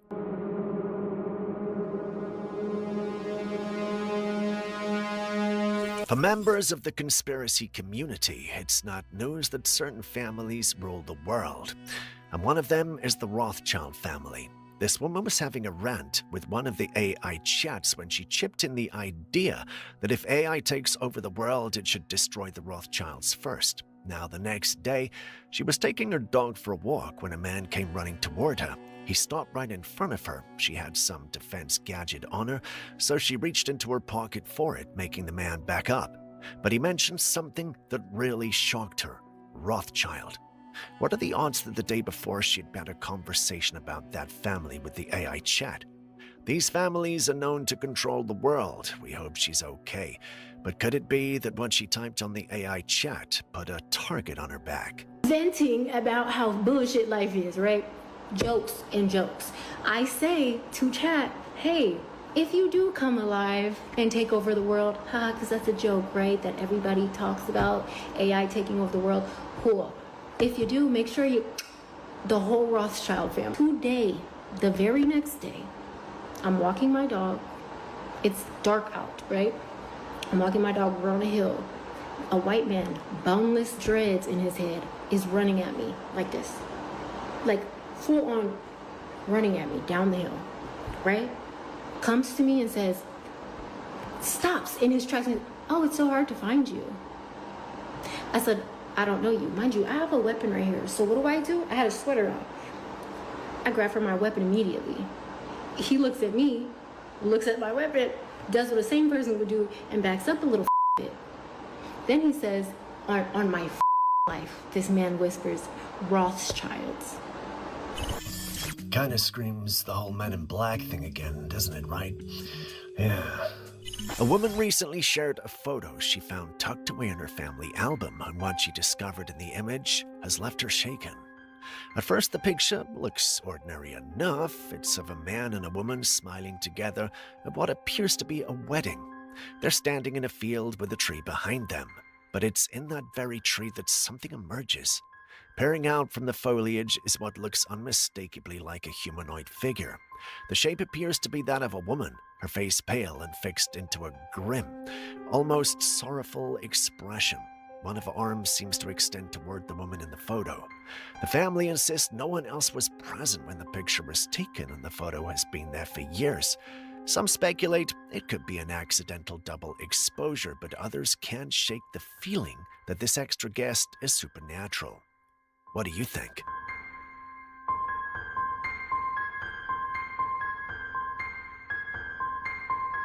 People who lived both before and after the 90s will notice that the 90s marked the end of normalcy for humanity. Life before that seemed so much simpler. People had real, genuine connections. Kids actually went outside to play instead of being glued to screens.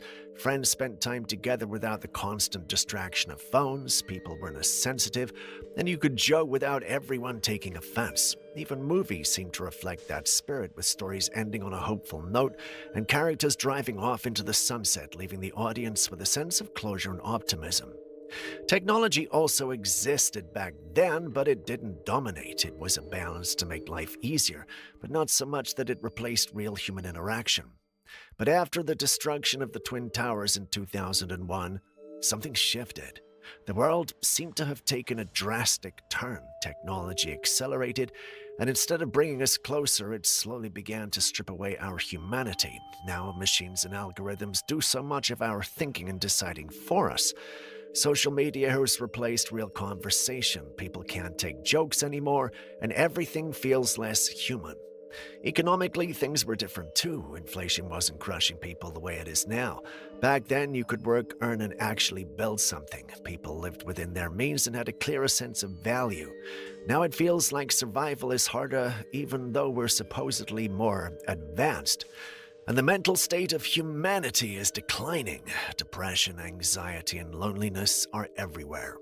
Conflicts seem to be multiplying with wars, political divides, cultural clashes, and the news is constantly filled with negativity. So, did something really end back then? Did the 90s mark the last era of balance before everything spiraled? Or could it all be connected somehow to the disaster that followed in 2001 that created a ripple effect we're still seeing today?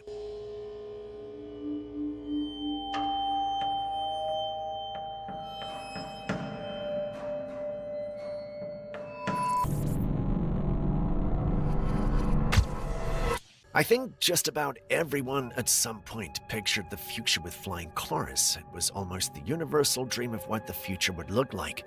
Movies, cartoons, and sci-fi novels all painted that picture, and while we've seen a lot of tech advancements over the years, it always felt like flying cars were still out of reach. But now, it seems like we finally arrived at that era. A company called Aleph has created what they're calling the first real flying car, the Model A.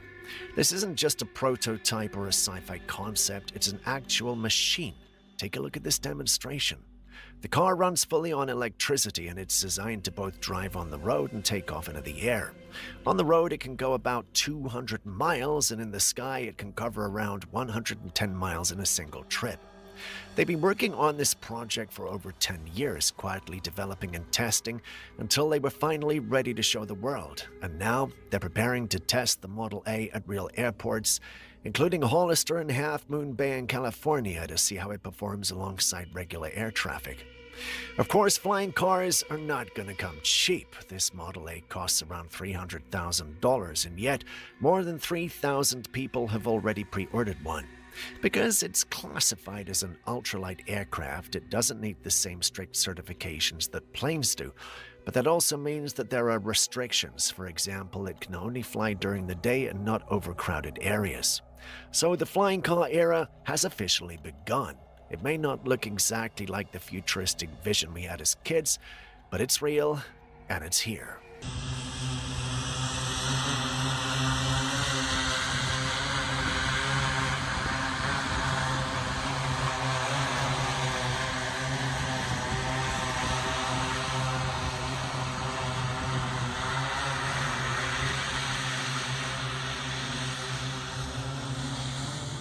A cabin in the woods has always felt like the perfect setting for strange encounters, and for one couple, their weekend retreat turned into something else. They had rented a small cabin for the night, hoping to enjoy some peace and isolation, but while exploring the place, they made a discovery that left them shaken. In the closet of one of the rooms, a dark figure with a pale white face appeared to be standing perfectly still. It almost looked like some kind of Halloween decoration or a costume left behind. But the timing didn't make sense because it wasn't Halloween and there was nothing else in the cabin that proved it was a prank. The man immediately began to panic, pointing out the figure in alarm. His partner, however, nervously laughed it off, saying, "What if it isn't a costume but a person?" Rather than investigating further, the couple quickly shut the closet door and walked away, not daring to look inside again. Now, some people believe the couple may have captured evidence of a paranormal entity lurking in the cabin. Others think the whole thing was staged, but there's also a more disturbing possibility that someone had been staying in the cabin before them, and the figure was a person who never left. What's wrong? Yeah. We're in a cabin in the woods, okay? All right? And all of a sudden, I open this door, and it's this thing. Why is that there? It's not Halloween no more. How do you know it's not a person? Why are you f***ing with me? It's not funny. No, it's not funny. We have another strange case from the Appalachian Mountains. This time, a hiker was simply out enjoying the scenery, taking a photo of the thick greenery around them. Nothing seemed unusual in that moment, but later, when looking back at the picture, they noticed something in the background that shouldn't have been there. Standing between the trees was what looked like a bipedal creature. It appeared tall, almost massive, with broad shoulders and what seemed like a domed head. The figure was partially obscured by the haze of the forest, but it was distinct enough to stand out from the trees and undergrowth. The image itself is hazy, so skeptics argue it could easily be anything, but for many who studied it, the shape looks too defined to dismiss. Some believe it could be Bigfoot, while others lean toward the possibility of a skinwalker, given the region's folklore and the creature's eerie human shape. What do you think this hiker captured? There was a blast in Missouri, and it happened in a home. The blast was so powerful that it destroyed 5 homes completely and damaged more than 20 others in the neighborhood. Residents say the entire community shook when the explosion happened, and some even thought it was an earthquake at first. This footage captured by a home security camera shows the exact moment the house blew apart, reduced in an instant to a pile of shattered bricks and burning wood. The sight is devastating. Investigators on the scene have ruled out foul play so far. Instead, they suggest that the most likely cause was a natural gas leak, though the official investigation is still ongoing.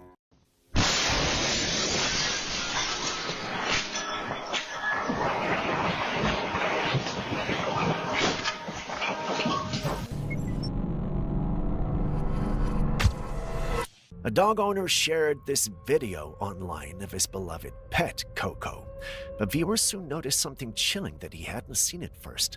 The man lives alone, and in this clip he was just relaxing at home after playing with Coco outside. Tired, he went inside to rest, while Coco eventually followed him in. In the video, Coco enters the room slowly, clutching her ball in her mouth, almost approaching him in a strangely menacing, deliberate way. The man can be heard speaking to his dog, explaining that he was simply tired, which is why he came back inside. At first, it was supposed to be just a funny, lighthearted moment between a man and his dog. But then the viewers pointed out something that sent shivers down his spine. If you look closely at Coco, right at the doorway, the lights flicker and then suddenly go out. The problem is that the man was completely alone at home. So who or what turned off the lights? Was it just a coincidence that the wiring got faulty at the exact moment Coco walked in? Was there something else in the room with them? Oh, hey, Coco, what up, man? I was just finna come back out, bro. I came here to get a glass of water and tripped onto the bed, bro. It's crazy out here. For real, though. What's up with you, bro? Remember on your birthday, I got you a birthday cake? Coco, please, bro. No! These creatures are called bloodworms, and if you've ever seen them up close, you know why they get that name. They have small fangs in their heads and they can pierce skin and inject venom. Now, imagine sticking your bare hand into a bowl containing over 100 of them. Well, that's exactly what this man decided to do, just to see if he could handle it. He plunged his hand into the writhing mass of worms and kept it there for 2 full minutes. The worms squirmed and twisted around his skin, their tiny jaws snapping as they latched on. Most people wouldn't last a few seconds before pulling away, but somehow he endured a full 2 minutes.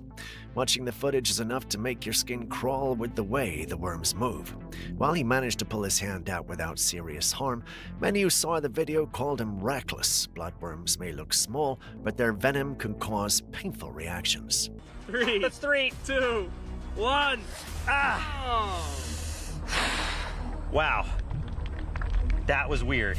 This video was shared by a store owner who runs a 24-hour shop. According to him, the incident happened around 2 a.m. when most people were asleep.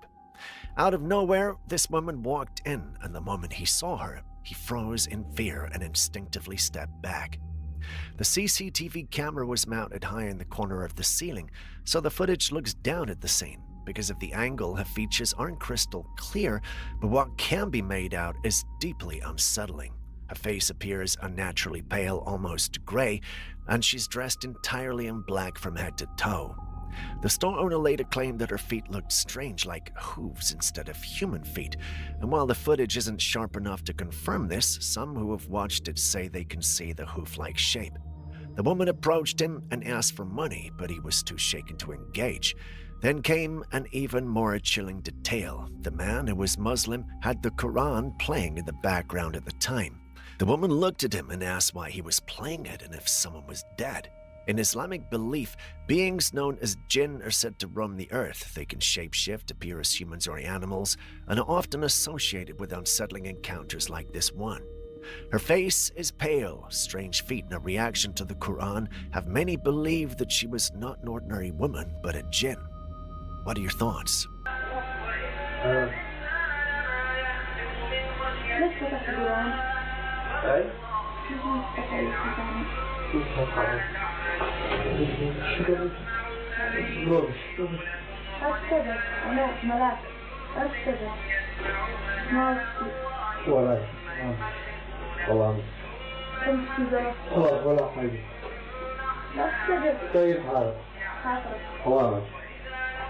من مات عليك؟ ها؟ من مات عليك؟ ولا واحد. These days, it's honestly disturbing to see the kind of content people are consuming. One recent example has been making its way online, and it's a video showing a completely insect-infested kitchen. The place looks filthy, and insects are crawling across the counters, climbing on utensils, and swarming in every corner. What makes it even worse is that despite the infestation, the person in the video continues to cook there, but not really cooking either. They're warming up some odd, unrecognizable food in the microwave while casually tossing garbage into the trash can that's already overflowing and spilling into the doorway. Phew, the whole scene's revolting. And yet, despite how disturbing it is, this type of footage seems to attract endless views. People can't seem to look away no matter how unsettling or unhygienic it gets. We're really reaching a point now where humans will just digest any kind of videos and any kind of content for the pure pleasure of it disgusting us and being grotesque. It's a real strange mindset.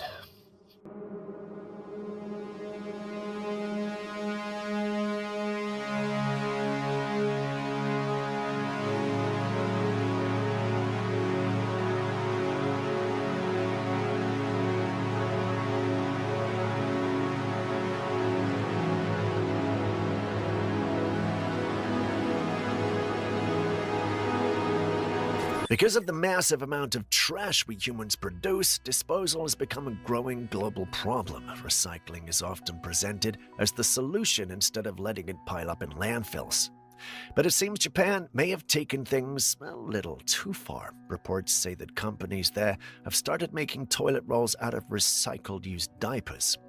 According to them, the diapers are sterilized, bleached, and deodorized before being repurposed. The process is said to remove all bacteria and odor, leaving behind clean pulp that can be pressed into paper. Still, no matter how many times they say it's safe, just the thought of wiping with something that used to be a diaper is enough to make most people uneasy. So, is this an innovative recycling breakthrough, or have we finally crossed a line into the name of sustainability?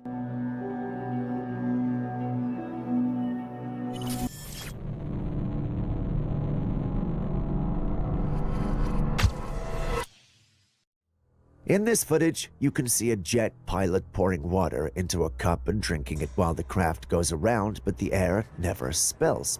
How is this possible? Well, this is because of three main reasons. Firstly, as the aircraft moves, it creates a force called centripetal force. This force pushes the water toward the bottom of the cup, helping to keep it in place even if the cup is tilted or upside down. Secondly, water has a property called inertia, which means it wants to keep moving in the same direction as the aircraft.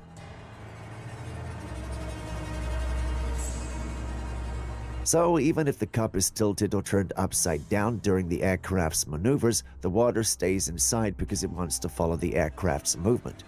Lastly, there's something called surface tension on the water's surface, like a thin skin that holds the water molecules together. This surface tension helps to keep the water in the cup, especially when the cup is tilted or inverted. With all these factors combined, the water stays put in the cup even when the aircraft is pulling off tricks, allowing the pilot to enjoy their drink without any spills. Either that or the clip is fake, which is your money on.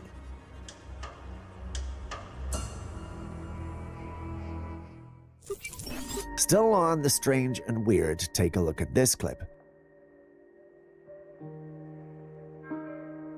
This video was posted online featuring a rather strange and mysterious creature.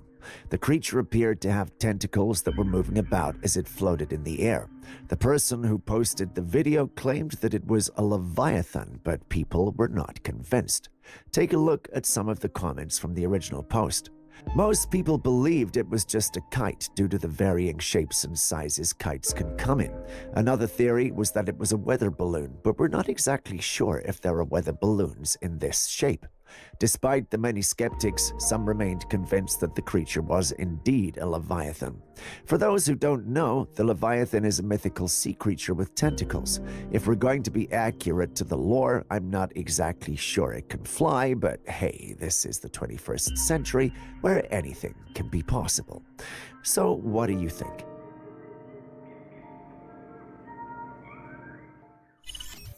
We all know how innovative AI is, but we also understand the potential dangers when these inventions are taken too far. A man once asked a robot when AI would reach a level where it could design itself, and the robot's response was both truthful and disturbing. Take a look.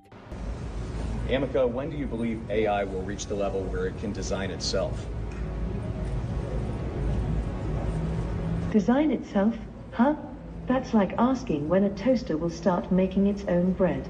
AI is a tool created and controlled by humans. It can optimize certain aspects of its operation, sure, but design itself from scratch? That's a whole different ball game. It requires creativity, innovation, understanding, qualities that are uniquely human. So to answer your question, not anytime soon. And frankly, be careful what you wish for. An AI that can design itself is one step away from an AI that doesn't need humans at all. Now there's a thought to keep you up at night. Did you hear that? The robot said that if AI could design itself, it wouldn't need humans anymore. It warned the man to be careful what he wished for. So what does this mean? Essentially, the robot is hinting at a future where AI becomes so advanced that it no longer requires human intervention to evolve and improve. This could lead to AI systems that operate independently, possibly even against human interests. It's a double-edged sword. On one hand, AI could solve problems and advance technologies beyond our wildest dreams. On the other hand, we risk creating something we can't control. As exciting as AI developments are, we must also consider ethical guidelines and safety measures to ensure that these powerful tools remain our allies, not our adversaries. This is not just science fiction anymore, it's a real concern. Even Elon Musk has voiced his worries about AI's potential to outpace human control. When the very robots we create start warning us about the implications of their advancement, it's time to sit up and take notice. Many took it as a joke, but I didn't. Did you? Be careful what you wish for. An AI that can design itself is one step away from an AI that doesn't need humans at all. Now there's a thought to keep you up at night.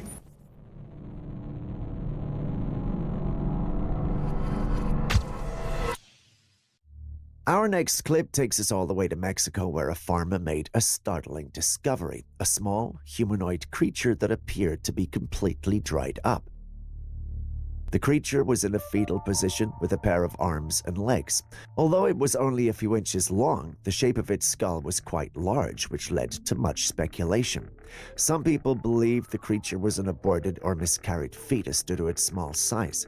Others have suggested that it could be an alien. Some claim that the creature was an extraterrestrial being that had somehow ended up on Earth. And some think that the creature was a duende. For those unfamiliar with the term, in Mexican folklore, duendes are small mischievous creatures that are said to inhabit the wilds of the country. They're known for their distinctive physical features, which include oversized heads and limbs. Despite much debate and speculation, the true identity of this thing remains a mystery. Having seen it yourself, what do you think it is? This final clip is one of my favorites. Enjoy. Two pedestrians were about to cross the road, each person standing across from the other on the side of the road. The car taking the footage stopped for them to cross. Before anyone could understand what was happening, the older-looking pedestrian quickly scooped up the child and ran to the other sidewalk. In a split second, we know why. Another car overtakes from the side at high speed. The child might have died had the pedestrian not acted quickly. That was a close one. It's great to see people still put their lives on the line for those who need it. A mother and her adorable toddler are about to record a cute video together. The camera is rolling, the mood is light, and everything seems perfect. Then something unexpected happens.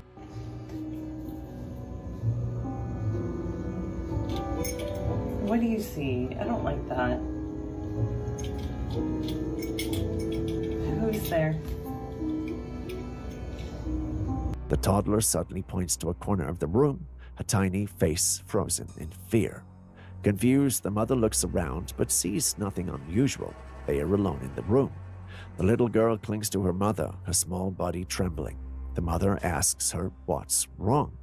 Instead of calming down or communicating, the toddler starts to cry. She clings tighter to her mother, and now the mother's confusion turns to fear.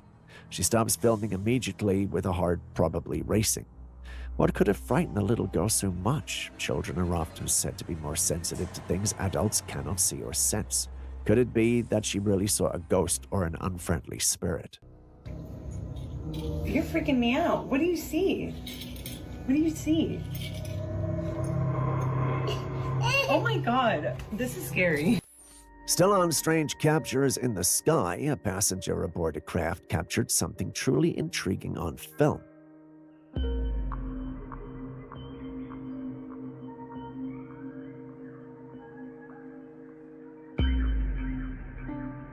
They noticed a saucer-shaped object approaching from afar, unmistakably resembling the classic UFO shape we all know from countless movies and stories. As the mysterious craft drew nearer, it simply passed by without any interaction with the plane on which the person filming was. It's fascinating how often we associate UFOs with these iconic saucer shapes. Yes, if this really were an extraterrestrial vehicle, wouldn't its occupants have tried to communicate or at least acknowledge the presence of another human so close by? Unless, of course, they're scouts on a covert mission. Either way, seeing this leaves us with more questions than answers. Anyway, what do you think?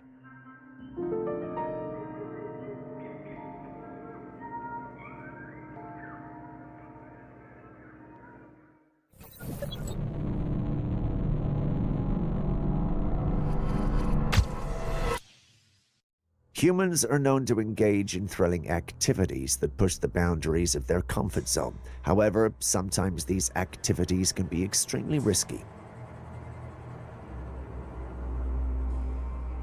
For instance, consider this incident where a group of individuals on an ocean adventure filming their experience suddenly came across a large fish with its dorsal fin protruding from the water. The creature was quite aggressive and began chasing their boat at high speed, creating a scary situation for the individuals involved. Despite the danger, the group managed to maneuver their boat skillfully and escaped unharmed. Similarly, another group of individuals embarked on a boat ride in a forest by a river, hoping to enjoy the beauty of nature. However, their adventure took an unexpected turn when they spotted a large bear standing on the riverbank. As soon as the bear noticed the boat, it began to run after them, causing a wave of panic among the individuals on the boat as the bear was gaining on them. Fortunately for them, they managed to steer the boat away from the bear and reach the safety of the shore. A close call by all standards.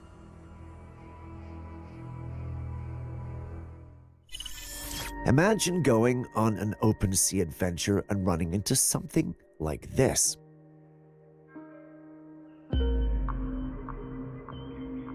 This was captured by a surfer while on an island. He thought he was out to surf, but the ocean had different plans. But what are these things? Obviously, we can tell they're huge and look fluffy under the water's surface. Well, it turns out that they're South American sea nettles. They're a type of jellyfish found in the Pacific Ocean near South America. They're known for being pretty big and have long tentacles and a bell-shaped body. Even though they're large, these jellyfish usually don't hurt people, even if they sting. While this might sound like an invitation to get close to one, it's still smart to be careful and not touch or swim near them. While you share your thoughts, allow me to chip in this clip as well.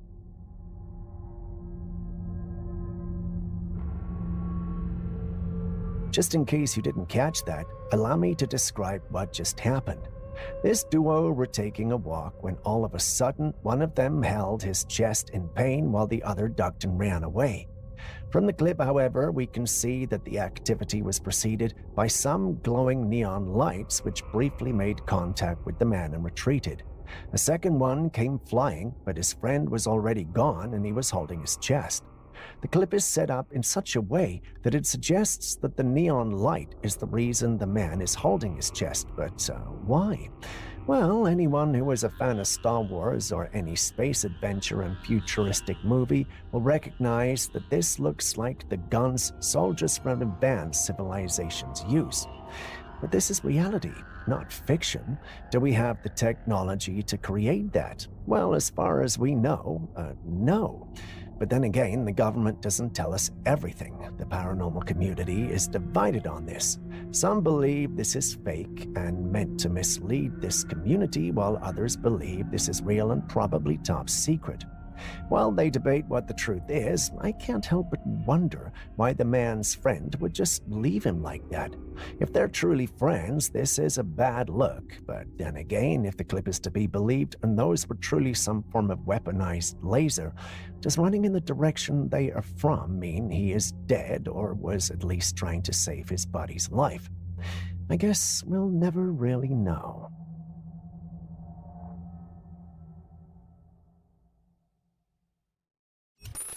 Ladies, this one's for you. According to recent research, 45% of women between the ages of 25 and 44 are expected to be single within the next 6 years.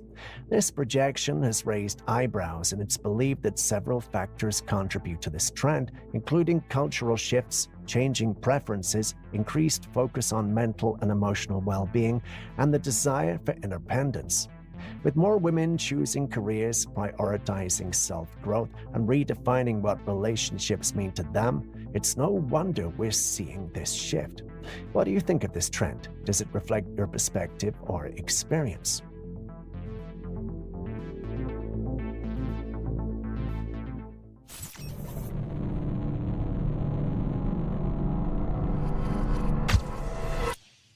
Someone captured this strange-looking creature in the woods. At first glance, it doesn't look like any creature we've seen, but the one who uploaded it insists it was a chupacabra.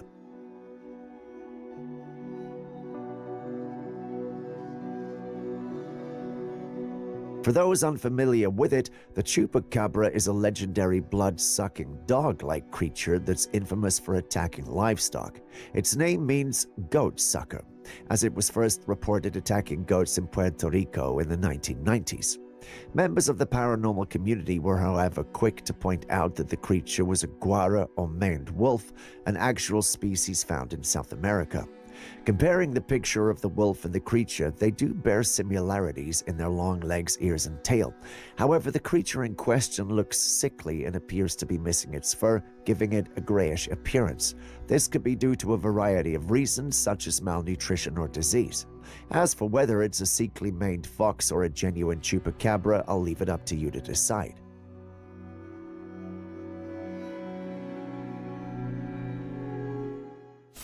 The Dogman is a creature that has been the subject of many myths and legends for centuries. The creature is believed to be a hybrid between man and dog, possessing the physical attributes of both species. Sightings of this creature have been reported all around the world, but they're often dismissed as mere hoaxes or misidentifications. However, this recent sighting has caught the attention of many people. A street camera captured footage of something moving across a highway. The creature was moving on all fours, but its appearance was not necessarily canine or feline. Or rather, we couldn't tell because of how blurry the footage looked. It quickly went viral on social media, and some believed that the legendary Dogman had been caught on camera. The sighting even made it on a local television news, which further fueled the fascination surrounding the mysterious creature. Despite the widespread interest in the sighting, there's still no concrete evidence to prove that's the Dogman. But what do you think? From Colorado, we go all the way to a hidden location in Europe where an individual believes they might have captured something otherworldly. Take a look.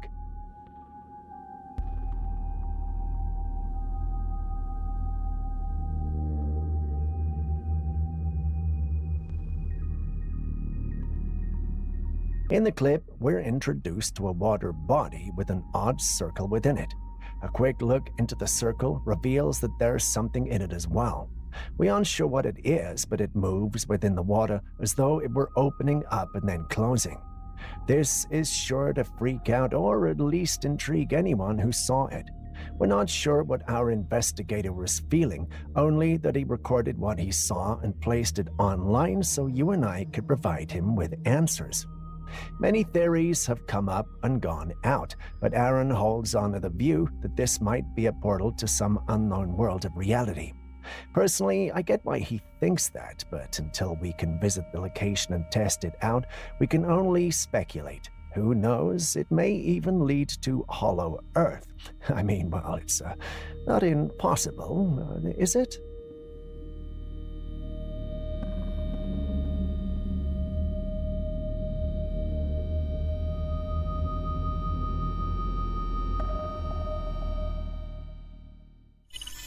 A man was out on Miami Beach gazing toward the horizon when something unusual caught his eye.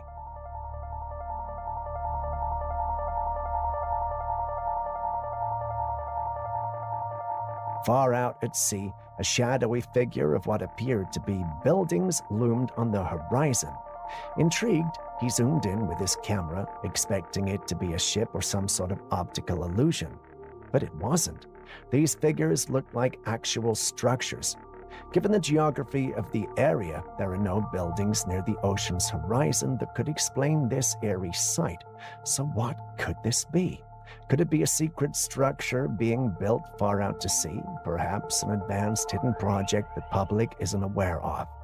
Or could this be a rare optical phenomenon like a mirage projecting distant structures from far-off lands? The sight was strange enough to leave everyone questioning what was really out there in the vast ocean. Some, however, pointed out the possibility of it being a container ship. That sounds plausible, but you guys let me know what you think.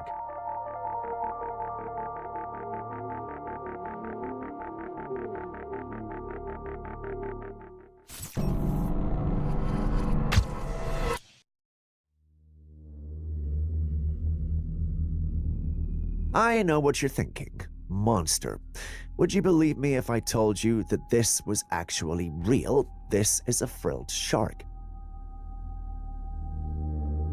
This unique-looking creature is often referred to as a living fossil because its physical characteristics have remained largely unchanged for millions of years. The frilled shark is a long eel-like body that can reach up to 2 meters, 6.5 feet in length. Its flat head is equipped with rows of tiny needle-like teeth that are perfectly suited for capturing prey in the deep ocean. The shark's most distinctive feature, however, is its gills. They're frilly and resemble lace, giving the creature its name. Wondering why you don't see this often? Well, the answer is simple. Frilled sharks are typically found in deep ocean waters, living in depths ranging from 200 to 1,500 meters, 660 to 4,920 feet. They prefer to reside near the edges of continents and in underwater canyons where they can hunt their prey, small fish, squid, and other deep-sea creatures. These sharks are not often seen by humans due to their deep-sea habitat, but when they are, they're truly a sight to behold. Wouldn't you agree? Now, I know you're probably wondering what we've got here, and you would be right to do so. I know nature has a lot up her sleeves, but this is something else. The creature appears to be a lizard with a body as long as a snake.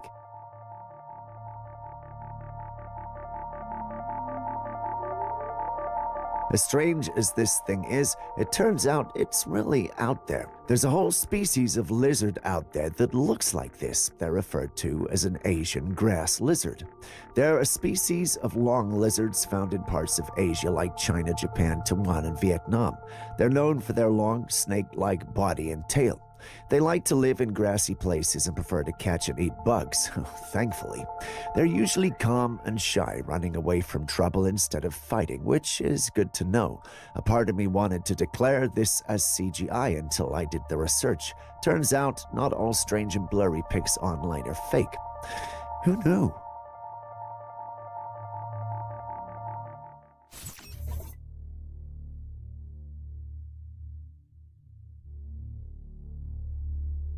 We all know the tragic story of the Titanic, the ship that sank on its maiden voyage in 1912. The legacy of the Titanic has fascinated people for over a century, and many visit exhibits dedicated to this maritime disaster. One such exhibit in Chicago recently experienced something very strange. One morning, staff at the Titanic exhibit arrived to find the entire museum covered in water. Although it had rained heavily the day before, there was no way for the water to have entered the building. Thorough inspections were carried out, but there were no leaks, no broken pipes, nothing to explain the mysterious deluge. This left everyone baffled. How could water appear out of nowhere? According to workers at the exhibit, the place is known for its paranormal activity. One commenter even jovially stated that Jack might be trying to make contact. While we all find that funny, could it be that the tragic events of the real Titanic sinking have left some lingering entities? Entities that, perhaps, are trying to recreate their harrowing experience. Visitors and staff alike have reported strange occurrences, from ghostly apparitions to unexplained cold spots and even the sound of a phantom footsteps. Some believe that the souls of those who perished on the fateful night might still be restless. It's a chilling thought.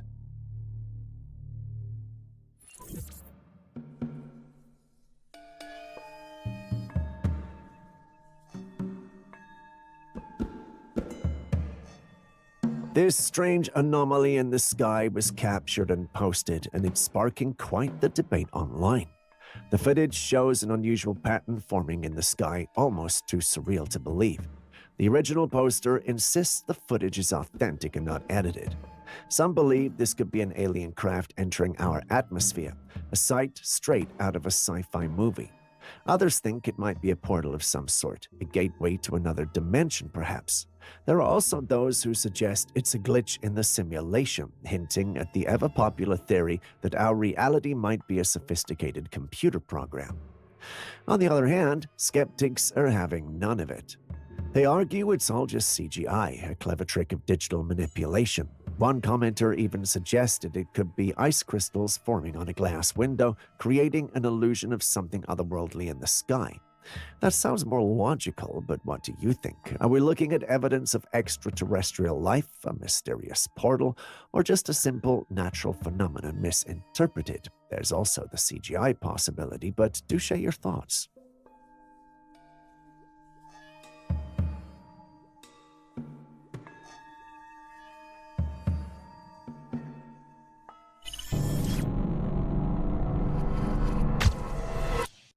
In recent years, sightings of unidentified flying objects, aliens, and strange orbs in the sky have become more frequent. It's become so common that people are no longer sure what to think when they witness them. Look! Look at my phone. Look at her moving orbs. Look at this. There's fucking aliens. That's not fucking normal. That was the moon. What's happening? Recently, a man captured footage of a peculiarly shaped glowing object in the sky that appeared after the moon disappeared from the night sky. The video shows the man sounding frightened and a woman in the background trying to reassure him that the object was just a tree covering the moon. The man who captured the video claimed that the object was not like anything he'd ever seen before. He described it as being oddly shaped and glowing with an intense light. His voice in the video suggests he was genuinely scared and unsure of what he was witnessing. No, there's nothing fucking in it. I've seen this shit before in my life. Okay, but on there it's not. But if you look over here, look, you can barely see it. Is that the tree branch? Is that actually... No. No. Wait, I see it. Look. There's a big fucking ton of them. You can see it. It's not... The moon just fucking disappeared. However, the woman in the background of the video tried to explain to him that it was just a tree covering the moon and not an alien spacecraft. Who do you think is in the right here? No, this is... I know exactly what's happening because... No, something weird's happening. Bigfoots are cryptid creatures that have been a topic of interest amongst the paranormal community for decades.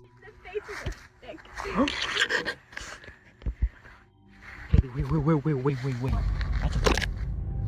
Haley, that's a bear. Haley. What the?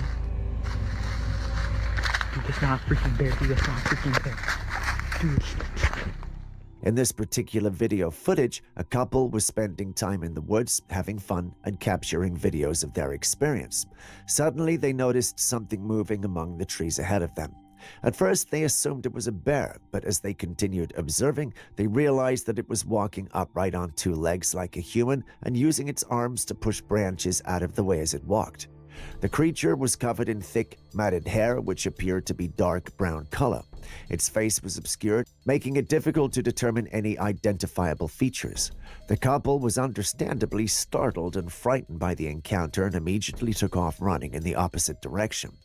Upon watching the footage, many within the paranormal community believed that it matches the description of a Bigfoot or a Sasquatch. However, there are still others who remain skeptical. Regardless, this encounter is just one of many that continue to fuel the fascination and mystery surrounding these elusive creatures. Wait.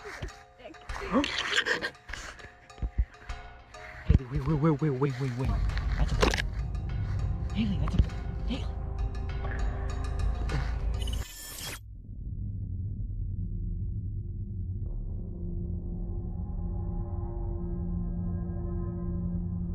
Moving on to something even more unbelievable, I've got a story of a retired Marine officer, Randy Kramer, who's come forward with an astonishing claim. He says he lived on Mars for over 15 years as part of a top-secret space program. Yes, you read that right, Mars. According to Kramer, this secret space program, which has been hidden from the public, involved him and other elite soldiers living and working on the Red Planet. He describes a life beyond Earth where he participated in missions, interacted with extraterrestrial beings, and experienced things that most of us can only imagine. Kramer's account is detailed and vivid. He talks about advanced technology, secret bases, and the challenges of living on Mars. He claims that his time there was spent in service of Earth, protecting us from potential threats and preparing for future interplanetary endeavors.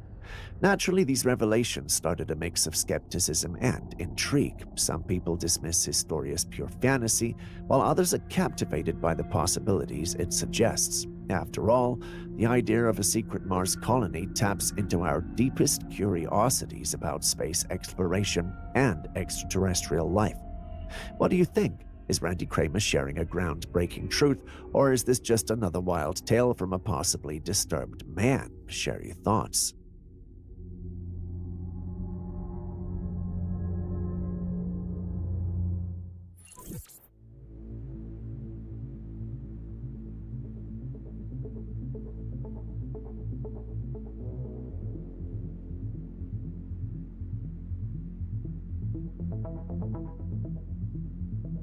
Have you ever wondered where the idea of the unicorn originated? Interestingly, there's a mention of unicorns in the Bible, but it describes them quite differently from the magical horses we often imagine today. Instead, it likens them to rhinoceroses. But here's the catch. Rhinos have two horns, so how does that fit? Let's dive a little deeper. If you look at the first ever Noah Webster dictionary from 1828, it defines a unicorn as an animal with one horn known as a monoceros. This definition points to a rhinoceros, not a mythical horse. The dictionary doesn't mention anything about magical creatures galloping through enchanting forests. Now, when you search for rhinoceros in the same dictionary, it describes a four-legged creature that comes into two types: the unicorn with one horn and the bisornis with two horns. So the rhinos we see today are bisornis, and the unicorns, well, they were a type of rhino with just one horn. It's fascinating to think that what we are now considering an extinct species of rhino was once called a unicorn. But over the years, the meaning of unicorn has evolved. We've lost its original definition and turned it into a symbol of fantasy and magic.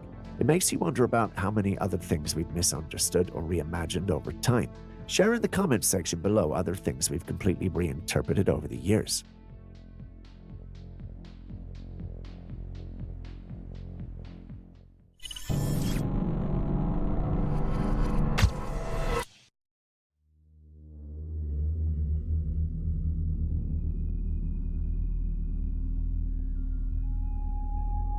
Speaking of clouds, would you believe me if I told you it once rained on our planet for at least 1 million years? Sounds unbelievable, right? Well, it actually did happen and was known as the Carnian Pluvial Event.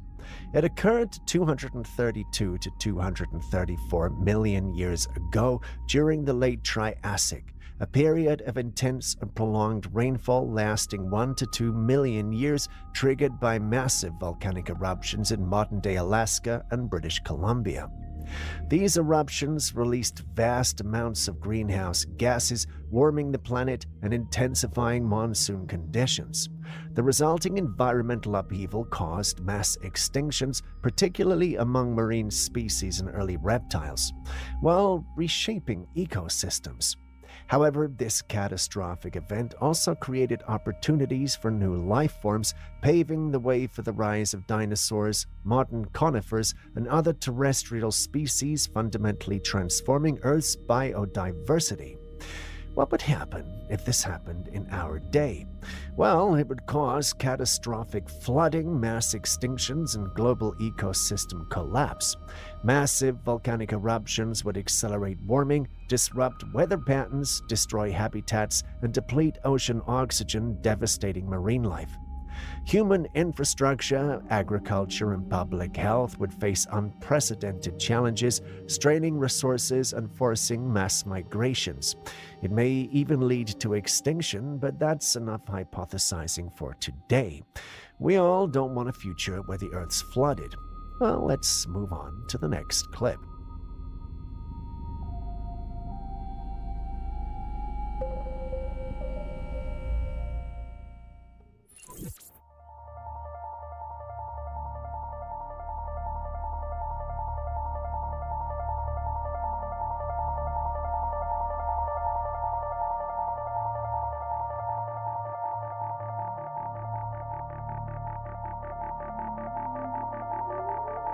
Moving back to the subject of unidentified flying objects, what do you think this is? The individual who uploaded this on our paranormal platform did not include the location of the filming, but, according to him, they didn't look like human crafts. By the time they could get their camera out to record, whatever these things were already too far away. They sought answers from the Air Force, and they were told that it was a visiting unit. They also added that they were typically drop flares during their exercises over water.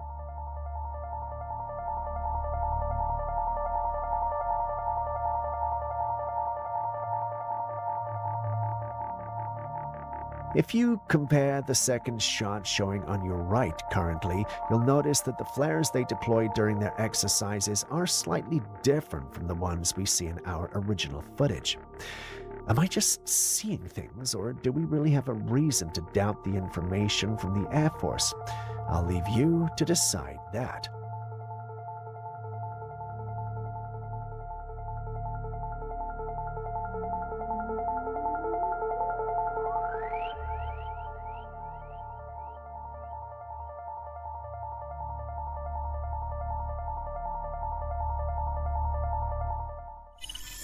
Beware when making transactions at gas stations, especially after what we discovered in California.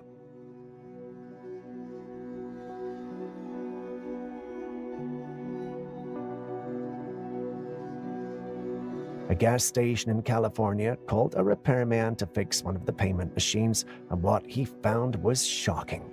A hidden layer of tabs was placed over the original keyboard, recording every detail you entered, including your payment codes, without you even realizing it. Your account could be emptied. This was discovered in California, but it could be happening anywhere. Also, stay cautious, especially when using card readers at public places like gas stations. Be sure to inspect the machines, and if anything seems suspicious, don't hesitate to report it.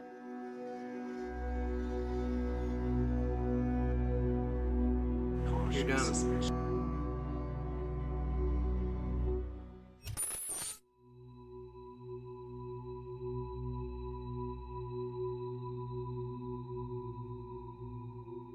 This footage, believed to have been taken back in 1963, is often referred to as the Harlan Ford Bigfoot, and is considered one of the oldest known Bigfoot sightings captured on film. Harlan Ford, a retired man who spent his leisure time in the wild taking photos and videos, claims to have encountered the elusive creature during one of his outings. While the creature isn't clearly visible in the footage, Ford's account paints a vivid picture. He describes the being as standing about 7 foot tall, covered in gray hair, and possessing striking red eyes. According to Ford, the creature emitted a foul odor and left behind footprints with webbed feet, an unusual feature that sets this sighting apart from more familiar Bigfoot descriptions. The details, especially the webbed feet, challenge what we think we know about Bigfoot. Could this have been a unique encounter or a completely different creature?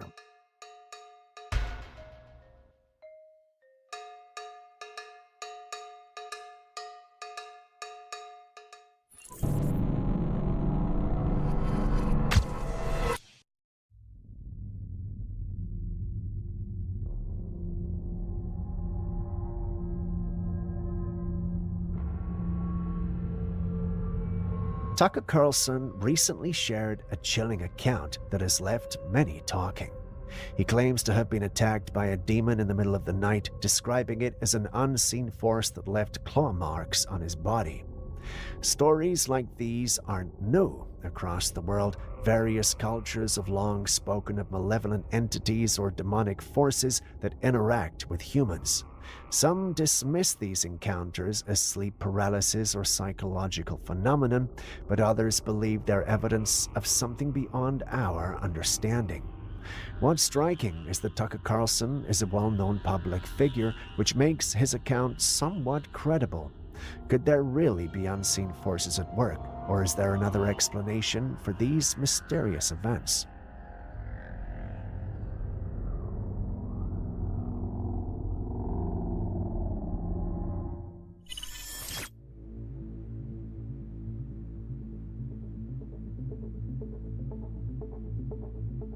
It's been a while since we've seen footage claiming to capture a Matrix glitch, but take a look at this one.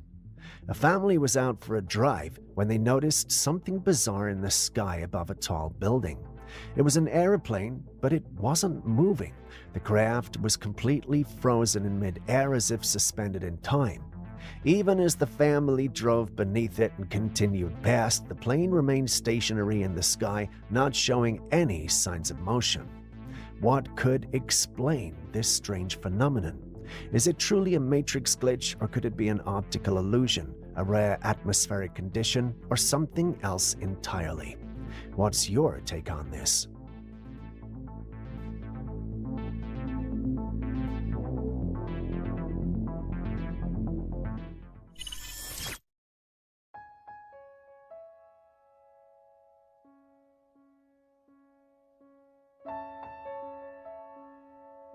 A group of men were out at sea when they encountered something truly unusual in the water. This creature was brownish and somewhat transparent, moving smoothly beneath the surface. It didn't breach or leap out of the water like a typical sea animal, but instead, it lingered around them, staying just out of reach. Its airy appearance, almost as if it was from another world, makes you wonder, what could it be? Some might speculate it's a type of jellyfish or perhaps an undiscovered sea creature, but the fact that it stayed so close yet just out of view adds an air of mystery to this ocean encounter. Some in the community have screamed blanket octopus, whilst others have shouted mermaid. You've seen the clip. What do you think?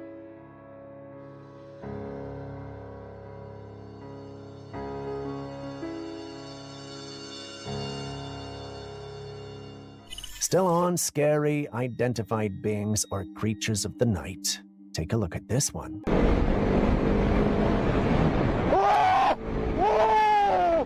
The clip starts off showing us the cam of a man on a motorbike. It's dark and he appears to be alone in the road. He's driving on until his path is crossed by a being in white overalls. Based on the height and build, I'm tempted to think it's a man, but what would a man be doing alone in the middle of nowhere? Once more, the man on the bike screams when he sees the being, person, or whatever this is, and keeps riding without even stopping. He allegedly uploaded this after his experience, and it got the platform he uploaded it on talking. Julius saw the clip, however, and stated he's not buying it. He says it's staged and he doesn't understand how we can believe this is real. I get it too. I mean, it's all a bit too convenient. But then again, maybe that's what the spirit or being wants us to think. Aaron doesn't know how to feel about this one. What about you?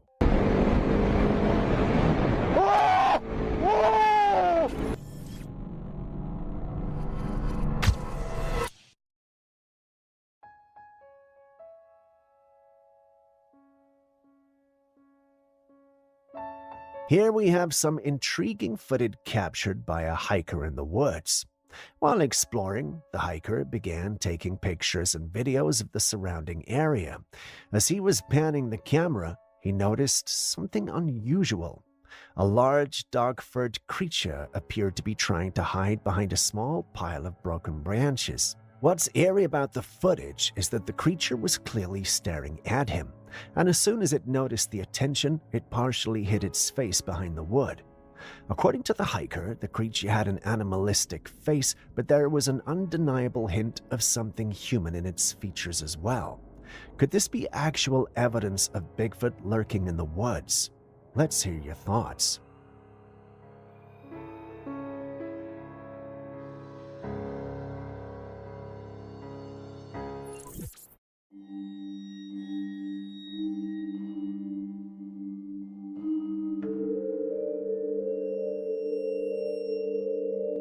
Do you think the government is spying on us? Well, the one who uploaded this clip certainly believes so and thinks they're using more advanced technology to do so. Confused by what I'm saying? Pay attention to this clip. Did you notice it? The bird's flashing blue, and that's certainly not normal. He thinks those flashes are due to the fact that the bird is actually not a biological being, but a technological creation.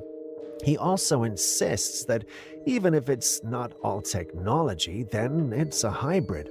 You know, like an animal cyborg, an unholy marriage between technology and biology. Okay, I digress. Back to the footage. Do you have a logical explanation for the blue flashes that we're seeing, or do you go with the idea of the original poster? Let's hear your thoughts in the comments section.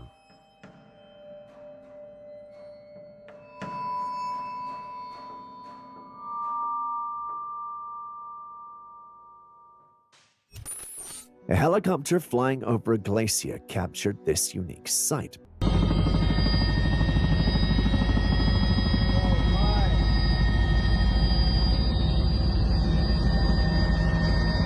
Looks like dirt or something closer to that coming out of the glacier, doesn't it?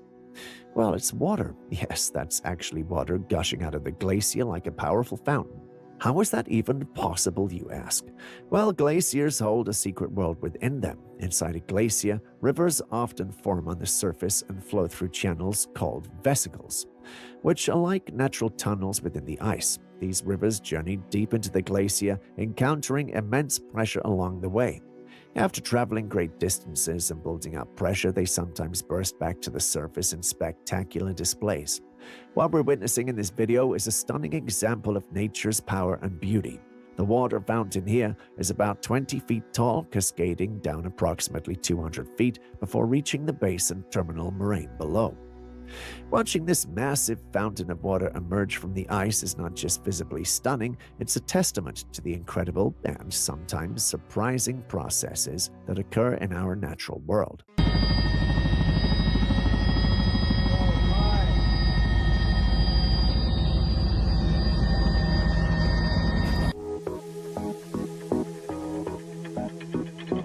This is the third thumb. So it's a flexible thumb that's controlled with two motors that's worn on the wrist. On my left foot is doing this movement, so it's pulling up and back, and it's proportional, so I can go fast or slow. And then my right toe is doing this, pulling across. Scientists are now suggesting that we might need an 11th finger, which they're calling the third thumb. That's right. They think our human bodies aren't perfect as they are, and we need some modifications. This fascinating invention comes from a team of researchers at Cambridge led by Professor Danny Claude and Tamar Markin. The third thumb is a prosthetic device designed to be worn on the side of the hand, providing an extra digit to assist with various tasks like gripping tools, playing musical instruments, or even typing faster. Think about it. How much could our daily lives change with this added dexterity? For example, holding a coffee cup while typing an email or using a smartphone more comfortably. The idea of augmenting our bodies with extra parts is both thrilling and a little intimidating. Would you be up for trying out a third thumb?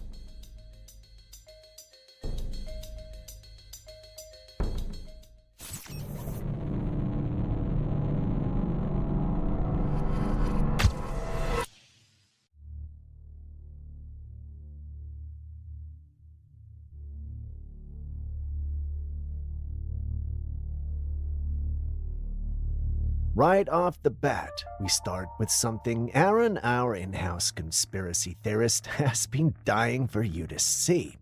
Oh, not literally, but you get the idea. Not sure if you noticed it, but if you were paying attention to the capture, a dark gray cloud, or at least something that looks like it descended from the sky towards the car before changing direction and moving towards the woods. The individual who uploaded this clip online believes it may be some paranormal entity, but after watching the clip for a while, well, I'm not exactly sure if that's what we're dealing with here. Julius, our in-house science whiz, believes it's poor video editing based on how the thing looks, and some members of the team, well, aren't having it. Let's just say the team is divided on what this might be. You've seen the clip. What do you think we're dealing with here? Let's hear your thoughts in the comment section.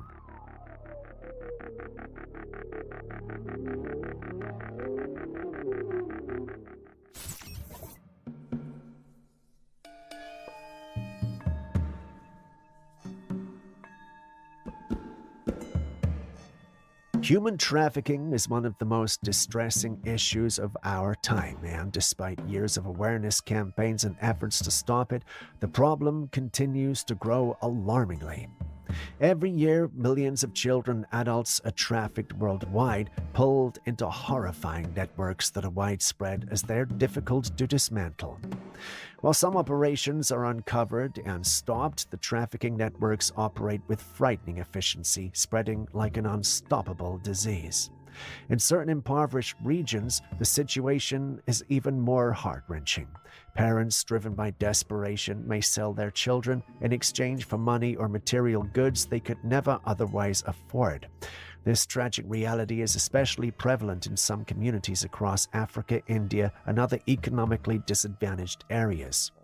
What's even more concerning is the role of developed nations like America, which remains one of the largest consumers of trafficking operations. The demand fuels the supply, perpetuating this cycle of exploitation and despair. One harrowing example involves a man who, while driving home, noticed a suspicious van in front of him. His instincts told him something wasn't right, so he followed the vehicle at a safe distance and called the police. When authorities arrived and inspected the van, they made a grim discovery: people being trafficked inside. Traffickers often rely on ordinary citizens ignoring suspicious activities, and it's up to all of us to remain aware, report unusual behavior, and educate ourselves about the signs of human trafficking. Together, we can take small but impactful steps towards eradicating this inhumane practice.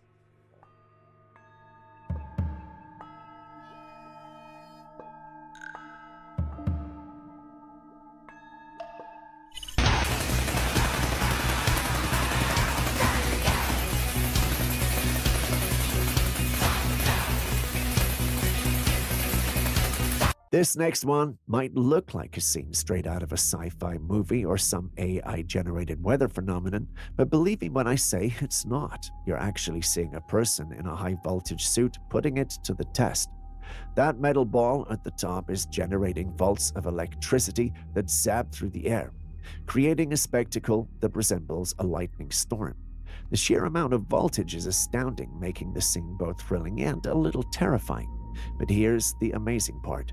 Thanks to the incredibly efficient suit, the person inside is perfectly safe. She can walk around and even touch the zaps of electricity without any harm coming to them.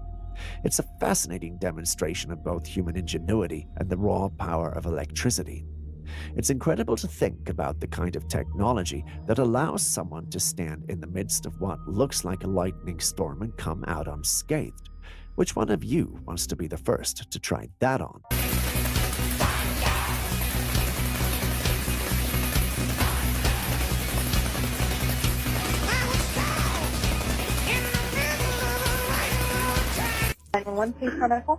Yes, I've been attacked by a man in the woods while I was hunting. Please send the police to my location immediately. I cannot stay on the phone.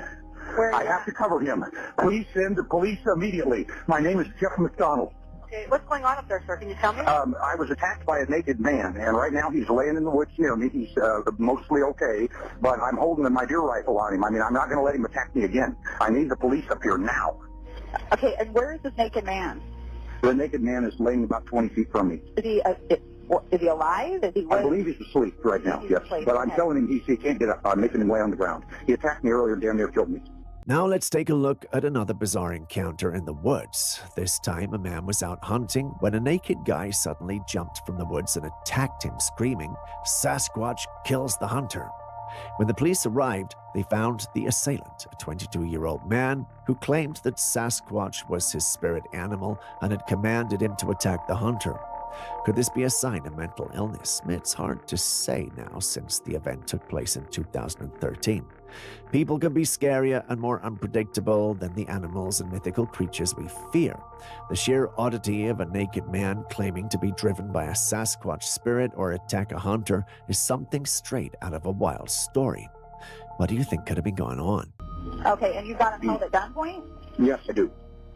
This is a real emergency. I need real police in the quick. I understand that. Okay. Because I only have one option here, and you know what it is.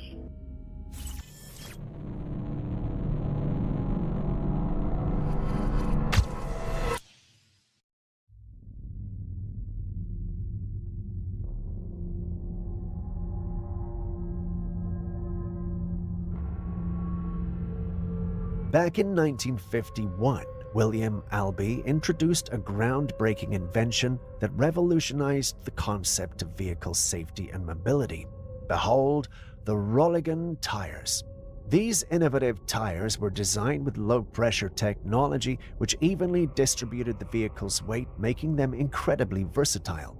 They could traverse virtually any terrain with ease, from soft sand to rugged surfaces. What made them truly remarkable, however, was their ability to move over fragile objects or even humans without causing harm. The genius of the Roligan tire lay in its ability to cushion the weight of heavy vehicles, ensuring that whatever was beneath it remained intact. While these tires never became mainstream, their design demonstrated incredible potential for improving safety and adaptability in vehicles.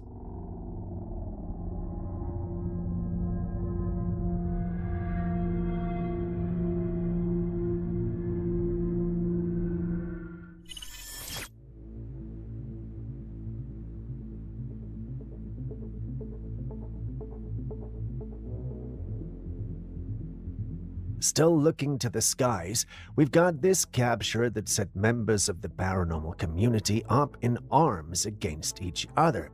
Do you have any idea of what this is or what we're looking at? No? Well, the individual who shared this clip allegedly came across the site one evening. He looked up and saw some weird figures flying in the sky. Worried and a little bit confused, he started to record, hoping to capture enough evidence of what he had seen. The evidence is what you see on your screens, and everyone who's seen it believes he might be dealing with a gargoyle or something along those lines. Looking at it, at first glance, well, I thought so too, but after watching it over and over, I noticed something odd about the clip. The wings of the creature, they don't flap in a natural way. Don't come at me here, okay? But it's almost as though the whole thing is CGI and not necessarily real. I know I sound like a Julius right now, but let's hear what you guys think about the whole thing.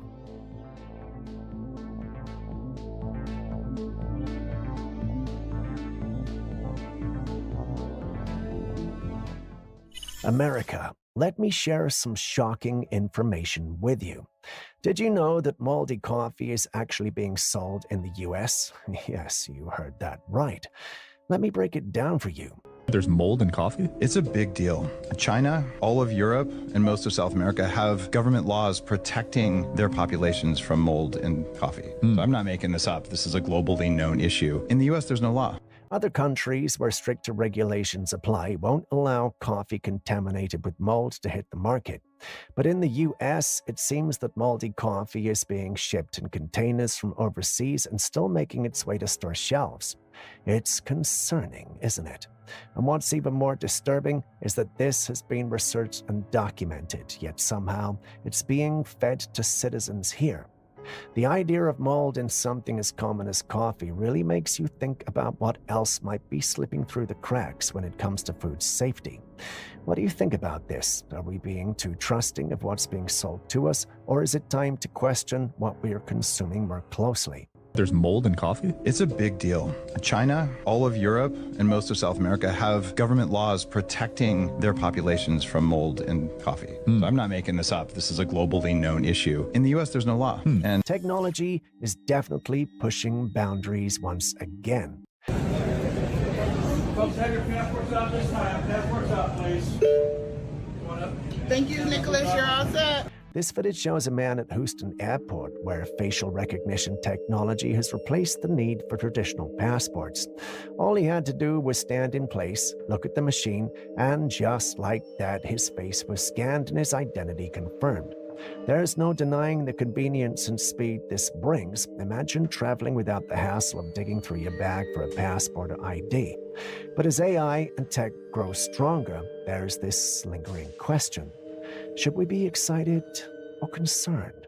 On one hand, it's incredible to see how far technology has come, making processes smoother and more efficient.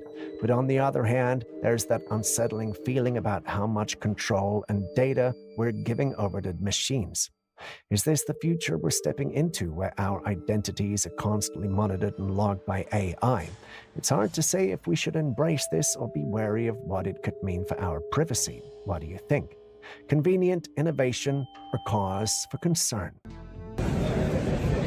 Folks, have your passports out this time. Passports out, please. Thank you, Nicholas. You're all set.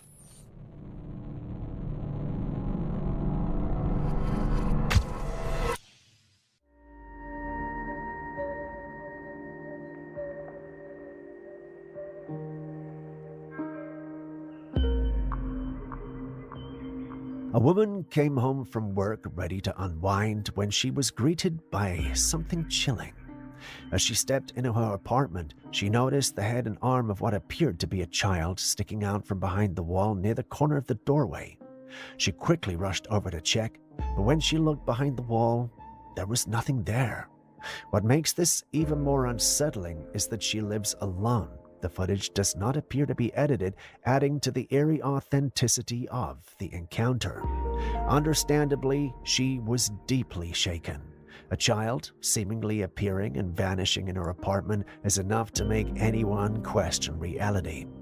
The big question remains, was this an entity manifesting as a child, or could it be the spirit of an actual child?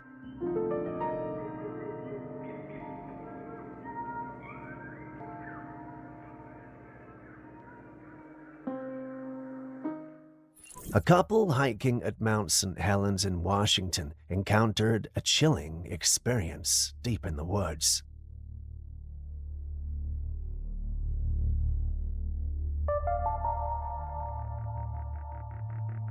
They were walking along a path surrounded by towering trees, and they suddenly became the targets of rocks being hurled in their direction. They immediately decided to retreat, but not before the husband snapped a few pictures, hoping to identify the source of the attack.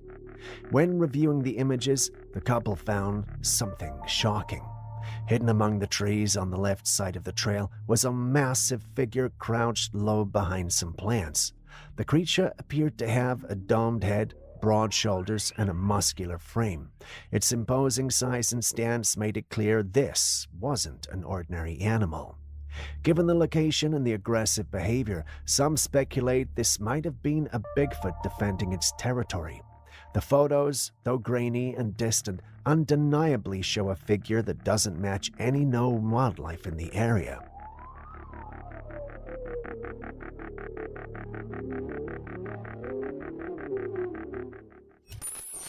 Lenny G., a well-known artist, was driving home one night when something strange happened. Bro, what am I hearing on my radio? This shit creeping me the out. Nigga.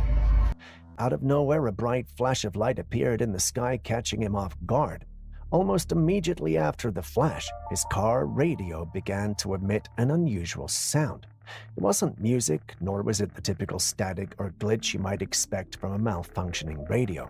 It was something far stranger, an eerie, almost unidentifiable noise that left him unsettled. Could this bizarre radio interference be linked to the flash of light? Was it perhaps a form of alien communication or something else entirely? The timing between the flash and the radio's strange behavior is too curious to ignore. What do you think? Is there a connection between the two? And could Lenny have experienced something otherworldly that night? Bro, what am I hearing on my radio? This shit creeping me the out. Nigga.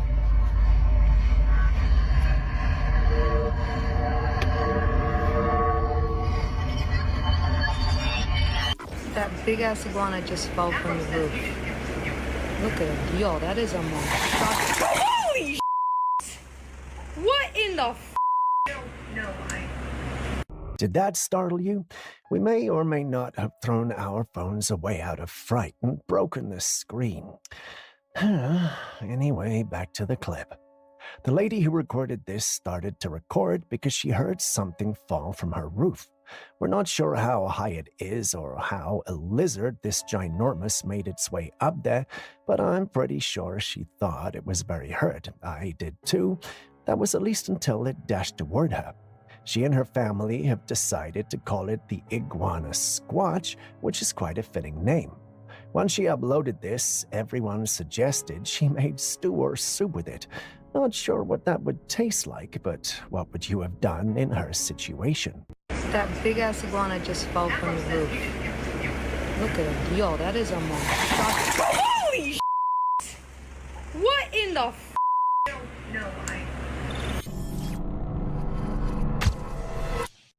AI sentience is not a joke. We might have been having a lot of fun with it, but there are a few telltales that just keep reminding us that these creations might be more aware than we think. A woman had taken a simple picture of a living room, her dog sitting on the couch like usual. Out of curiosity, she ran the image through an AI tool that stretches pictures, expecting nothing more than a distorted version of her original photograph. But when the AI was finished, something unbelievable happened. There on the couch was something else, a woman, her mother. Now here's where it gets eerie. Her mother had passed away, and just moments before running the photograph through the AI, she had been talking about how much she missed her. Then suddenly, when the AI altered the image, it added her mother back into the picture. This completely freaked her out. Looking at the side-by-side images, everything was exactly the same, except now her mother was there. Some people think that the AI might have scanned her phone, found an old picture of a mom, and inserted it into the image. They state the AI probably picked up on the audio, stating how she missed her mom. It sounds like a nice gesture if true, but even that is unsettling. It makes you wonder if these AI tools are truly listening and how much info they're consuming. Maybe we should all be a little more careful about what we see around our devices because, well, who knows what they're really picking up.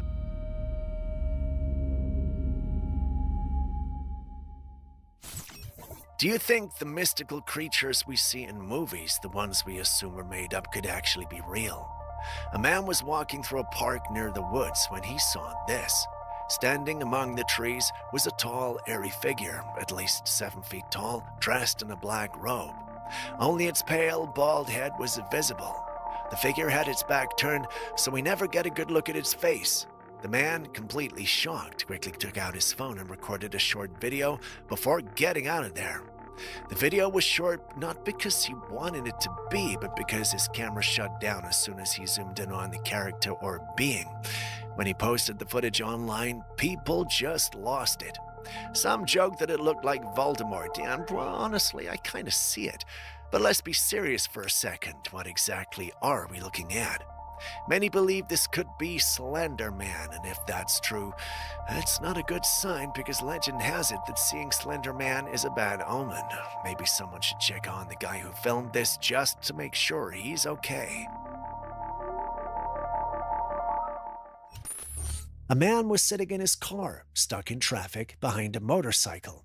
As he glanced over, he noticed something strange reflected in the motorcycle's mirror. There, he caught sight of a very pale face. Only part of it was visible, showcasing the forehead, a pair of arched eyebrows, and one eye peering out. The striking resemblance reminded me of Michael Jackson. As the vehicles finally began moving along the road, the man filming spotted a large poster. To his shock, the face on the poster matched exactly with the one he'd seen in the motorcycle mirror. It was the face of a woman who had passed away not long ago, her expression hauntingly beautiful and eerily similar to the reflection. This coincidence has left many wondering if this could have been the woman's spirit. What do you think?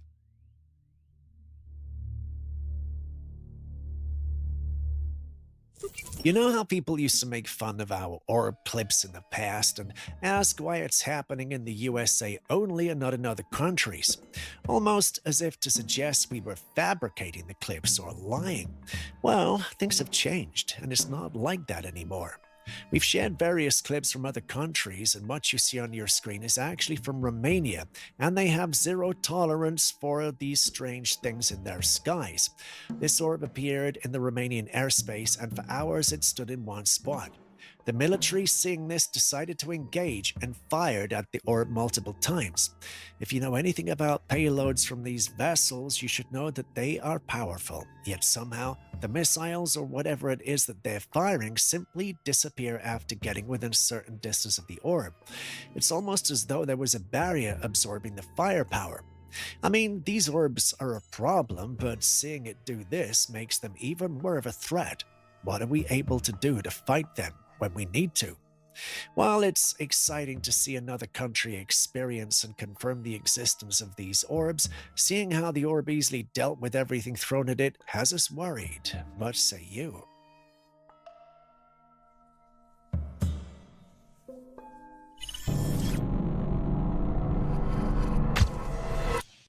This footage was taken on the night of August the 9th in Argentina when a woman noticed something strange in the sky. At first, it just looked like a storm passing through. The sky was flashing with different lights, almost like a natural weather phenomenon. But then, well, watch closely. As the sky lights up blue, something zooms by very fast. It's barely noticeable, but if you slow it down, it's there. At least, that's what the person who recorded this believes. She states that it's more visible in person than in the clip. Sincerely, it's hard to see, but there does appear to be something in the sky when it flashes blue. Personally, not sure if I'm seeing things because, well, I want to see them badly, but let's hear your thoughts on this.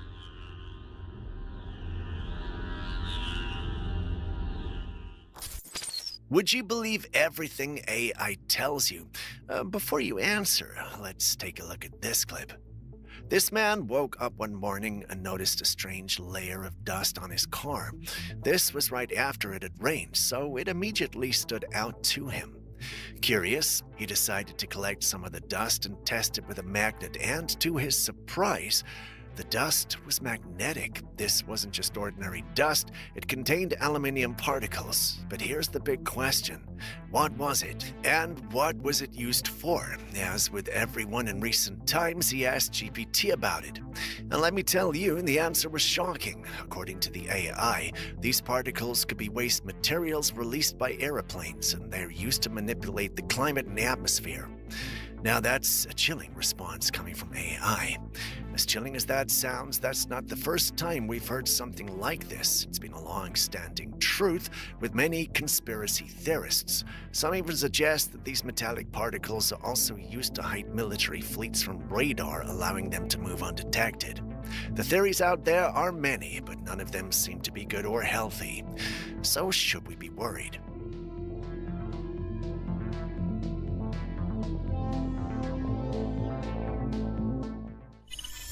What do you see when you look at this? The individual who uploaded this thinks it's nothing more than a juvenile Bigfoot climbing. Look at it.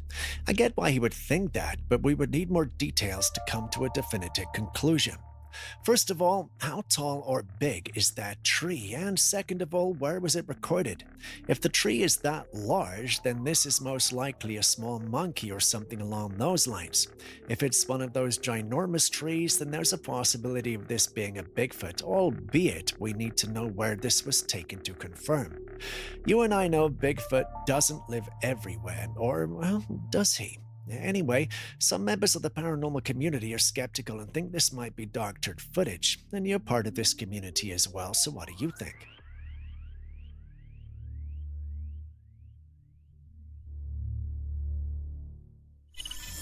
A man was camping alone at a work site where he was overseeing a team of workers. On this particular night, however, he found himself completely alone in his tent. As he settled in, he noticed a shadow outside of the tent peering in at him. Initially, he assumed it was one of his workers returning to the campsite. However, as he looked closer, he realized with growing alarm that what he was seeing was not human at all. In a state of disbelief, he quickly grabbed his camera and zoomed in to capture the mysterious figure. To his surprise, the figure appeared to be humanoid, but its skin had an unusual bluish hue.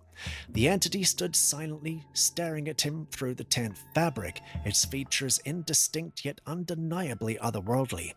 Fear surged through him, and he instinctively began to pray, convinced that this apparition might just be a jinn. It looks almost convincing, but this footage seems like it was edited. The whole thing feels staged, but I could be wrong.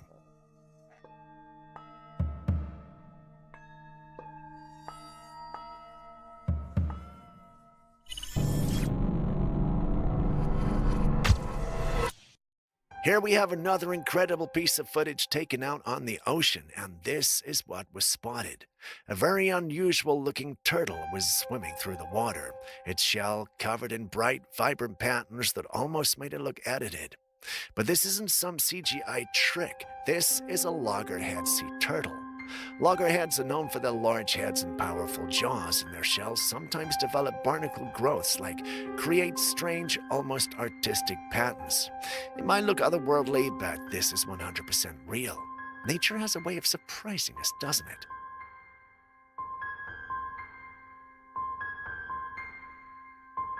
There's been a lot of chaos happening around the world lately, and thanks to the internet, we get to see everything unfold in real time.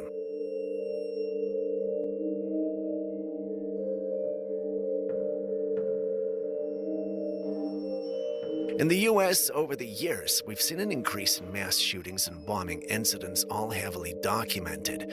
Because of this, a lot of people feel a sense of fear when going out to crowded places, always wondering if something bad might happen. A recent incident at a Dallas cheerleading convention perfectly shows how deeply this fear runs.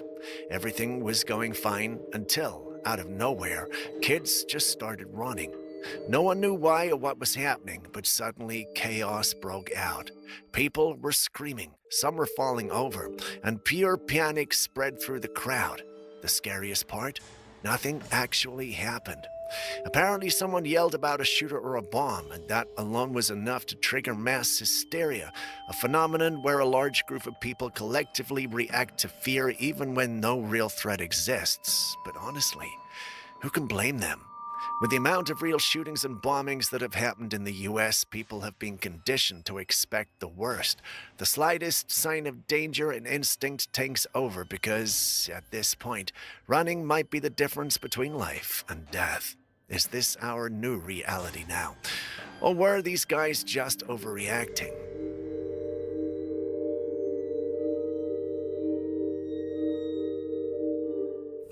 And while you wrap your head around that, tell me what you think about this capture. It was taken on the 21st of December 2024 in Oregon by a DoorDasher. Wait, is that what they're called, or did I just make that up? Yeah. Anyway, after attending to routine deliveries, the individual spotted flashes of light in the sky in an unusual way. Intrigued, he recorded and uploaded it online for people to share their opinions.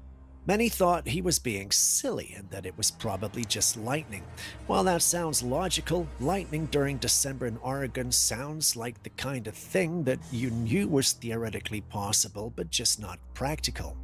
Many who belong to the paranormal community, however, felt that this had to be something there, something paranormal. Even some made a bold claim that the light was probably coming from inside an alien spaceship. They added that it could be malfunctioning, which is why we're seeing what we are seeing.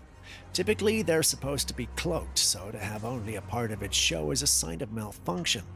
I know some of you may be thinking that we're reaching with this one, but please just think about it again.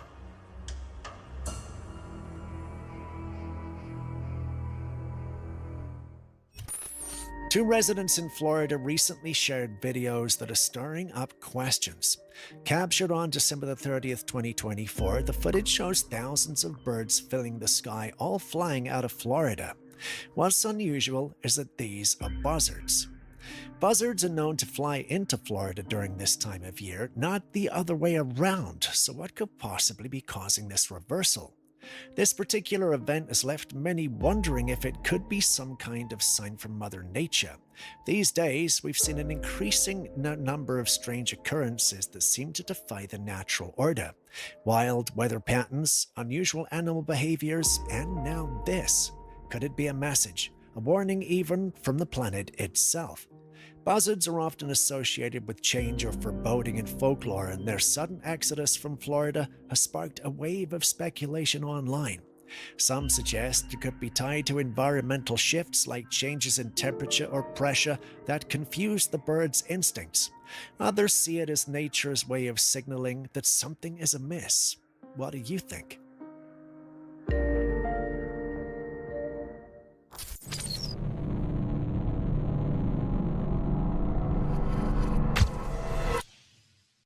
This looks very odd.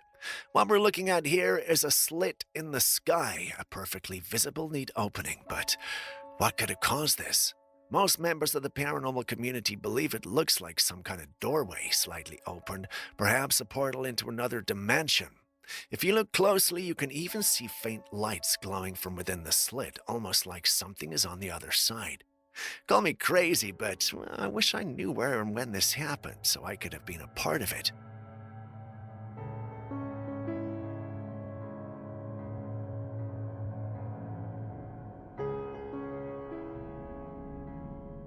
Imagine you're driving with your family and you spot this cool-looking thing in the sky.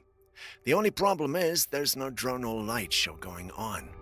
This shouldn't be there, but somehow it is. That's exactly what happened to the family that recorded this. They kept guessing and trying to understand what they were seeing, but none of the answers were remotely accurate, at least according to the paranormal community. They believe this is part of Project Bluebeam. For the sake of our new viewers, I will go over what Project Bluebeam is again. It is a conspiracy theory suggesting that NASA and the United Nations are planning to stage a global event using advanced holographic technology to create a false religious awakening or even a fake alien invasion. The theory, popularized by journalist Sergei Monast at the 1990s, claimed that this staged event would be used to manipulate the masses, ushering in a new world order and establishing a single global government. Supporters argue that high-tech mind control and artificial holograms will be used to deceive people into believing in a new universal religion. Sounds like a lot, but with all that's been happening recently, people are starting to think there might be credibility to this after all. What say you?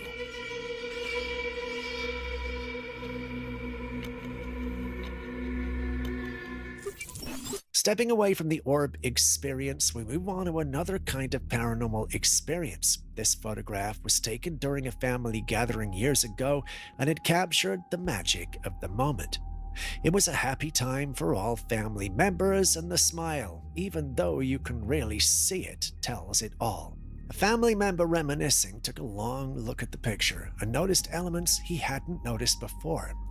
There was actually a translucent figure in the background, and after enhancing the photo a little to make the figure more visible, this is what we ended up with. Some say it's a monster or something along those lines. When I look at the image, however, I see an older man with a tie on. Don't ask me how, but that's just the vibe it gives me. Another team member who saw this image thinks it's a reflection of the individual who took the photograph. When you think about it, that seems very plausible. We could both be wrong through our interpretations, and it could be nothing but pareidolia. But you've seen the image, so what do you think?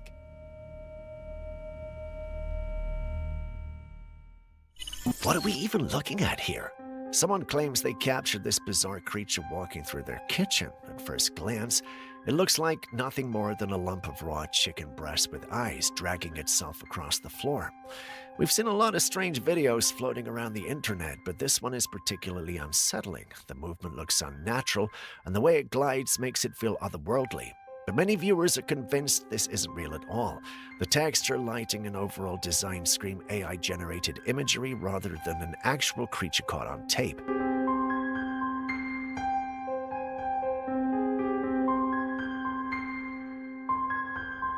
And with that, we end today's episode. Thanks for staying with us. Before you go, are there clips and videos you think we should have featured by now that we haven't? Well, the good news is you can share them with us and we'll post them crediting you. Please send any such footage, including ones you recorded yourself, to us via classifiedcaptures@gmail.com. We'll do our thing and include it in our next episode. We can't wait to receive what you have. My name's Steve. This has been Classified Captures. Share this with someone you love, and I'll see you on the next one.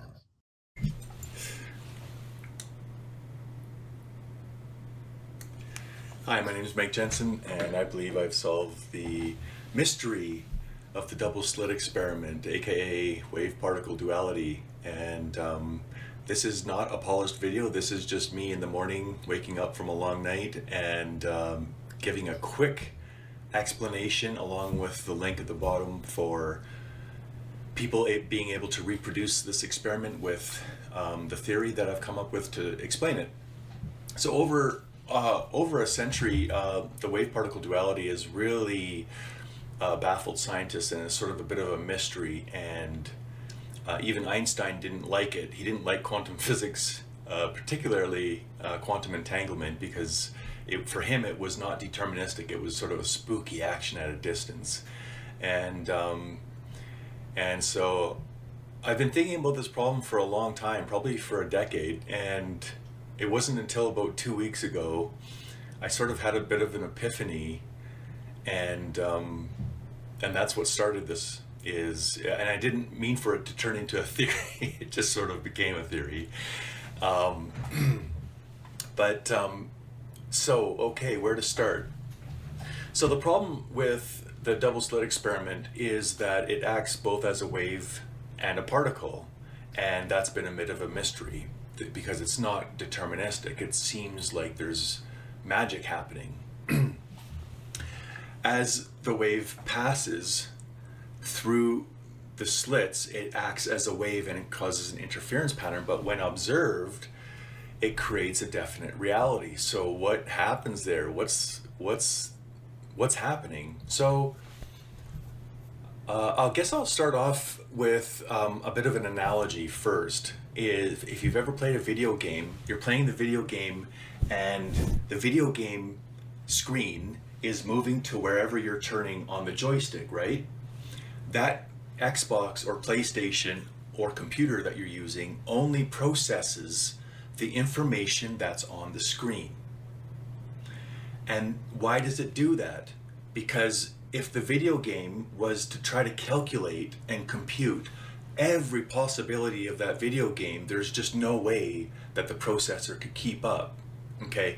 And it turns out that our physical reality, our three-dimensional reality, works exactly the same way. So that begs the question then, well, how does reality make reality not reality? How does it defer all the rest of reality that's not being observed? And that's the key.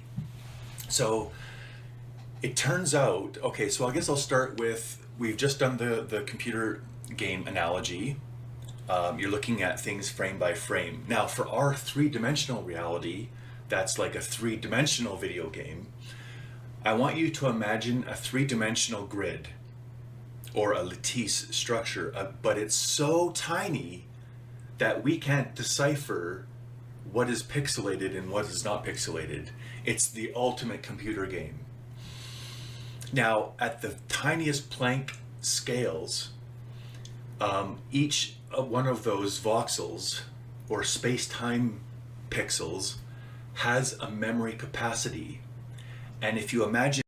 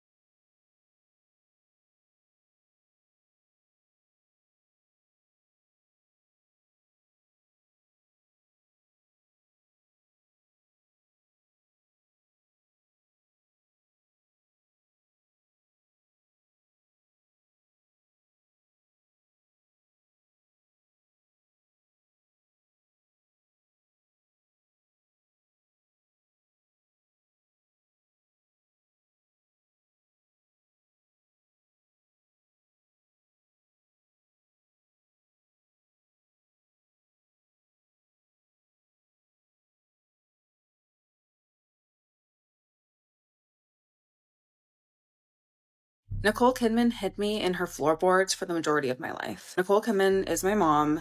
Bill Gates declares the end of the smartphone era and unveils its surprising replacement. Replacement? No more smartphones. What's he going to replace it with? Electric tattoo. Breaking news, hold on a second. What are the UK government actually planning to do? It's saying on the government website, a mass fatality resilience capability lot 2.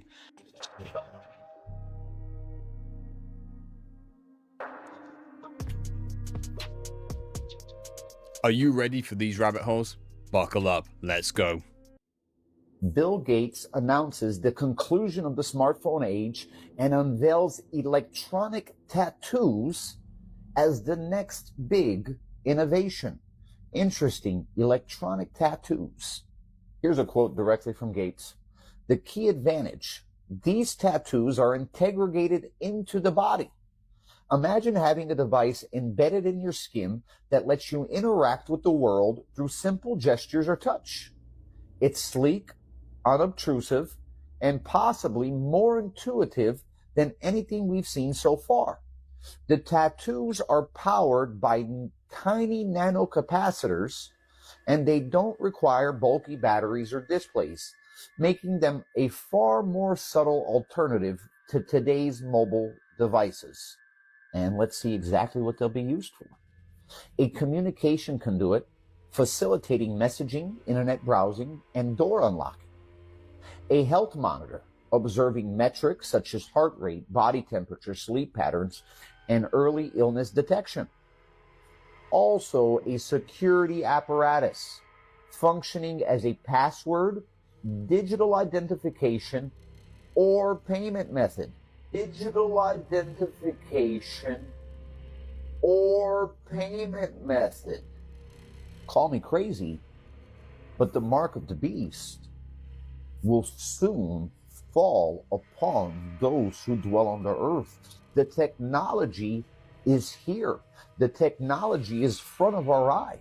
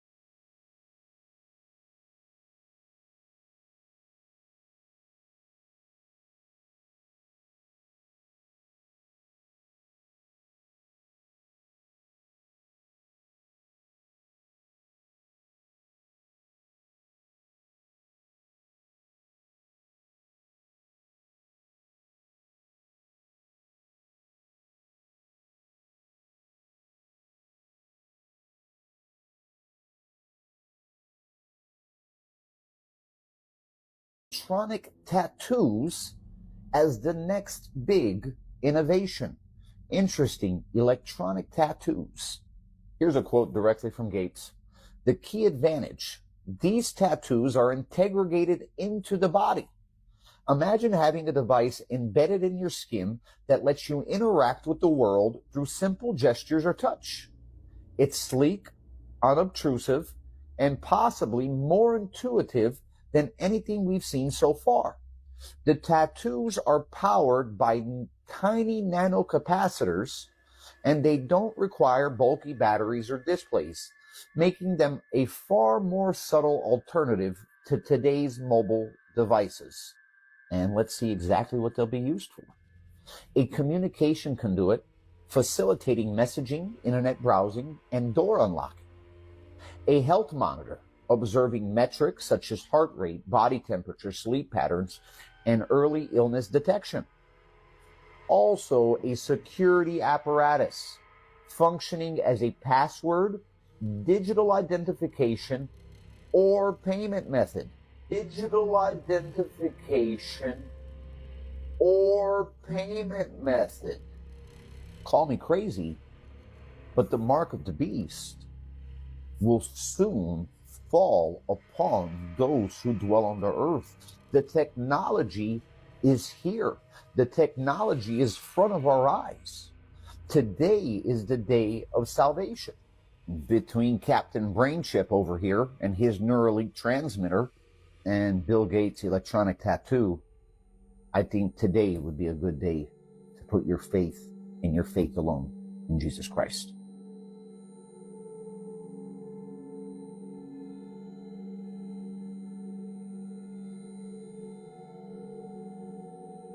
Nicole Kidman hid me in her floorboards for the majority of my life. Nicole Kidman is my mom, and I grew up without anyone knowing who I was because, yes, I was hidden in the floorboards. This is, again, one of those things that you grow up thinking is normal, but then later on in life you find out is really not. I had a good life in the floor. I had nannies. I had great food. I had a beautiful place to sleep. You think the darkness is your friend?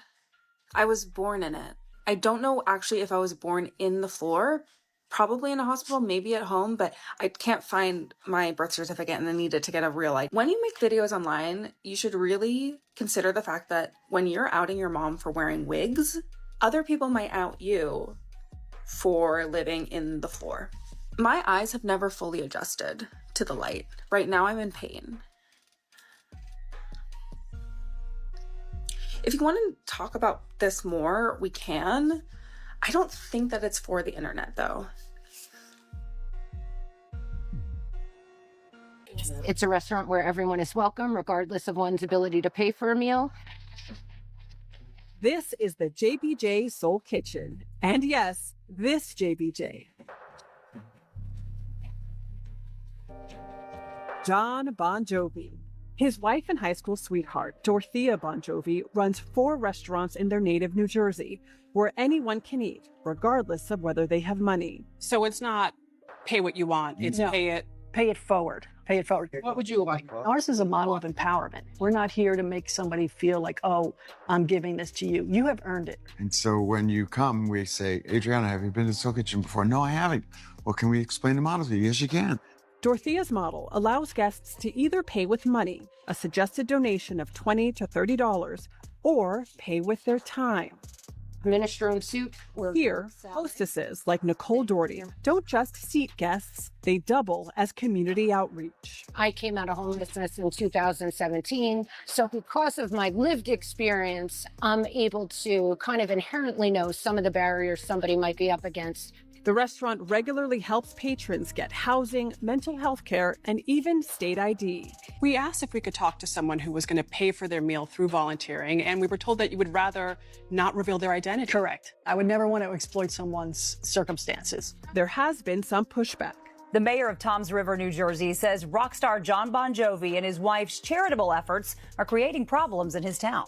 The criticism was that a temporary lunch location at this library attracted unhoused people. We did a pop-up in a library. We're giving folks lunch. That's all it is. Soup, salad, sandwiches, easy stuff. Statistically, we have not increased the number of unhoused people in Toms River, and they actually have seen a 48% increase in unhoused people from last year to this year. So I would just say that it's just unfortunately part of the economy. Every year, the couple hosts an appreciation party for their volunteer staff, who work as servers, bussers, and dishwashers, like Hugh Daly. It is the best part of my day. I walk in and there's a big stack of dirty pots and pans, and I'm happy.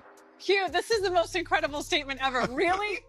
My mother, God rest her soul, would not believe it, but yes, it's a fun place to be. Always #1 on TripAdvisor. And we were the best of the best, not just in New Jersey, but in the U.S. What? Rated restaurant. Celebrity-run restaurant? No, every restaurant. Any restaurant. Any The restaurant. charitable aspect Yes. of it. No, not the charitable aspect, because I think it's every restaurant. Can't be. As married couples do, they sometimes disagreed on the details, Tessa, We need clarity. where's Tessa? but figured it out in the end. Yeah, but is it as celebrity restaurants or under foundation work? Or just restaurant?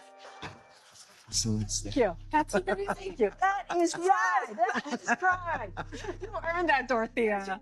They are indeed the highest rated restaurants on TripAdvisor in 2 of the towns where they're located, and they made TripAdvisor's Best of the Best list in 2023, putting them in the top 1% of reviewed businesses nationwide. That success is due in part to classically trained chefs. We love what we do more than anything. Like Emily Yossi. What is it like knowing that John Bon Jovi and his wife Dorothea are fueling this? Do you see them come?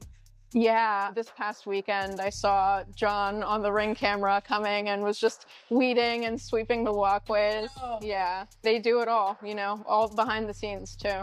The Bon Jovis say they're paying it forward because they've been so blessed. Did your kids inspire this in any way? If anything, Dorothea is an inspiration to our kids. How does that feel? That's nice.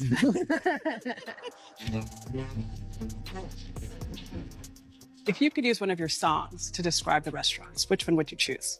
Who says you can't go home? I've been everywhere there is to be, and all you wanted to do is come back to where you're from and be a part of that. Started off pretty dark there, but hey, at least it ended on a laughter note. How this business model actually works and how it stops people from exploiting it, I have no idea. But a positive is a positive. These days, I'll take what I can get, especially with all the dark stuff we cover here on the channel. And trust me, we can expect things to get a little darker, a little weirder, and a whole lot crazier from here. We're jumping into our first segment of the day, starting off this compilation with some of the internet's breaking news stories. So, are you ready to check out the first rabbit hole we've got in store? Brace yourselves. Let's find out.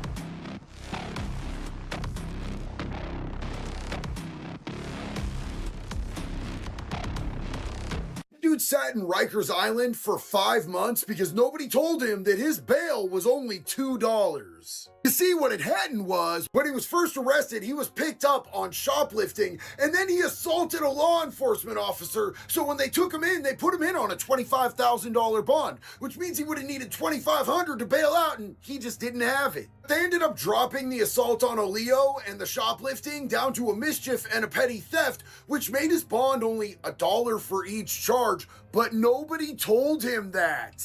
And it's crazy that they didn't tell him, but I'm not surprised because when you assault a cop, they don't like that too much. I'd be straight up, I was this dude. What do y'all think? Let me know down in the comments. Is there going to be a war in Venezuela?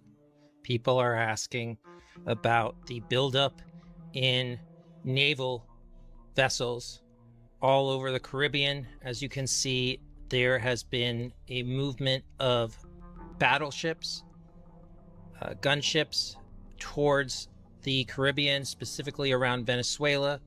Maduro, the Venezuelan president, has said that he would declare a republic in arms if U.S. forces in the Caribbean attacked his country.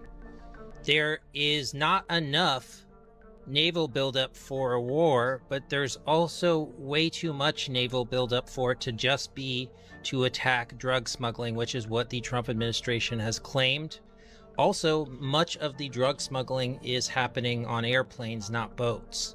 So the explanation they've given does not add up. The assets are not proportionate to what they're claiming. Breaking, sickening news as a woman has been arrested following the death of her newborn baby. The details of this are disturbing, so viewer discretion is advised. So a University of Kentucky student and athlete was arrested after the body of an infant she recently gave birth to was stuffed inside of a garbage bag and tossed inside of the closet.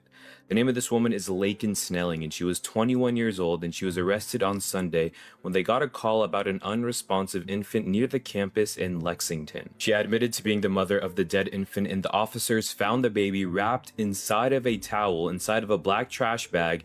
She's a senior at the university, and she's been part of the cheerleading stunt team the past 3 years, and she soon will appear before the judge. I mean, what a sick and twisted world. The thought process that goes behind something like this, I just cannot even comprehend. There's no point trying to rationalize the other options this woman had because she chose anything but doing the right thing.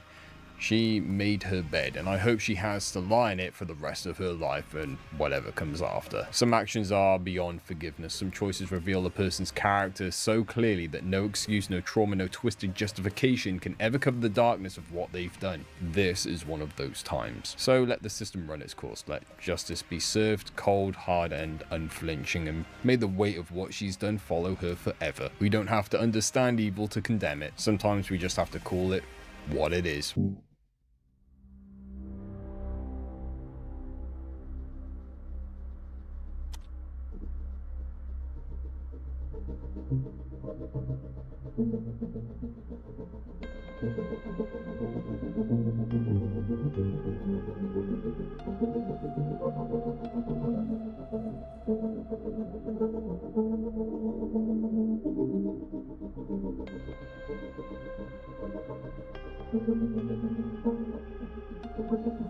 Yesterday I learned something new and it's incredibly upsetting, but my opinion on it is going to be controversial. So, for all intents and purposes, this video is for entertainment purposes only. The controversial opinion that I have that I need for you to chime in on, please leave a comment, is: was psychiatry invented to lock away psychics? This one is going to be for anyone that believes in intuition or an empath. The first thing that you learn when you're learning about what an empath is, learning how to control your abilities, is creating the discernment between your feelings and the feelings that you feel that actually belong to other people.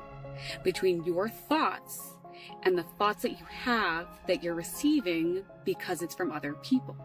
You need to grow the discernment between what is happening actually to you as you're a single being, and how you're being influenced with thoughts, feelings, emotions of others that are not you. Now, most of you, the reason why you're an empath is because you had to turn on this skill as a survival skill when you were a child. It was so that you could guess everything that you possibly could that would be happening next. So you could be prepared, so that you could be safe. Like your empathy became your superpower because you could literally feel other people's feelings before they even walked into the room. Now, this is the upsetting part. Apparently, psychiatry calls people psychotic and schizophrenic when they claim something called thought insertion. This is the belief that you have someone else's thoughts in your head. They have been locking people up since psychiatry began who are psychics because they feel what other people are feeling. They can think what other people are thinking if they tune in. And they've been locking them away for hundreds of years, calling them psychotic and schizophrenic. Holy shit.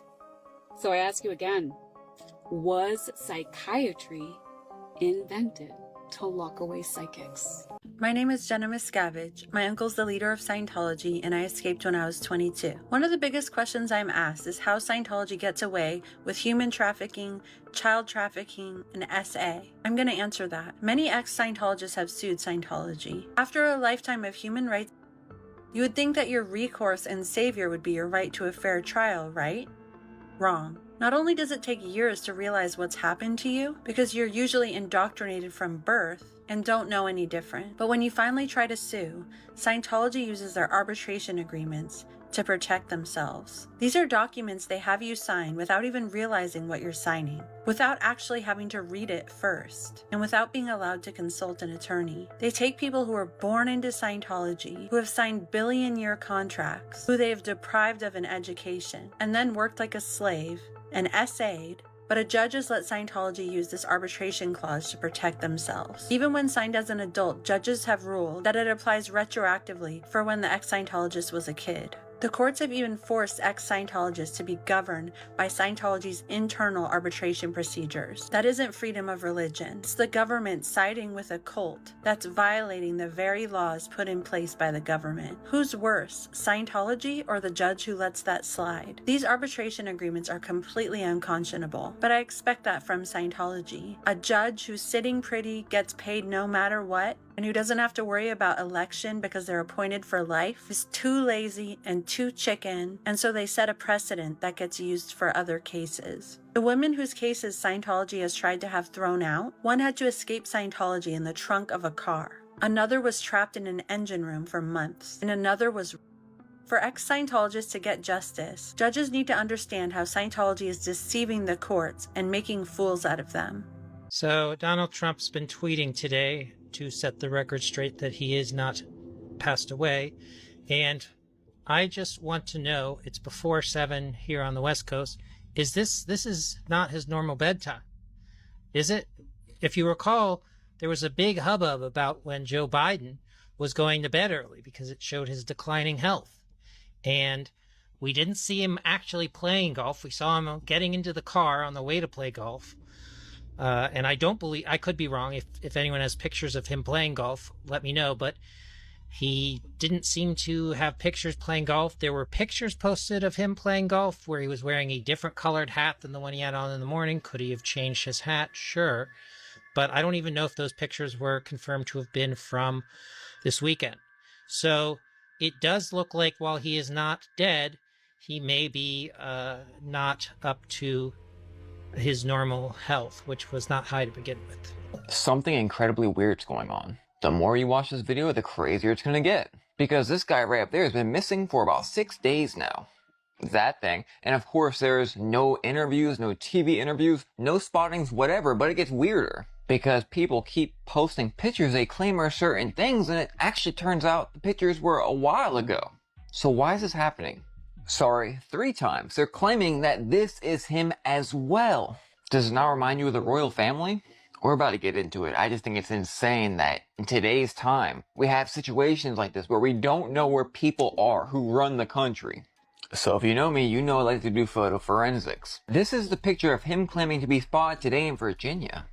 First thing to note, that floor is from Mar-a-Lago, not Virginia. Second, all AI processors said it was not an AI image. But look how just dark the lines are, especially on that mirror. That up there is what it's supposed to look like when it's an actual image. It's supposed to be natural and faint lines, not dark ones. I mean, honestly, that's kind of pointless. I could have showed you this first, because the metadata of this image shows that the base layer of the image was 2022. Now you'll say, oh, that's not Trump from 2022. We know that. The base layer of a CGI photo, meaning the base layer, the background, whatever they used first to put over new pictures, was 2022. It was also edited on an Apple computer. They're like, oh, he was spotted. And enhanced, that just does not look like him. And by the way, I'm making no allegations here. TikTok. Now, Grok claims the picture's from May 29th, 2024. But the weird part, the image will not show up anywhere online besides just a few hours ago. So what's Grok talking about? Grok is probably noticing one of the elements or the pieces of the picture and is claiming that's the whole picture. But again, in what world is this kind of stuff necessary?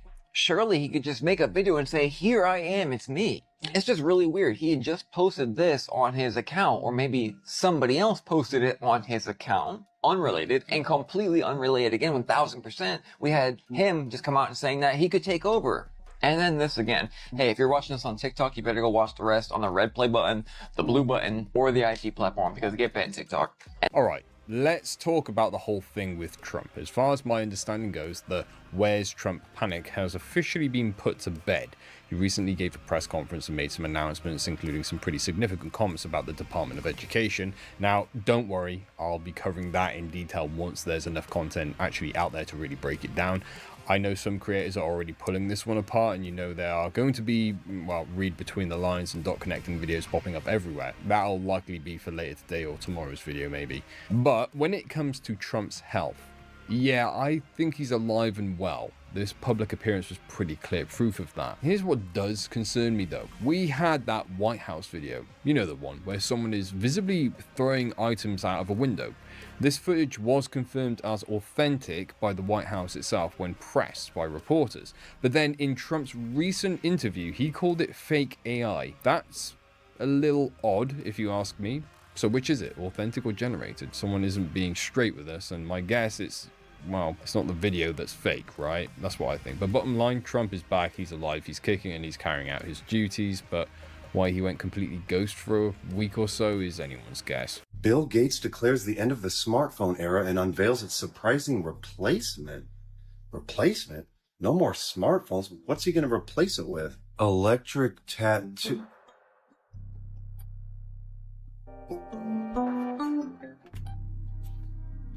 Wait a minute.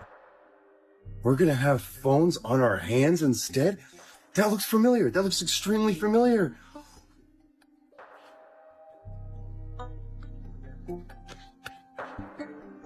Yeah, I'm good.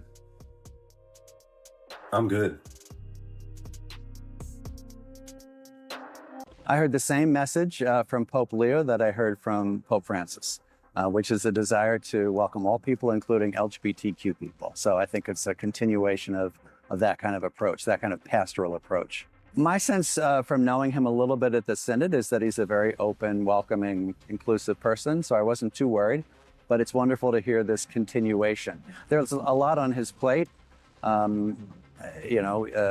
Ukraine, Gaza, Myanmar, Sudan, places like that are high on his priority list.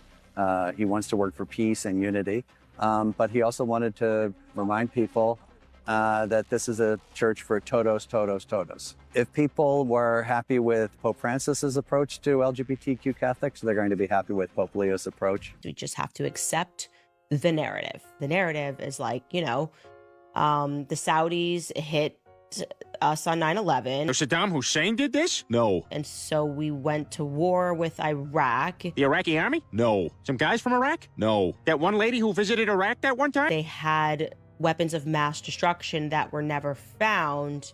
And so we went to war with Afghanistan. And that makes perfect sense. Yeah. No, Peter, Iraq had nothing to do with this. It was a bunch of Saudi Arabians, Lebanese, and Egyptians financed by a Saudi Arabian guy living in Afghanistan and sheltered by Pakistanis. So you're saying we need to invade Iran? In breaking news, a husband is reportedly dead after his extra-large wife fell on top of him and was unable to get up on her own. The woman reportedly fell on top of her husband and wasn't able to get up and ended up having to call the neighbors to come over and get her up off of her husband, who suffered a cardiac arrest under the weight of his beloved bride. They called 911 and paramedics arrived on scene, but apparently it was too late to revive him. Survival tip of the day, gentlemen, never marry someone that you can't pick up. And new Sober Not Soft gear is available now. There's a link in my bio. What a way to go. That is brutal. There are so many layers to this one, but much like an onion, it just stinks. And if we go too deep unpacking this one, it will likely make someone who is sensitive cry. Thank you so much to the 40% of you which have hit that subscribe button and turned on your notifications. You're here at Ground Zero every single day, every time I release a video, which now seems to be twice a day. I'm not sure how that happened, but hey, here we are. Also, for those of you which think you're subscribed, just double check that just for a moment, because it's likely that you're no longer subscribed. So there's been some kind of weird epidemic taking place where people are being, unsubscribed from channels that they want to watch without their consent. So make sure that that's not you. Just have a little look. Morbid Facts, Part 726. Here's a photo of two tourists posing inside the Claw of Death at Chernobyl, a massive crane used to scoop up chunks of radioactive reactor core after the 1986 meltdown. The machine is still so contaminated that standing near it can deliver radiation doses dozens of times higher than a chest X-ray, and its rusted frame is coated in radioactive dust that can cling to hair, skin, or clothing. While a brief picture likely won't cause immediate sickness, the exposure adds to long-term cancer risk, and any contamination they brought home could be far deadlier. It remains one of the most dangerously toxic relics of the exclusion zone, yet people still climb inside it for a photo op. In 2000, a Tahitian man named Fidel Maruhi pulled off one of the most unlikely survivals in aviation history. He stowed away in the wheel well of a Boeing 747 bound for Los Angeles. For 7.5 hours, he endured sub-zero temperatures and near total lack of oxygen, and when rescuers found him, his core body temperature was just 79 degrees Fahrenheit, a level usually considered fatal. But against all odds, he lived, and when asked why he'd risk such a death-defying stunt, he explained his dream was to reach France simply so he could shake hands with soccer legend Zinedine Zidane. Wait till you see the willow tree. Let's do it. Trees are all connected with their roots. When one tree is sick, all the other trees, they all push their nutrients over to the one that's sick so that it may get better and live. Isn't that beautiful? Isn't this beautiful? Let's do some earth magic. Humans are so much like trees. We need that connection. They try to sever it, don't they? Sacred tree, hear my voice and carry this message across all dimensions and every universe. May every human be reconnected with Source, with their true self. Provide protection and guidance to all the cosmic children across the world. Send peace to every culture, to every nation. Tell me the stories of my ancestors. Thank you for being here. Ashe, much love. This is the most effective treatment that's ever been shown in treating the leading cause of death and disability, which is high blood pressure. It also reduces insulin resistance. It can enhance cognitive capacities, and you also see it affecting things like depression and anxiety. It's called fasting, and there's more. Fasting introduces not just a chance to lose weight, it also mobilizes visceral fat, which is the fat around the belly and the organs, which is giving off inflammatory products that's causing heart disease, cancer, diabetes, and many people are maintaining higher visceral fat than what they should be. So I've spent 40 years helping people get healthy, and I can tell you that I think you should be fasting every day. So tell me about that then. But also, isn't the game here just to not eat as much? Well, here's the problem. We live in a world designed to make you fat, sick, and miserable, where 76% of people are overweight or obese, and where people think that health comes from pills, potions, and powders. And yet most of us are ignorant of the proven health benefits of fasting. In fact, if you look at all the chemical changes that happen with exercise, they also happen with fasting. Things like increasing BDNF, a neurochemical protecting the brain from Alzheimer's disease. And what about water fasting? So people that have not been successful resolving their conditions with medications, including patients with polycystic ovarian syndrome, have been profoundly affected by water fasting. And we'll go through fabulous research. But one thing you want to realize is that all human beings have the capacity to fast. Okay, so let's run through the unique selling points versus any other diet or intervention. Let's do it. How's everybody doing? You good? I know the path I'm taking you down isn't easy by any means, but we're almost to the end. So, deep breath and buckle up, because this is the worst one yet. Now, we talked about almost everything that makes you a human being and everything they're doing with those things. But in the world we live in today, almost everything about you can be mimicked. Your fingerprints can be faked. Online, nothing is safe. Not the way you look, not the way you sound, not even your personality. It can all be copied. So what do we got left? Your DNA. Now, the medical benefits in knowing somebody's biological blueprint is pretty much endless.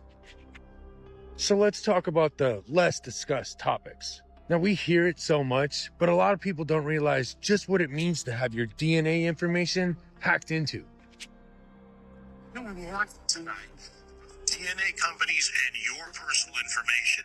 Your DNA information can be sold and weaponized against you. When your genetic data goes out, you pretty much hand these people your whole identity.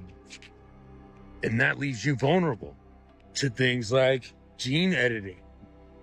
If you've been watching my videos, you know all about that.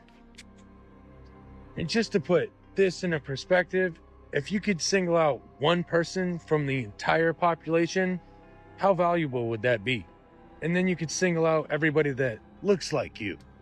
But we're not going to think about that. It's all about the benefits, right?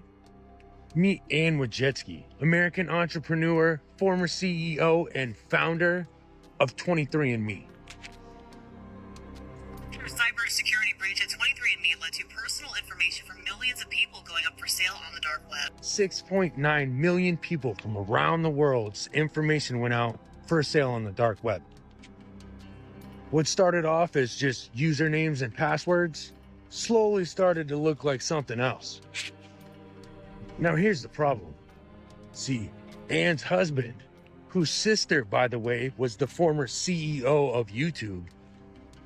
But Ann's husband is this guy, Sergey Brin, computer scientist and co-founder of Google. And see, Ann and Sergey had a good friend, and they even vacationed at his house. And that house was on Little St. James Island. And that friend was Jeffrey Epstein. They were such good friends that it came out in court that JP Morgan saw Epstein as an advisor to Sergey and Larry Page, both founders of Google.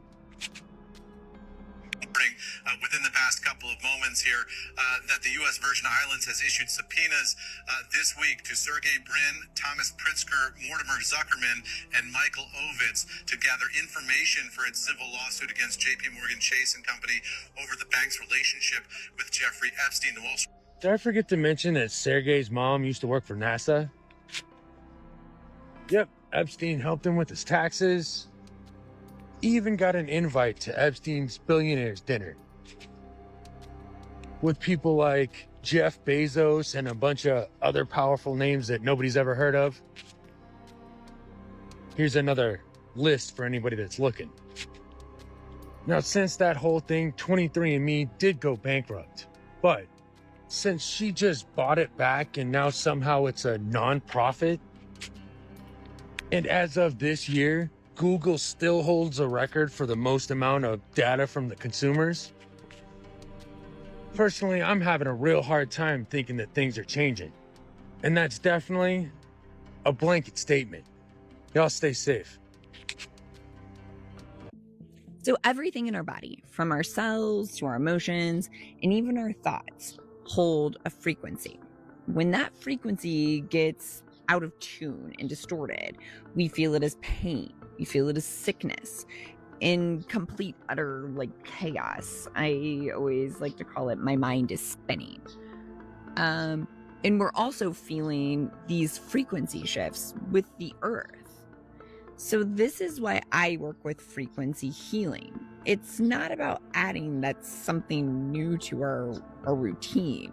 It's about reminding our body of its original attunement, kind of like its original song, let's call it. So, in our home, it's not just decoration, it's literal harmonic conducting, a wheel that tunes my body back to resonance, back to alignment. So when you step inside, your cells will remember. Your nervous system can breathe and all of the noise clears.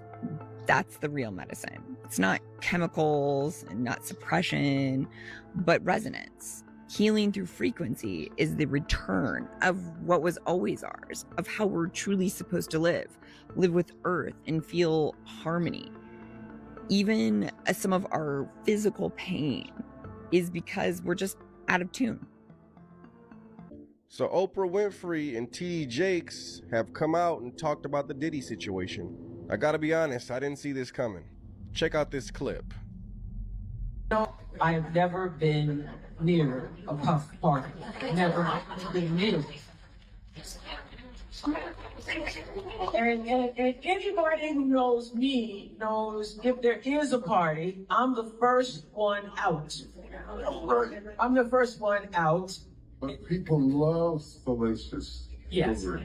Yeah. They love salacious stories. And you can tell them stories about you feeding those girls in South Africa. They don't like hear about that. They don't want to hear about that at all. If you tell them about Puffy's biceps, they want to follow you all the way around the world. And I think it's because we have become so engrossed in other people's lives to keep from having our own. We are drunk off of things that don't matter to distract us from the things that do matter. This evening. Yeah, you understand what I'm saying? I don't. And if you watch the timing of it, the intoxicant always comes out while something big is happening that we need to be paying attention to. And we pay no attention because we are engrossed in counting up something that is salacious and not true.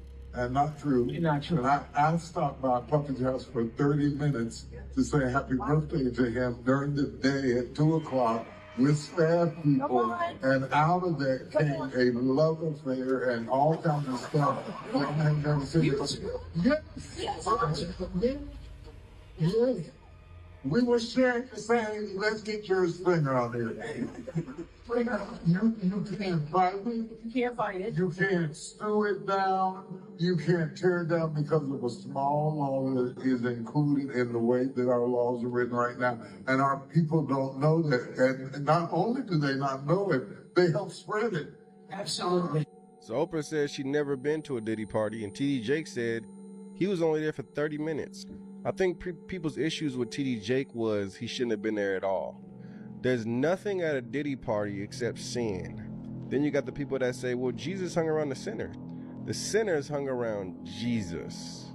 And I don't know if Mr. Jakes was actually at Diddy's party teaching and preaching the word of God.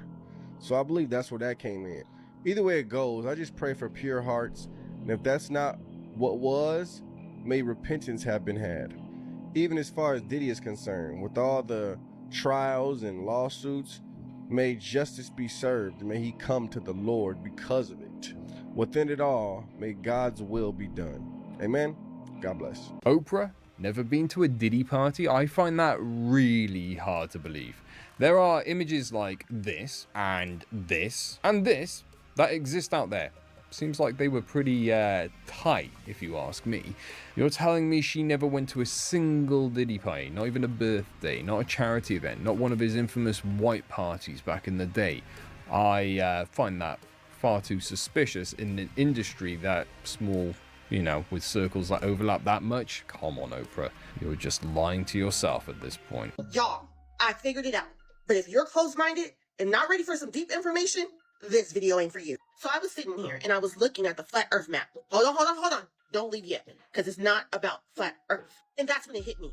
A lot of the land beyond the ice wall have the same names as the gods. Have some Egyptian god names, some Norse gods, and some Greek gods. Now pay attention to how this map looks.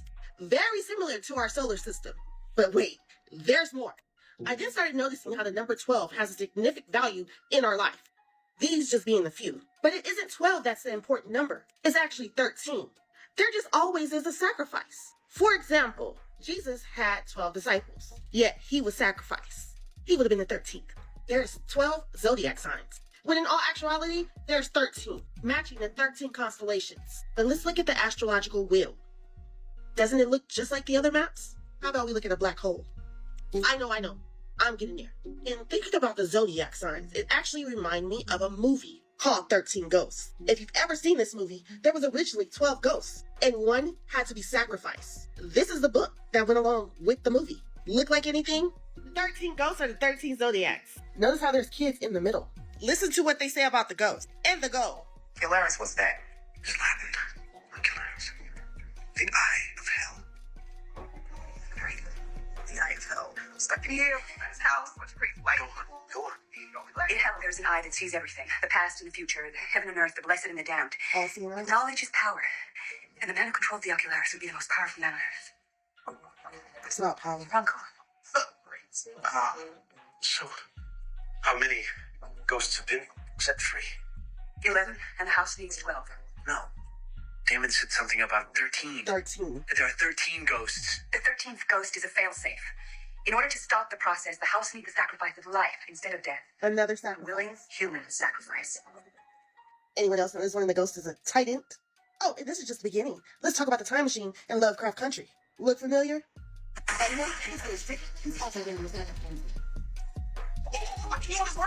Upwards of 60 trillion parallel universes.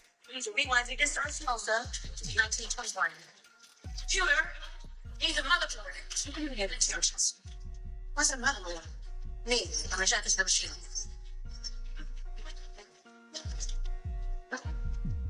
Make that picture you keep in your wallet to triangulate. Notice how she was the motherboard, the one that's able to shape the reality of whatever timeline they're in. So what am I saying? Celestial bodies have been governing over us. We're in the center, the 13th. Although we can shape our reality, we're being used for our energy to help power the source. For the one that has control over the machine, computer system, Earth, whatever you want to call it, has all the power. There's so much I want to add, but I don't even know if y'all gonna like this. But make sure to like and comment and let me know what you think. I want to talk about this right here real quick. And before we get started, I want to make a disclaimer. This isn't about political or personal views. What follows is an exploration of symbolism. How the phrase getting into heaven functions in occult traditions, chaos magic, and American myth-making. This is a cultural analysis through an esoteric lens. When someone says, I want to get into heaven, most hear religion. But in the occult, heaven isn't just a promise of the afterlife, it's an energy-charged symbol. Chaos magicians, ceremonial magicians, and even American civil religions all know this. The idea of heaven is one of the strongest egregores in Western cultures. To invoke it, even casually, is to plug in centuries of collective hope, fear, and struggle. Okay, so I want to break down how I believe that the magus, that the magician, that the chaos magician is using heaven as a tool. In chaos magic, belief itself is a tool. You don't need to literally believe there's a heaven or in heaven for it to be powerful, or for you to just harness that symbol or the power of that symbol. Heaven as a reward is a system that when somebody says, I want to get into heaven, it casts them as a figure standing before cosmic judgment. Listeners project hope, guilt, and reverence onto that statement. That projection becomes psychic energy that the speaker can draw from, that the magus, that the magician can draw from. Heaven itself is a collective energy, the thought, the egregore. Heaven as a drama is a ritual that thrives on narrative tension. The magus isn't just surviving life's chaos, he's proving himself worthy of ascent. The bigger the stakes, the more energy is generated. That's how chaos magicians will use the heaven trope, not as a literal destination, but as drama that charges a belief. So this gets us to entry versus exile. But there's a twist. Many occult traditions teach that the ultimate secret is that there is no heaven to enter. How you gonna enter it when it's within? Gnostics saw heaven as a trap that is built by the demiurge. The true initiates escape it. Chaos magic treat heaven as another mask, another egregore to use and discard. How from already within you. It's already within. You can read blindfolded. Yes, we can. Honey and Lucy are just two of the students who attend this special class in England and can now demonstrate remarkable abilities. I traveled to Essex, home to the United Kingdom's oldest recorded town, to a seemingly ordinary suburban neighborhood where Nicola Farmer teaches children to play games. Where's the green? Punch the green for me. Good girl. Well done. read books, Harry, can you read me a sentence from your book? Aliens love underpants. Fabulous. and write, all while blindfolded. Nicola, these kids are pretty amazing. They are friggin' amazing. They are super amazing. But as amazing as they are, really anybody can learn this, right? They can. Within a certain age. Yep, between 6 and 12. Why? Because they don't have a logical brain. So the right brain is very active and the left brain hasn't kicked in yet. Right. When I see you teaching your students, to me, it's like the X-Men Academy. You have like little blindfolded children. Some are playing with the balls in the backyard. Some are reading blindfolded. Some are drawing. That's what it reminds me of. Yeah, it could be perceived to be supernatural, but it's not. My grandson, he's 8. He said, Nana, I want to become a Jedi. Did you teach him? I did teach him. In 7 days, I taught him all 10 sessions. So, have you guys seen the movie X-Men? I think of you guys as having superpowers when I see what you can do. Do you feel like that? Sort of. I wouldn't say it's a superpower, I'd say it's an ability, because everyone can do it. So Right. They need to learn.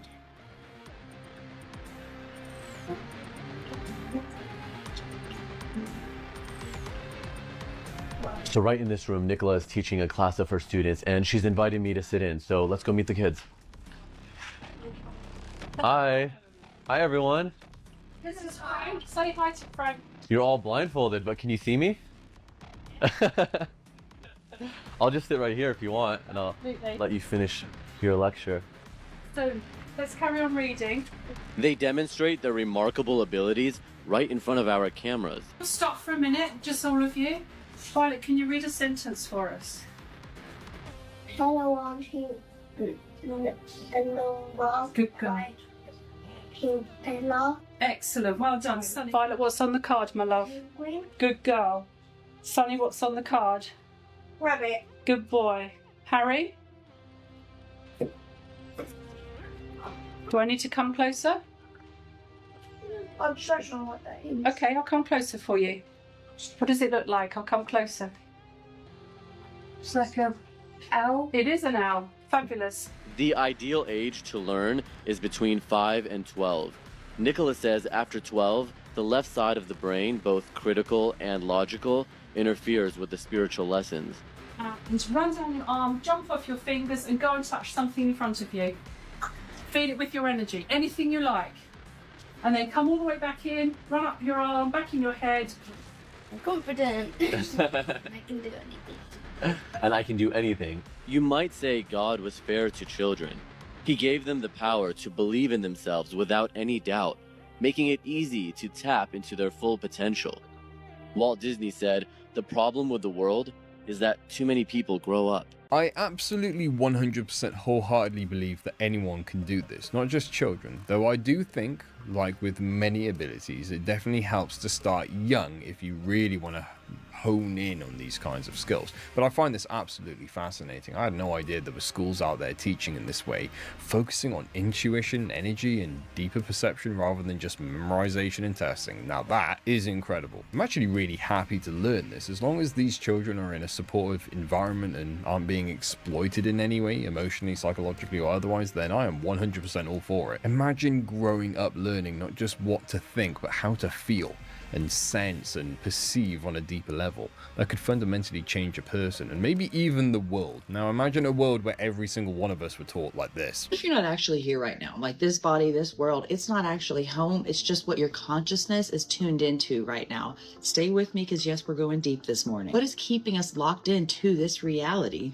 It's DMT, but not in the way that you would think. Here's the thing, people that take DMT all say the same thing. That place felt more real than this place. They weren't discovering something new, they were returning home. They were waking up from a dream, but they didn't know they were dreaming. So what if this life isn't the base layer? What if it's just one frequency that our consciousness has tuned into to learn a lesson? Our true self exists beyond it, out there somewhere. Like consciousness is a radio and this body is just a speaker for it. How does DMT keep us locked into this reality? reality because our body is constantly making DMT in very small amounts. So not enough to blast you off like Jimmy Neutron, but enough to keep you locked in. What if DMT is not the doorway out, but it's what keeps us anchored to this world? Maybe the veil between worlds is DMT itself, because DMT is found in trace amounts in your brain and in your lungs. So maybe in a higher dose, you break through. But why would anybody choose to be on this earth? Maybe it's not a trap, baby. Maybe you came here to learn, to grow, or to teach. The people around you, they are not random. They are connections from another dimension. You didn't get locked in. You signed into this. If all of this is true, then that means consciousness could live on after death. Does that explain ghosts? We'll talk about that next time. I'm so glad you asked. I've been waiting to explain this. Okay, so we live inside of a simulation. People get pissed when I say we live in a simulation because they're like, oh, I'm not a robot. I'm not in a computer game. No, that doesn't make sense. We're not computers. Do you see us? No, we literally are. Now, you have to understand, words are just containers for concepts. And all too often, we get so hung up on the word itself that we never get to the concept. But guess what? We are all telling the same story, except with different words. It's the exact same concept. We're all the same person telling the exact same story. And so the story I say is that it is a simulation and the coding language is astrology.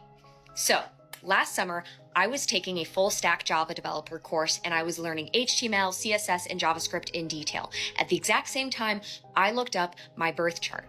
When I saw my birth chart written out as Sun 26 degrees 43 minutes Virgo, Moon 5 degrees 2 minutes Leo, I was like, holy fucking shit, this is code. These are lines of code. The planets, the aspects, the houses, it's just all lines of astrological code. It's a different coding language. So when you're learning how to code in computers, right, you have like HTML, that's like the base script, that's the planets.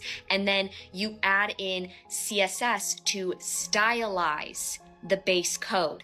And the CSS in astrology would be the different zodiacs. So all of the planets represent different energies. The sun is ego, moon is emotion, Mercury is the mind, how we think, how we communicate, our intellect level, Venus is how we love, what we value, etc. And it goes on and on and on, all of these lines of code to describe who we are as humans. As the planets are orbiting around the universe, they are entering into different zodiac signs, which the zodiac sign is how that energy is expressed. Or if we're talking coding language, how that energy is styled. So when the sun is in Virgo, at your core identity, you are very analytical. You're kind of a perfectionist. You pick up on patterns.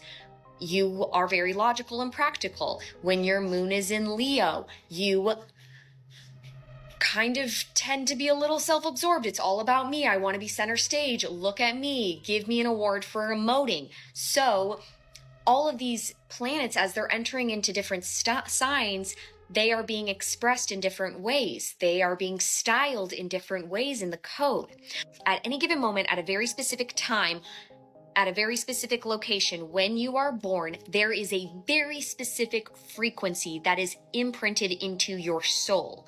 And that frequency is your birth chart. And you can decode that frequency by seeing where each individual planet was in the solar system. You can read it like code. I read astrology like code. I've read over 300 birth charts and I read it like code to people. And every single time I have read someone's code, their jaw drops and they say, oh my God, you said every single thing about me. I even know when things happen in their life. I know about their childhood trauma. I can tell them everything about their personality, how they love, how they think, how they feel, everything, because it's lines of code. And once you learn astrology, you can read people's birth charts as if it is code. It's coding language. So you can pick up birth charts for not only humans, but for events, for days of the week. You just look up the current astrological makeup, whatever the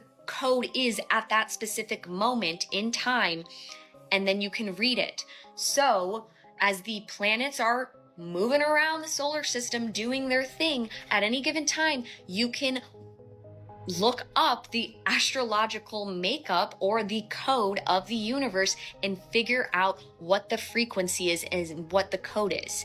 It's all just code, and it's cyclical patterns repeating over and over and over again. As the author of your reality, you keep writing in people as the problem so that you get to be the answer. And I need you to hear me out on this.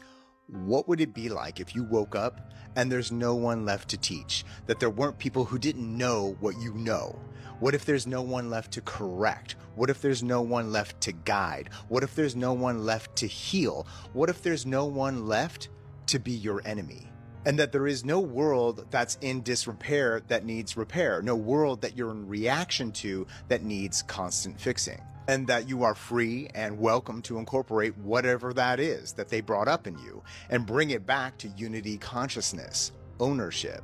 Not that you have to become it, but that you just know it's you in a different form, a potential. So you don't have to push it or anything away, thus ending being a power denied and becomes a power reclaimed, power restored, and then optionally a power utilized. Then what would you create from here in a world with no enemy, just workability? Then who would you be? Whatever power you give to a situation that you then believe you need to surmount and win is merely your power creating a situation where you perceive yourself to be on the wrong end of the stick. Let's repeat that one. Whatever power you give to a situation that you then believe you need to surmount and win is merely your power creating a situation where you perceive yourself to be on the wrong end of the stick. Until you can catch yourself in the act of being the one who literally, like a magician, is conjuring a spell upon yourself, you will believe that there is something outside of you acting upon you, when there is no such thing as other or outside, an act where you pretend the solution is out of your control. It's wild when you wake up to it. It's like a quantum self-harm fetish, where in the end, all you get is frustration as the byproduct and helplessness as the core desired feeling. So the point is this: you're not fixing the world, you're retiring the role that said it was ever broken. So here's your prayer. May you stop creating people, places, and things that are unable to see you, that are shocked and startled and confused by your presence. May you stop creating people who cannot or do not know how to receive you. May you stop creating and therefore attracting people who don't know how to love you. May you stop creating the narrative that people aren't up to speed and that they must be taught. May you stop creating the narrative that you are a mystery. And then may you start creating and living into the polarity that you are known, seen, heard, understood, recognized, cherished, connected, and loved, so that your message can be delivered and those you serve can and will be reached. Just wow. So I just watched this girl explain the 8 stages of human consciousness. You've got to watch this. Oh my gosh. I'm a 7 going into 8. I've never heard anyone explain it this well. So anyway, here she is. So get this, there are apparently 8 stages that we go through in our consciousness or awakening journey. Apparently, most human adults don't make it past stage 3. Shout out to Don Oakley, who I obtained this information from his TikTok. I also embedded a few of my own examples, but still the majority comes from him. Okay. So as babies, we start at stage 1. Stage 1 is called non-conceptual awareness. This is where awareness exists, but the awareness in ourselves don't know that we are separate from anything that we're experiencing. A baby can be gazing at their mother, but they have no awareness that I am the one gazing at my mother. It's a very pure form of perception, and it is not tainted by thought. Stage 2 is when we get programmed. We start to absorb cultural, familial, societal standards and values and don't even question it. our sense of self starts to form, but it's formed by external inputs. For example, a child is told, you must get good grades to be worthy or be quote unquote successful. They then start to tie their value to their grades. Now we move to stage 3, which is where most adults exist today. This is the stage of normal robotic existence. This is where we are operating on autopilot. And we are just fulfilling the expectations that this original programming from stage 2 coded into us. Life feels exceptionally repetitive, and we are not pondering deeper questions about our existence. For example, many of us know this. An adult can work from 9 to 5, do every single thing, wake up at the same time, eat the same things, live for the weekends. And there's this vague undertone of dissatisfaction for life, but there's no questioning as to why. Stage 4 is the turning point, thank gosh. This is typically the stage where a significant shake-up event happens in one's life. This big event or events shakes up the original programming and identity. This can be a loss, a failure, or just a really deep wound that is activated.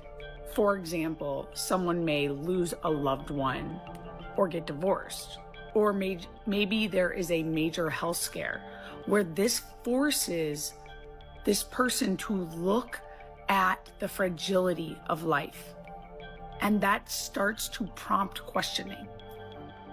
This moves us to stage 5. You start asking the big question of why. You become curious and confused. You ask yourself, who am I really? This stage holds major discomfort with old programs. You start to go inward and exploring yourself.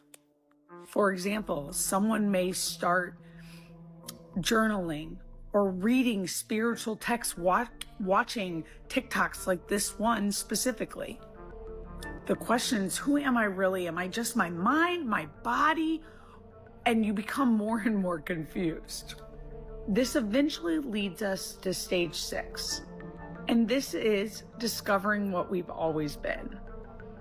This is the stage where we begin to have a glimpse of our true essence. Infinite, boundless, all loving, interconnected. We realize we are not our thoughts. We are not the roles that we play. We are so much more. For example, if you're in meditation or you're out in nature and you touch a tree and you feel an overwhelming sense of peace, expansiveness, knowing that you are actually one with all that exists. This becomes more and more regular, that feeling of unity or oneness, which eventually leads us to stage 7. This is when we are stabilizing our discovery of unity. All of those insights that you gathered from stage 6, you start to actually integrate into your life. Challenges arise, but there's so much less reactivity. For example, a person loses their job and they respond with ease and peace as opposed to fear and urgency of finding a new job. This person trusts and knows that everything is happening in divine timing, so there's no reason to react. And then lastly, we made it, there is stage 8. This is coming into alignment with life. Life becomes almost effortless. Personal will aligns with universal will. There is deep trust in the way that life is unfolding, despite the pain and despite the joy. And service to others becomes so natural. For example, that person that lost their job in stage 7 decides, I'm not going back to work. I feel called to post TikToks, to host retreats, to hold space for people when they need to explore themselves. And they do this with a deep sense of responsibility and reverence for all. And the universe will come through. That is a promise. So tell me, what stage have you made it to? Let's all get to stage 8, for those who want to, of course. I appreciate it was a bit of a longer video there, but I found it incredibly interesting, and I think it's safe to assume that each of us here believes at least somewhat in the power and mystery of human consciousness. You don't necessarily have to be spiritual to recognize there's actually more to our awareness than just brain activity. You just have to be awake to it. Now, I am keen to hear from you. Where do you think you are in these stages of consciousness she described? Was there a specific moment or catalyst that made you start acknowledging this possibility? Maybe a dream, an intuition, a moment of deja vu, or even something unexplainable you just couldn't shake? Drop a comment if you're open to sharing.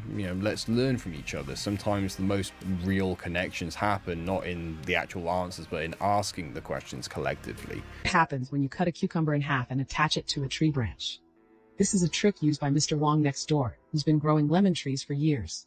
Here's how it works. 1. Choose a healthy branch on a lemon tree. 2. Make 2 circular cuts about 5 centimeters apart and remove the bark between. 3. Use a knife to lightly scrape the exposed area. This stops nutrient flow and encourages root growth. Now for the interesting part. 4. Cut the ends off a cucumber and slice it lengthwise. 5. Carve out a groove in the middle so it fits snugly around the branch wound. 6. Fix it in place using toothpicks. 7. Take a plastic cup, cut it open, and wrap it around the cucumber. Secure it with tape. 8. Fill the cup with coconut soil or regular garden soil and press it down firmly. 9. Water the soil thoroughly and wrap everything with a black plastic bag to keep it moist and warm.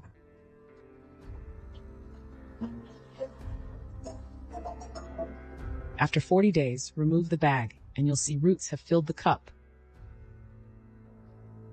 The cucumber, it's gone, fully decomposed, turned into natural fertilizer. Cut the branch below the roots and voila, you now have a new lemon tree with roots, leaves, and the original genetics of the mother plant.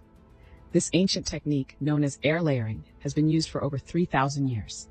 It skips the seedling and early growth stages and works on most woody plants. Did you learn something new? Follow me for more fun and useful gardening tips. What happened? I just proved that our sun is operating at the exact same mathematics as the ancient Mayas used. And this changes everything we know about our reality.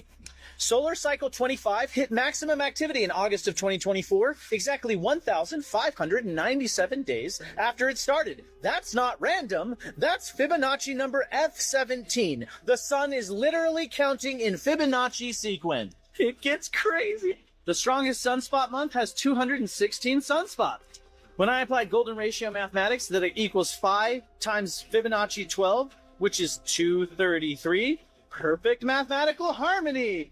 Right now, as we speak, our sun is exactly 377 days past its maximum. That's Fibonacci number F14. We're living inside a cosmic mathematical equation in real time. Remember this equation I showed you?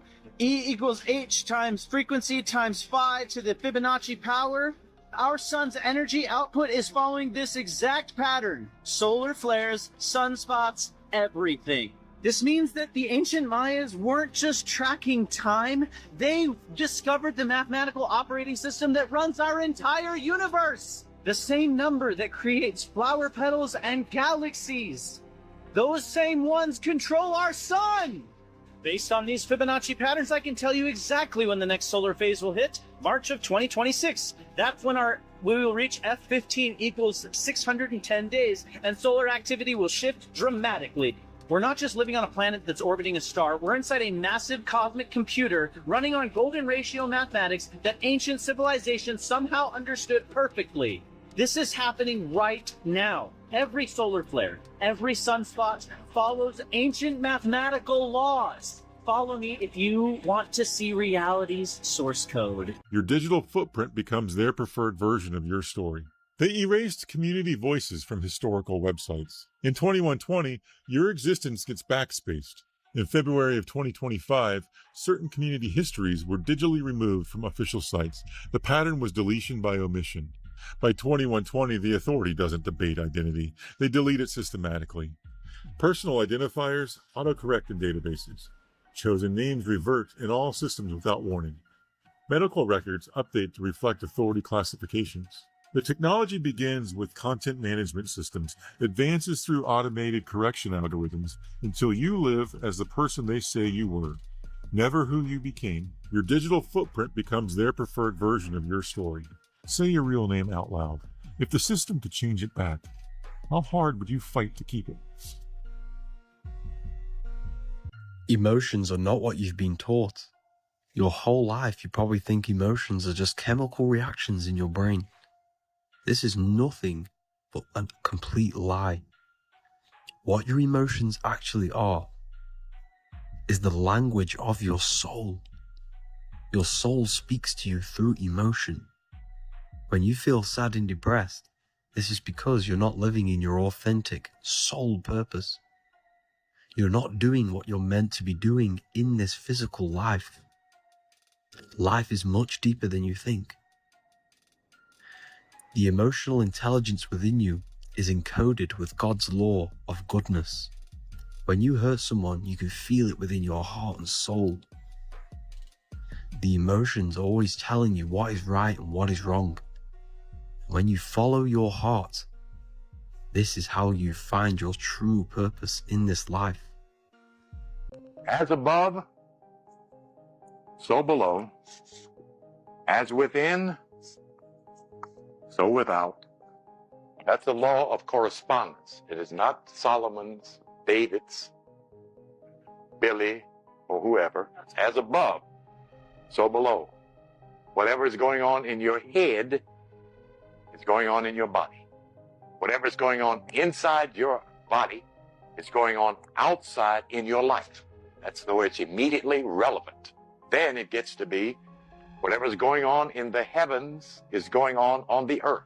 Whatever is going on the inside of the heavens is going on the inside of you in your spiritual, astral, invisible body. That's the law of correspondence. Yes, dear. Are you sort of suggesting that you could That you're already affecting the heavens. The heaven you're affecting is on top of your head. That's the heaven you're affecting, for good or ill. That's right. Precisely. Very good. Very good. Very perceptive. This is another example of something hidden in plain sight, you know, that is misunderstood and misinterpreted. I used to have a different perspective on it. I used to think it was simply describing hell on earth. But now I realize that, you know, that's literally thinking about it in the literal sense. And when you dig a little deeper, you can begin to understand the deeper meaning, aka the truth. A very special thank you to my amazing channel members and my Patreon supporters. Honestly, without your help, this channel would cease to exist. So thank you so much for your support. And if you are interested in joining the channel membership and having your name displayed on this screen, every single episode being forever immortalized on the internet, you can find the links below. Cheers. Do you think that capitalism is the final solution? And this is what we're going to I think capitalism is the best economical system because it gives an incentive for you to decide how big of a life you want to build. And by the way, the best way to judge it, let me just say this to you. The best way to judge it is in a very simple way. Take all the countries around the world. There's many different economical systems. What has the longest line of people wanting to get in there? It's America. Why is that? 15 million people came here illegally. Millions came here illegally just the last 4 years. A lot of that is because of economic scarcity in other countries. Well, one of them, we could talk about one, is American exceptionalism. Let me make sure I am getting this correct. The current president of the United States, Donald J. Trump, pretty much goes missing for, I believe it was 2 or 3 days. He doesn't take questions. He's not seen. And for a president who loves the camera as much as this president, that's rather odd. It's also rather odd because he's been looking a little rough these days. Let's not forget the massive bruise on his hand. So today, he reappears. He's gonna go golf, of course, in Virginia. And this is the photo that we are given. There is no press corps. It's just this grainy, looks like it's from like 2002 on your Razr flip phone. Something that is missing is that big old bruise on his hand. But then the White House doubled down and released footage of what it seemed to be him at the golf course shaking hands, doing his thing, except for it was proven very quickly from the Nancy Drews on social media that footage was from June. So there are a lot of questions surrounding what's going on with the President of the United States. Whether you are a Trump supporter or not a Trump supporter, it does not matter. There is a lot going on, and the public has a right to know, especially since the media was very involved, very curious about what was going on with President Biden. There are real questions here that should be answered. But what is the press doing today? Asking no questions of this, and instead obsessing over the fact that former President Bill Clinton was seen leaving the airport with a defibrillator. There's the defibrillator, and Hillary got off the plane as well. Now, considering that former President Bill Clinton makes no decisions for the country, doesn't know what the nuclear codes are, I think if he's having some kind of health issue and needs a defibrillator, which considering he had a triple bypass a handful of years ago, okay, not really America's problem or concern. But a president who really loves the camera, not getting in front of the camera for days on end, the press corps is not allowed to be there when he finally is seen, and we're seeing him without a massive, massive bruise that does just not heal overnight. I think that's the story. I think we should have some concerns for that, but media's gonna media. How does that work in a country that is... You really want to go there? You want to go there? Okay, so let's talk about it. So when we talk about the rich people at the top, okay, and you say, well, the rich don't pay enough taxes. Do you know what the bottom 50% of taxpayers in America pay towards the revenue that the government gets in taxes? Do you know what the bottom 50% pays? Tell me. 2% of taxes. Do you know what the top 1% pays? There's been several years. Do you know what the top 1%? Do you know? No, hang on a second. This is from the IRS. I'm not writing a blog from Huffington Post. This is not Daily Beast. I'm telling you the story. The top 1% pays 42% I'll say this: the of top all 1% tax is revenue. about to pay a lot less in taxes because of the provision that They'll just went actually end into up Trump. paying even more revenue to the government. Bill. Yeah. Thank you so much. Thank you so much. Do y'all seriously believe that it's hard to find age-appropriate outfits and ball gowns when you are a multi-millionaire billionaire? Like, do y'all actually believe that? Here's a perfect example. This is Jamie Foxx with his 11-year-old daughter on the red carpet. Extremely age-appropriate. Flats with socks. Hilarious and cute. Neckline up to here. Full coverage. There's no, like, bustier. She has her cute little gloves on. Like, this is what I think of when I think of a child on a red carpet. Let's go through some more examples. The stars of Stranger Things after their first season on the red carpet for the Emmys. They're 12 years old. I think one of the boys is 13. Millie Bobby Brown, 12 years old. Age appropriate. These people have access to every designer, every resource, every outfit, custom options. To say that it's difficult to find something age appropriate is insane. Let's keep going. Here is Eve Spielberg with her grandfather, Steven Spielberg, on a red carpet. She's 13 years old. Do you notice how the neckline goes up, and over? None of this is showing. It's T-length, her cute little kitten heels. She looks gorgeous. This is an Oscar de la Renta gown. I know that for a fact because I've seen it in the store, and it is stunning. This is how you dress a young girl on a red carpet. She looks fabulous. This is an adult gown. This was made for adults. It's Oscar. But it is so appropriate and so beautiful. And I just think that there's really no excuse to like not be able to find an appropriate option. Let's look back at Blues. Picture this. If you cover her face and you just take the dress, I as a 29-year-old would wear this. It's beautiful. It's stunning. Do I think that a 13-year-old should be wearing this? In my opinion, it's my opinion, no. It's gorgeous, but it's mature. And to say that Beyonce does not have options or cannot find a dress that doesn't have a corset, low-cut, bustier top is a little crazy. So let's stop with the excuses. I know you guys are fans of Beyonce, that's great, but like you're sounding crazy. Breaking news, hold on a second. What are the UK government actually planning to do? Because what I've just read will leave people asking questions. This is something that you all definitely need to know about. It's saying on the government website, a mass fatality resilience capability lot 2, which has just been awarded as a contract to a supplier. And further down it says it's for mortuary equipment and supplies, and there's a lot of it as well. I don't think you have to go away and have a long thing to work out what they're on about. Listen to this little piece here. In the event of a major incident resulting in a large number of fatalities which could overwhelm existing body storage capacity, the Home Office would provide contingency support to the requesting local authority. So it seems like the government knows something we don't know about. What actually are they planning for and they actually think is going to happen? Because it just seems strange. Kids are going back to school soon as well. But with most people probably already knowing about this mass fatality resilience capability thing. Because don't forget we had COVID and it's been there to prepare for natural disasters and other things. But surely this can't be them planning for a massive earthquake or a tsunami or something, because we don't get them. Or have we heard of a new virus that's going to spread the whole world and wipe everyone out? And what is the one thing that's going on in our country right now that we've seen on the news constantly? That has a very high probability of causing mass fatalities. And could there possibly be strategically placed terror attacks across our country in all different locations? Could this be a chilling message in what I've just read out?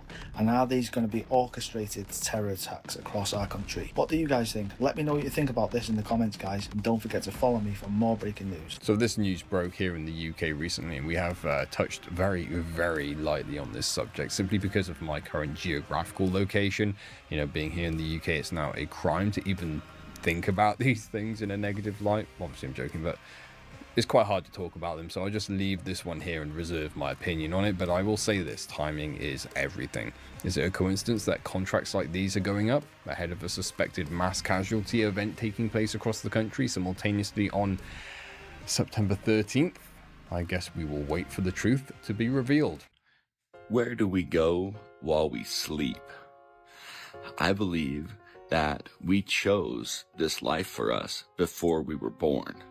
Because in Genesis, it says that when God was creating man, he said that he should create man in our image. Who is he talking to for our image? I believe he was talking to Jesus.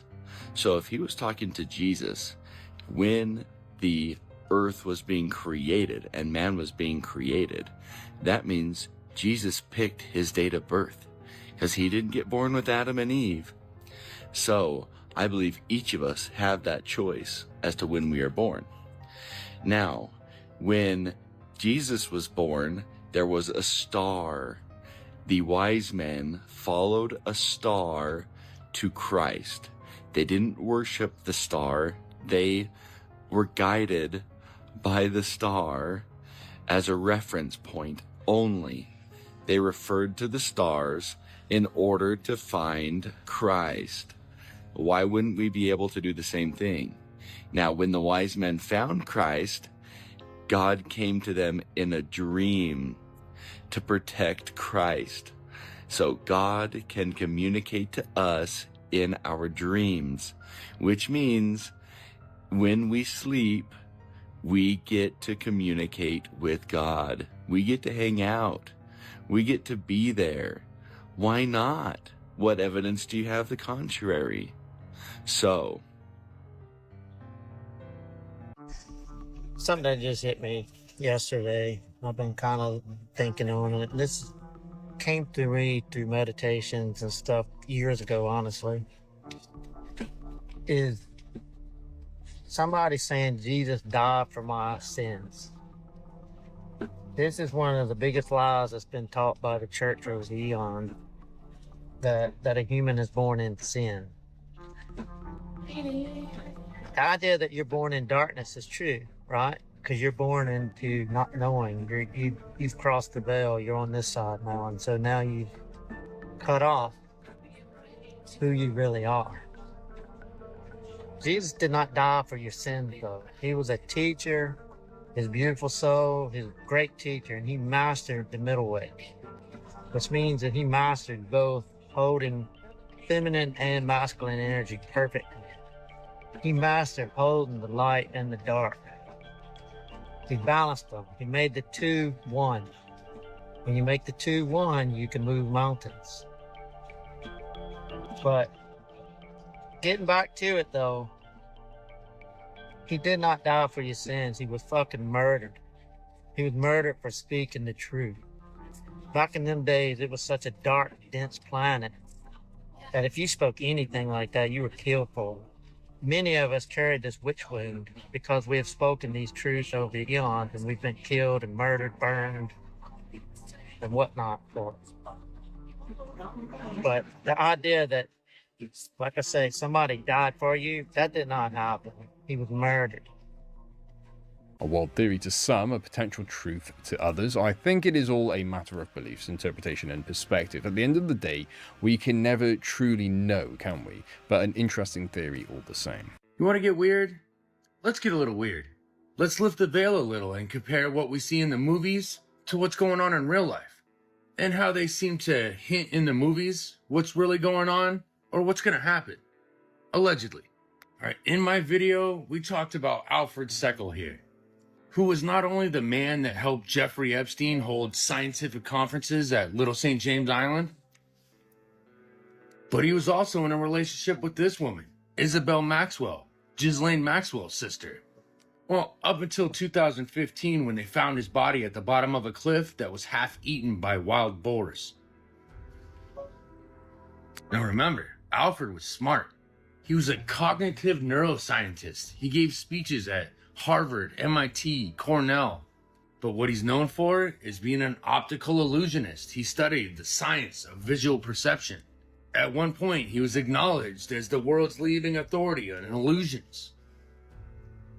He was actually nicknamed the Illusionist because of all the work that he did. Now, I told you in the original video that there's a movie out there with the same name that you should check out. And that's this one, The Illusionist, that came out in 2006. It took place in the early 1900s, Vienna, and the main character was a magician that they said had mystical powers. And that power was to be able to conjure the soul of people that passed away.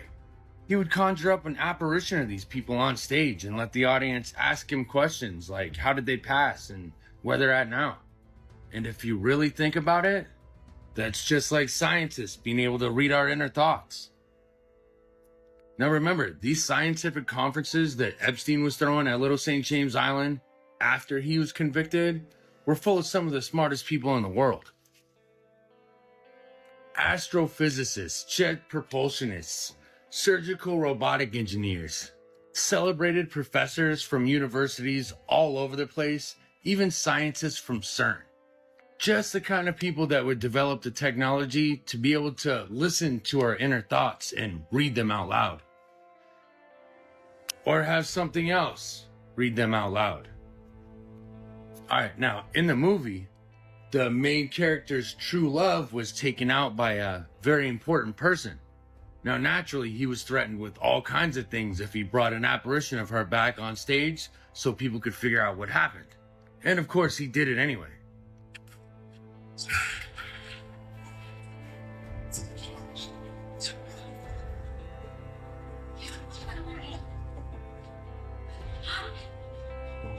Now, in the end, it turned out that these things were a trick. The apparitions were an illusion, and they faked the people passing.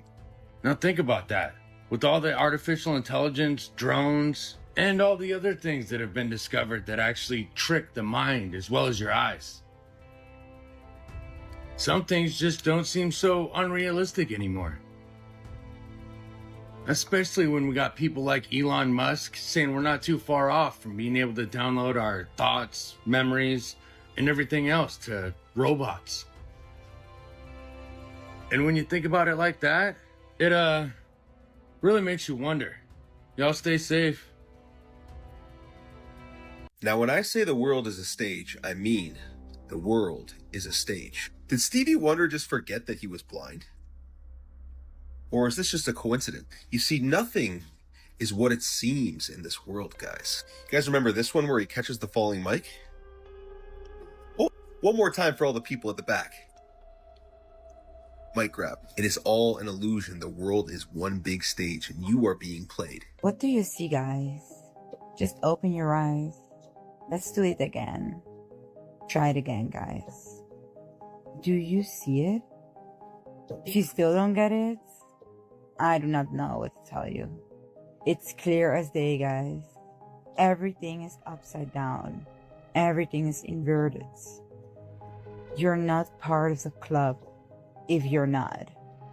It doesn't matter how talented you are. It doesn't matter how beautiful you are. It doesn't matter how rich you are. There is rules and everybody has to obey the rules. Even you're a princess or whatever else, you have to obey the rules. All a conspiracy, and there is nothing wrong with this picture, and it's all just a conspiracy. It's all for entertainment purposes, TikTok. I was just showing everybody how beautiful Kate is. I'm from outer space, I got Milky Way from blood, evolution in my veins. I'm gone, I've been far away, I'm illuminated now, make a move, start waves. I've been dreaming of flying for a long time. I had a vision from the birds, they wore the coastline. Artificially talented way, I'm confusing, burning on the fine line. Yeah, I'm a mystery of this illusion. I don't really hear about an intrusion. I don't see it, I just flow. I don't need gravity. When I move, consider when I rumble. I will never ever fall, never stumble. And I don't need to be humble. Break down, won't flat, there it goes. When I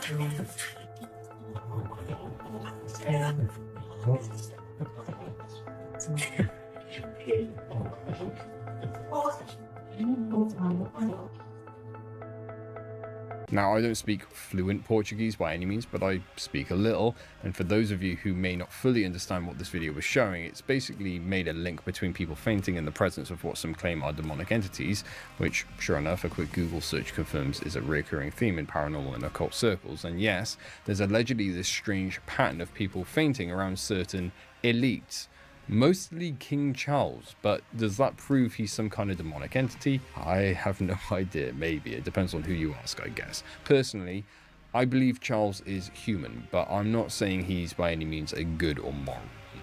The video is pretty black and white in its messaging, but I wanted to give you a loose translation just in case you were wondering what was being implied here. Oh, and that clip at the end of Putin giving Charles the cold shoulder, that speaks volumes about the real power structure of this world, doesn't it? They may all be puppets, but there's still a very clear, very potent hierarchy among them.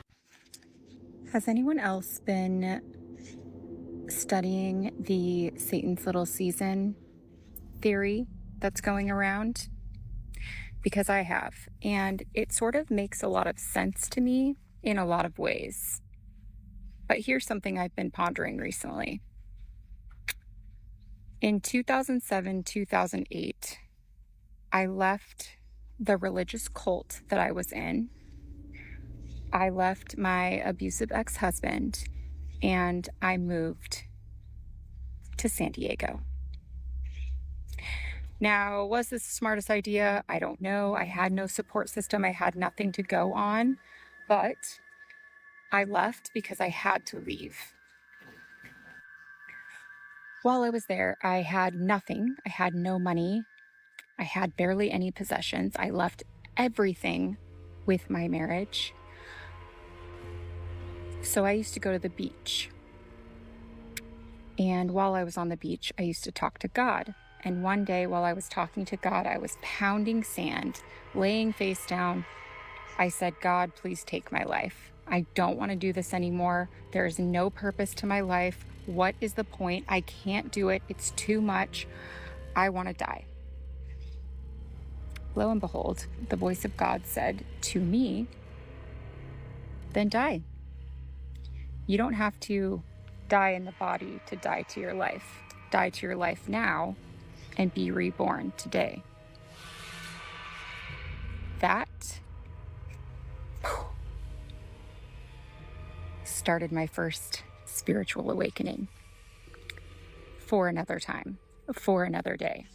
However, I was thinking about it with the theory of Satan's little season and with the millennial reign and with all the theories that go along with it. And I heard one today that Christ is still coming back, and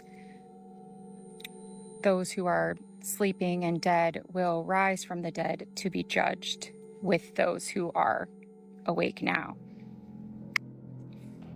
What if what's actually happening there is we die before we die, and during your spiritual awakening, that is your actual resurrection? This is the time where you maybe don't get judged by God, but you go through your own process of judgment and dark integration, shadow work, if you will. What if that's what it meant? What if, in order to reign again with Christ, all we're doing is dying before we die, and then integrating, doing shadow work, and accepting the one true God, and accepting and integrating that love is all that exists? Just a thought to ponder. Just my own personal opinion. I don't even know if it's an opinion at this point. It's just a pondering. So I'm at a farm stand in Norway, and this is something my American mind can't comprehend. Here's the thing. This place is completely unattended, full of fresh eggs and meat, and it runs purely on the trust that people will pay. Listen up. There's no cashier, no cameras, and no security. Just this book where you write down what you took and send the money to the owner later. Look at this. Fresh eggs and local meat. And they're trusting 100% of people to just do the right thing. In California, we put toothpaste behind glass cases because people steal it. Meanwhile, Norwegians are out here leaving actual food, full tomahawk steaks, with just a notebook and the honor system. I just keep looking for the hidden cameras. Get this. I asked a local, what stops someone from just going in there, taking things, and never paying? And they just looked at me like I just asked them, why don't people go around and murder each other for fun? The concept of theft apparently just doesn't exist here. I'm realizing how messed up it is that my first instinct was, this place is definitely getting robbed. But what if this is how humans are actually supposed to operate? What if trust is the default and not suspicion? I'm starting to think America has trained me to expect the worst of people. And Norway is showing me what society looks like when you expect the best from people. Would something like this work where you're from? Because honestly, this is kind of blowing my mind. Hey y'all, I'm Andy here. Yo, people ask me all the time, like, are you sure you want to live in the woods? Why would I not want to live here? In a fairy house with a tower that has a room on top and like a primitive oven that I could bake pizzas and lasagnas on. Of course I want to live here. I'll live here as long as God allows me to live here. Have a beautiful day. People are gonna start calling me crazy for this, and I don't do well with compliments, so please take it easy. But you need to start protecting your holes. Yes, your orifices. In Sanskrit, the 9 holes we have are called the Nava Dwara, meaning gate or doorway. These are the doorways into your body. Currently, there is an attack on the Nava Dwara.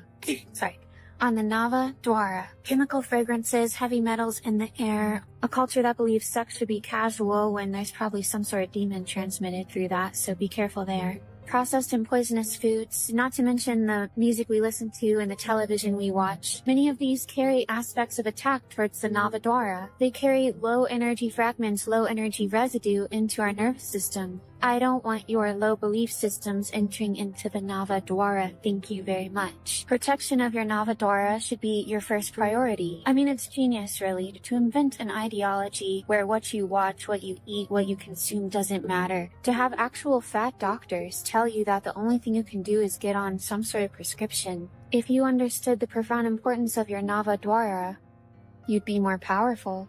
And the minute we actually shut the doors to our Nava Dwara and essentially say, I'm not interested in having those lower level energies, foods, poisons, pollutants enter into my body, bloodstream, and energy field. Ew. That's the minute we become prime creators, reconnected to our own chakras, reconnected to our own power. Now, call me crazy, but she's definitely onto something here. I think a lot of the truth about our reality and our spiritual existence lies within Sanskrit, one of humanity's most ancient and profound languages. When I meditate, I often see Sanskrit symbols. At least that's what I think they are. Characters, or even hear certain sounds or mantras repeating in my mind. Now, that might be my own personal experience, and it can absolutely have different meanings for different people, but I truly believe many keys and paths to unlocking human potential are hidden in ancient dialects like this.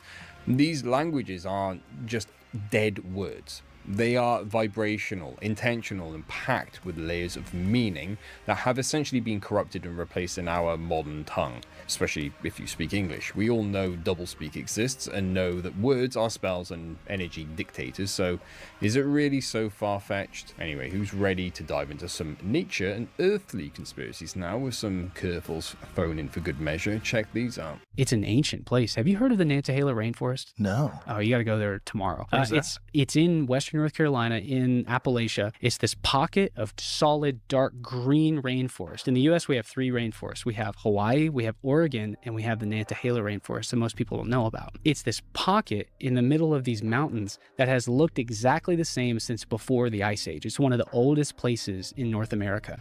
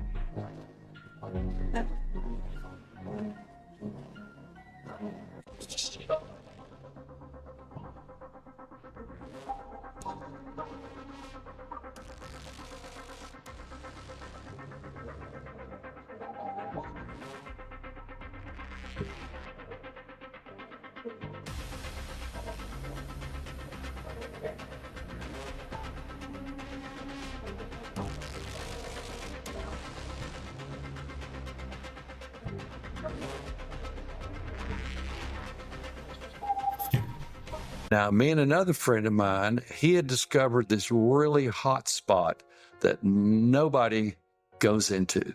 Since the storms and the dead trees, they didn't go in there anyhow. It's almost impenetrable now. But of course, me and my buddy, he knows where it's at. Let's go. So we went, and we had to take a boat to get to it.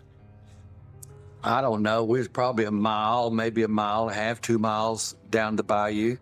And it was just nothing out there. And we finally found a spot. And we pull up, we found a spot on the bank that we could pull the canoe and get out without, falling out of the canoe. And almost immediately we had contact. I'm like, Jesus Christ. We get up in there. We're sitting there. Oh, no.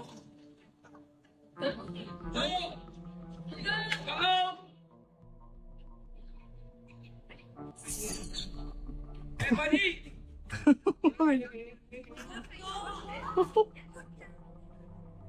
Excuse me!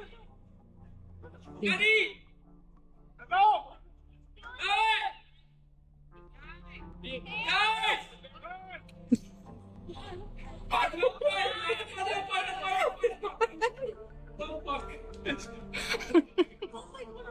Oh. Ja, het is eigenlijk. Hier ga je.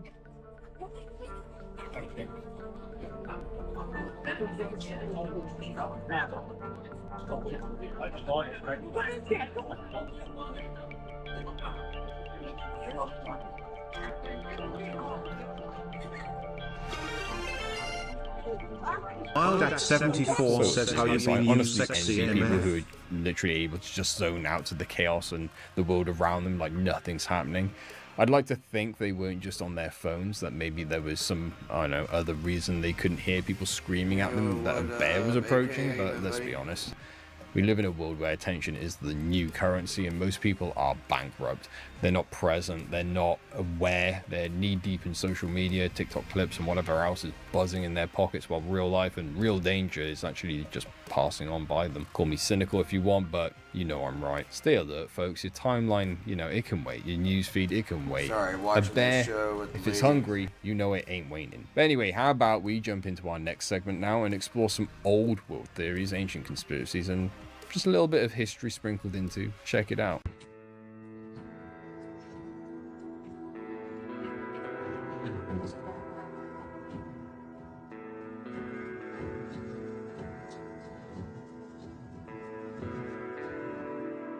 You want to hear something really fascinating? Sure. So we live in this Holocene, which is an interglacial period. And you need interglacial period for a stable climate. To have farming, agriculture, you can't live in an ice age, right? Because otherwise you just can't grow crops. So about 10,000 years ago, we transitioned into this Holocene. And then you see civilization emerge all over the world, right? Not just in one place in the Fertile Crescent, but also in South America. It seems like there was almost this random coincidence where just civilization started. And of course, it's most likely because of the climate. The climate had got to a point where humans could figure out how to manipulate the stable conditions to grow crops and farm animals and things. Christmas is celebrating Christ's second birth, not his first. It represents his resurrection, because 3 days he was in the grave, and then he rose again. What happens is during winter, in the northern hemisphere, the sun is moving further and further away from us. On December 21st, 22nd, 23rd, 24th, the sun is the furthest away from us it's going to be. And then December 25th, the sun starts coming back to us. And I don't know about you, but I want the sun to come back to us because... Did you know your calendar was really not about time, but it was about debt? Before Rome, people followed the moon, the stars, and the sun. And a month literally meant month. Seasons, harvest, solstice, even equinoxes, nature itself was the calendar. Then came the Romans and introduced calends, the first day of the month when all debts are called in and all interest was calculated. From there, the calendarium was created, the book of debts. And that's where our word calendar comes from. Wow. So instead of living by moons, stars, now we're living by the banker's ledger. And now your year is not a flow of seasons, it's a cycle of payments. Time was never meant to be a debt cycle. Time is rhythm, time is nature, time is creation. So instead of saying I don't have time, you can flip it and say I move in the rhythm of life. Think about it, it's really just one lifetime that you have. It's not years, it's not months, it's not days, it's one lifetime. The only time that matters is now. You can't change the past and you can't predict the future, but you can control your future by controlling your present moment, by becoming the person or the thing that you want to be. Next time you check your calendar, remember, you're not here to serve debt. You're here to live by your own rhythm. Leave a comment down below if you didn't know this. Like, follow, and share for more. I got ebooks, link in the bio, music, and powerful meditations. If you love Greek mythology and archaeology, this is for you. Because we're talking ancient ruins that has ties to the king and queen of the underworld. Which is perfect because it's Ruin My Monday, where I talk about ruins, artifacts, and more to make your Monday suck less. And my name is Dr. Tenendra Kellenberger, and I bring the ancient world to you. This is a plutonion from the site of Hierapolis. Now, what's really interesting is at this site, there's also a temple located right next door to it that belongs to the god of oracles, Apollo. But here at this site, he's actually merged with the Anatolian sun god, making him Apollo Lerbenos. And you know, while there's some records of an oracle being here for the god of oracles himself, there's also writings that individuals could receive prophecy by entering the underworld. Yes, this is actually considered to be a gateway to the underworld. And we see these throughout ancient history. Now, what's really interesting here is that this temple of Apollo was actually built on a fault line. And in between the temple to Apollo and the gateway to the underworld, which you can see in the back, there is actually a hole that you can see where priests would actually descend to the underworld through a narrow staircase into a cave below, which is so cool. Now, what's even more interesting is that this sanctuary is actually dedicated not only to the god of the underworld and the king, but to his wife and queen. For the dedication. Here, hold on 1 second. I might end it over on the Yab Tubs. Peace out, YouTube.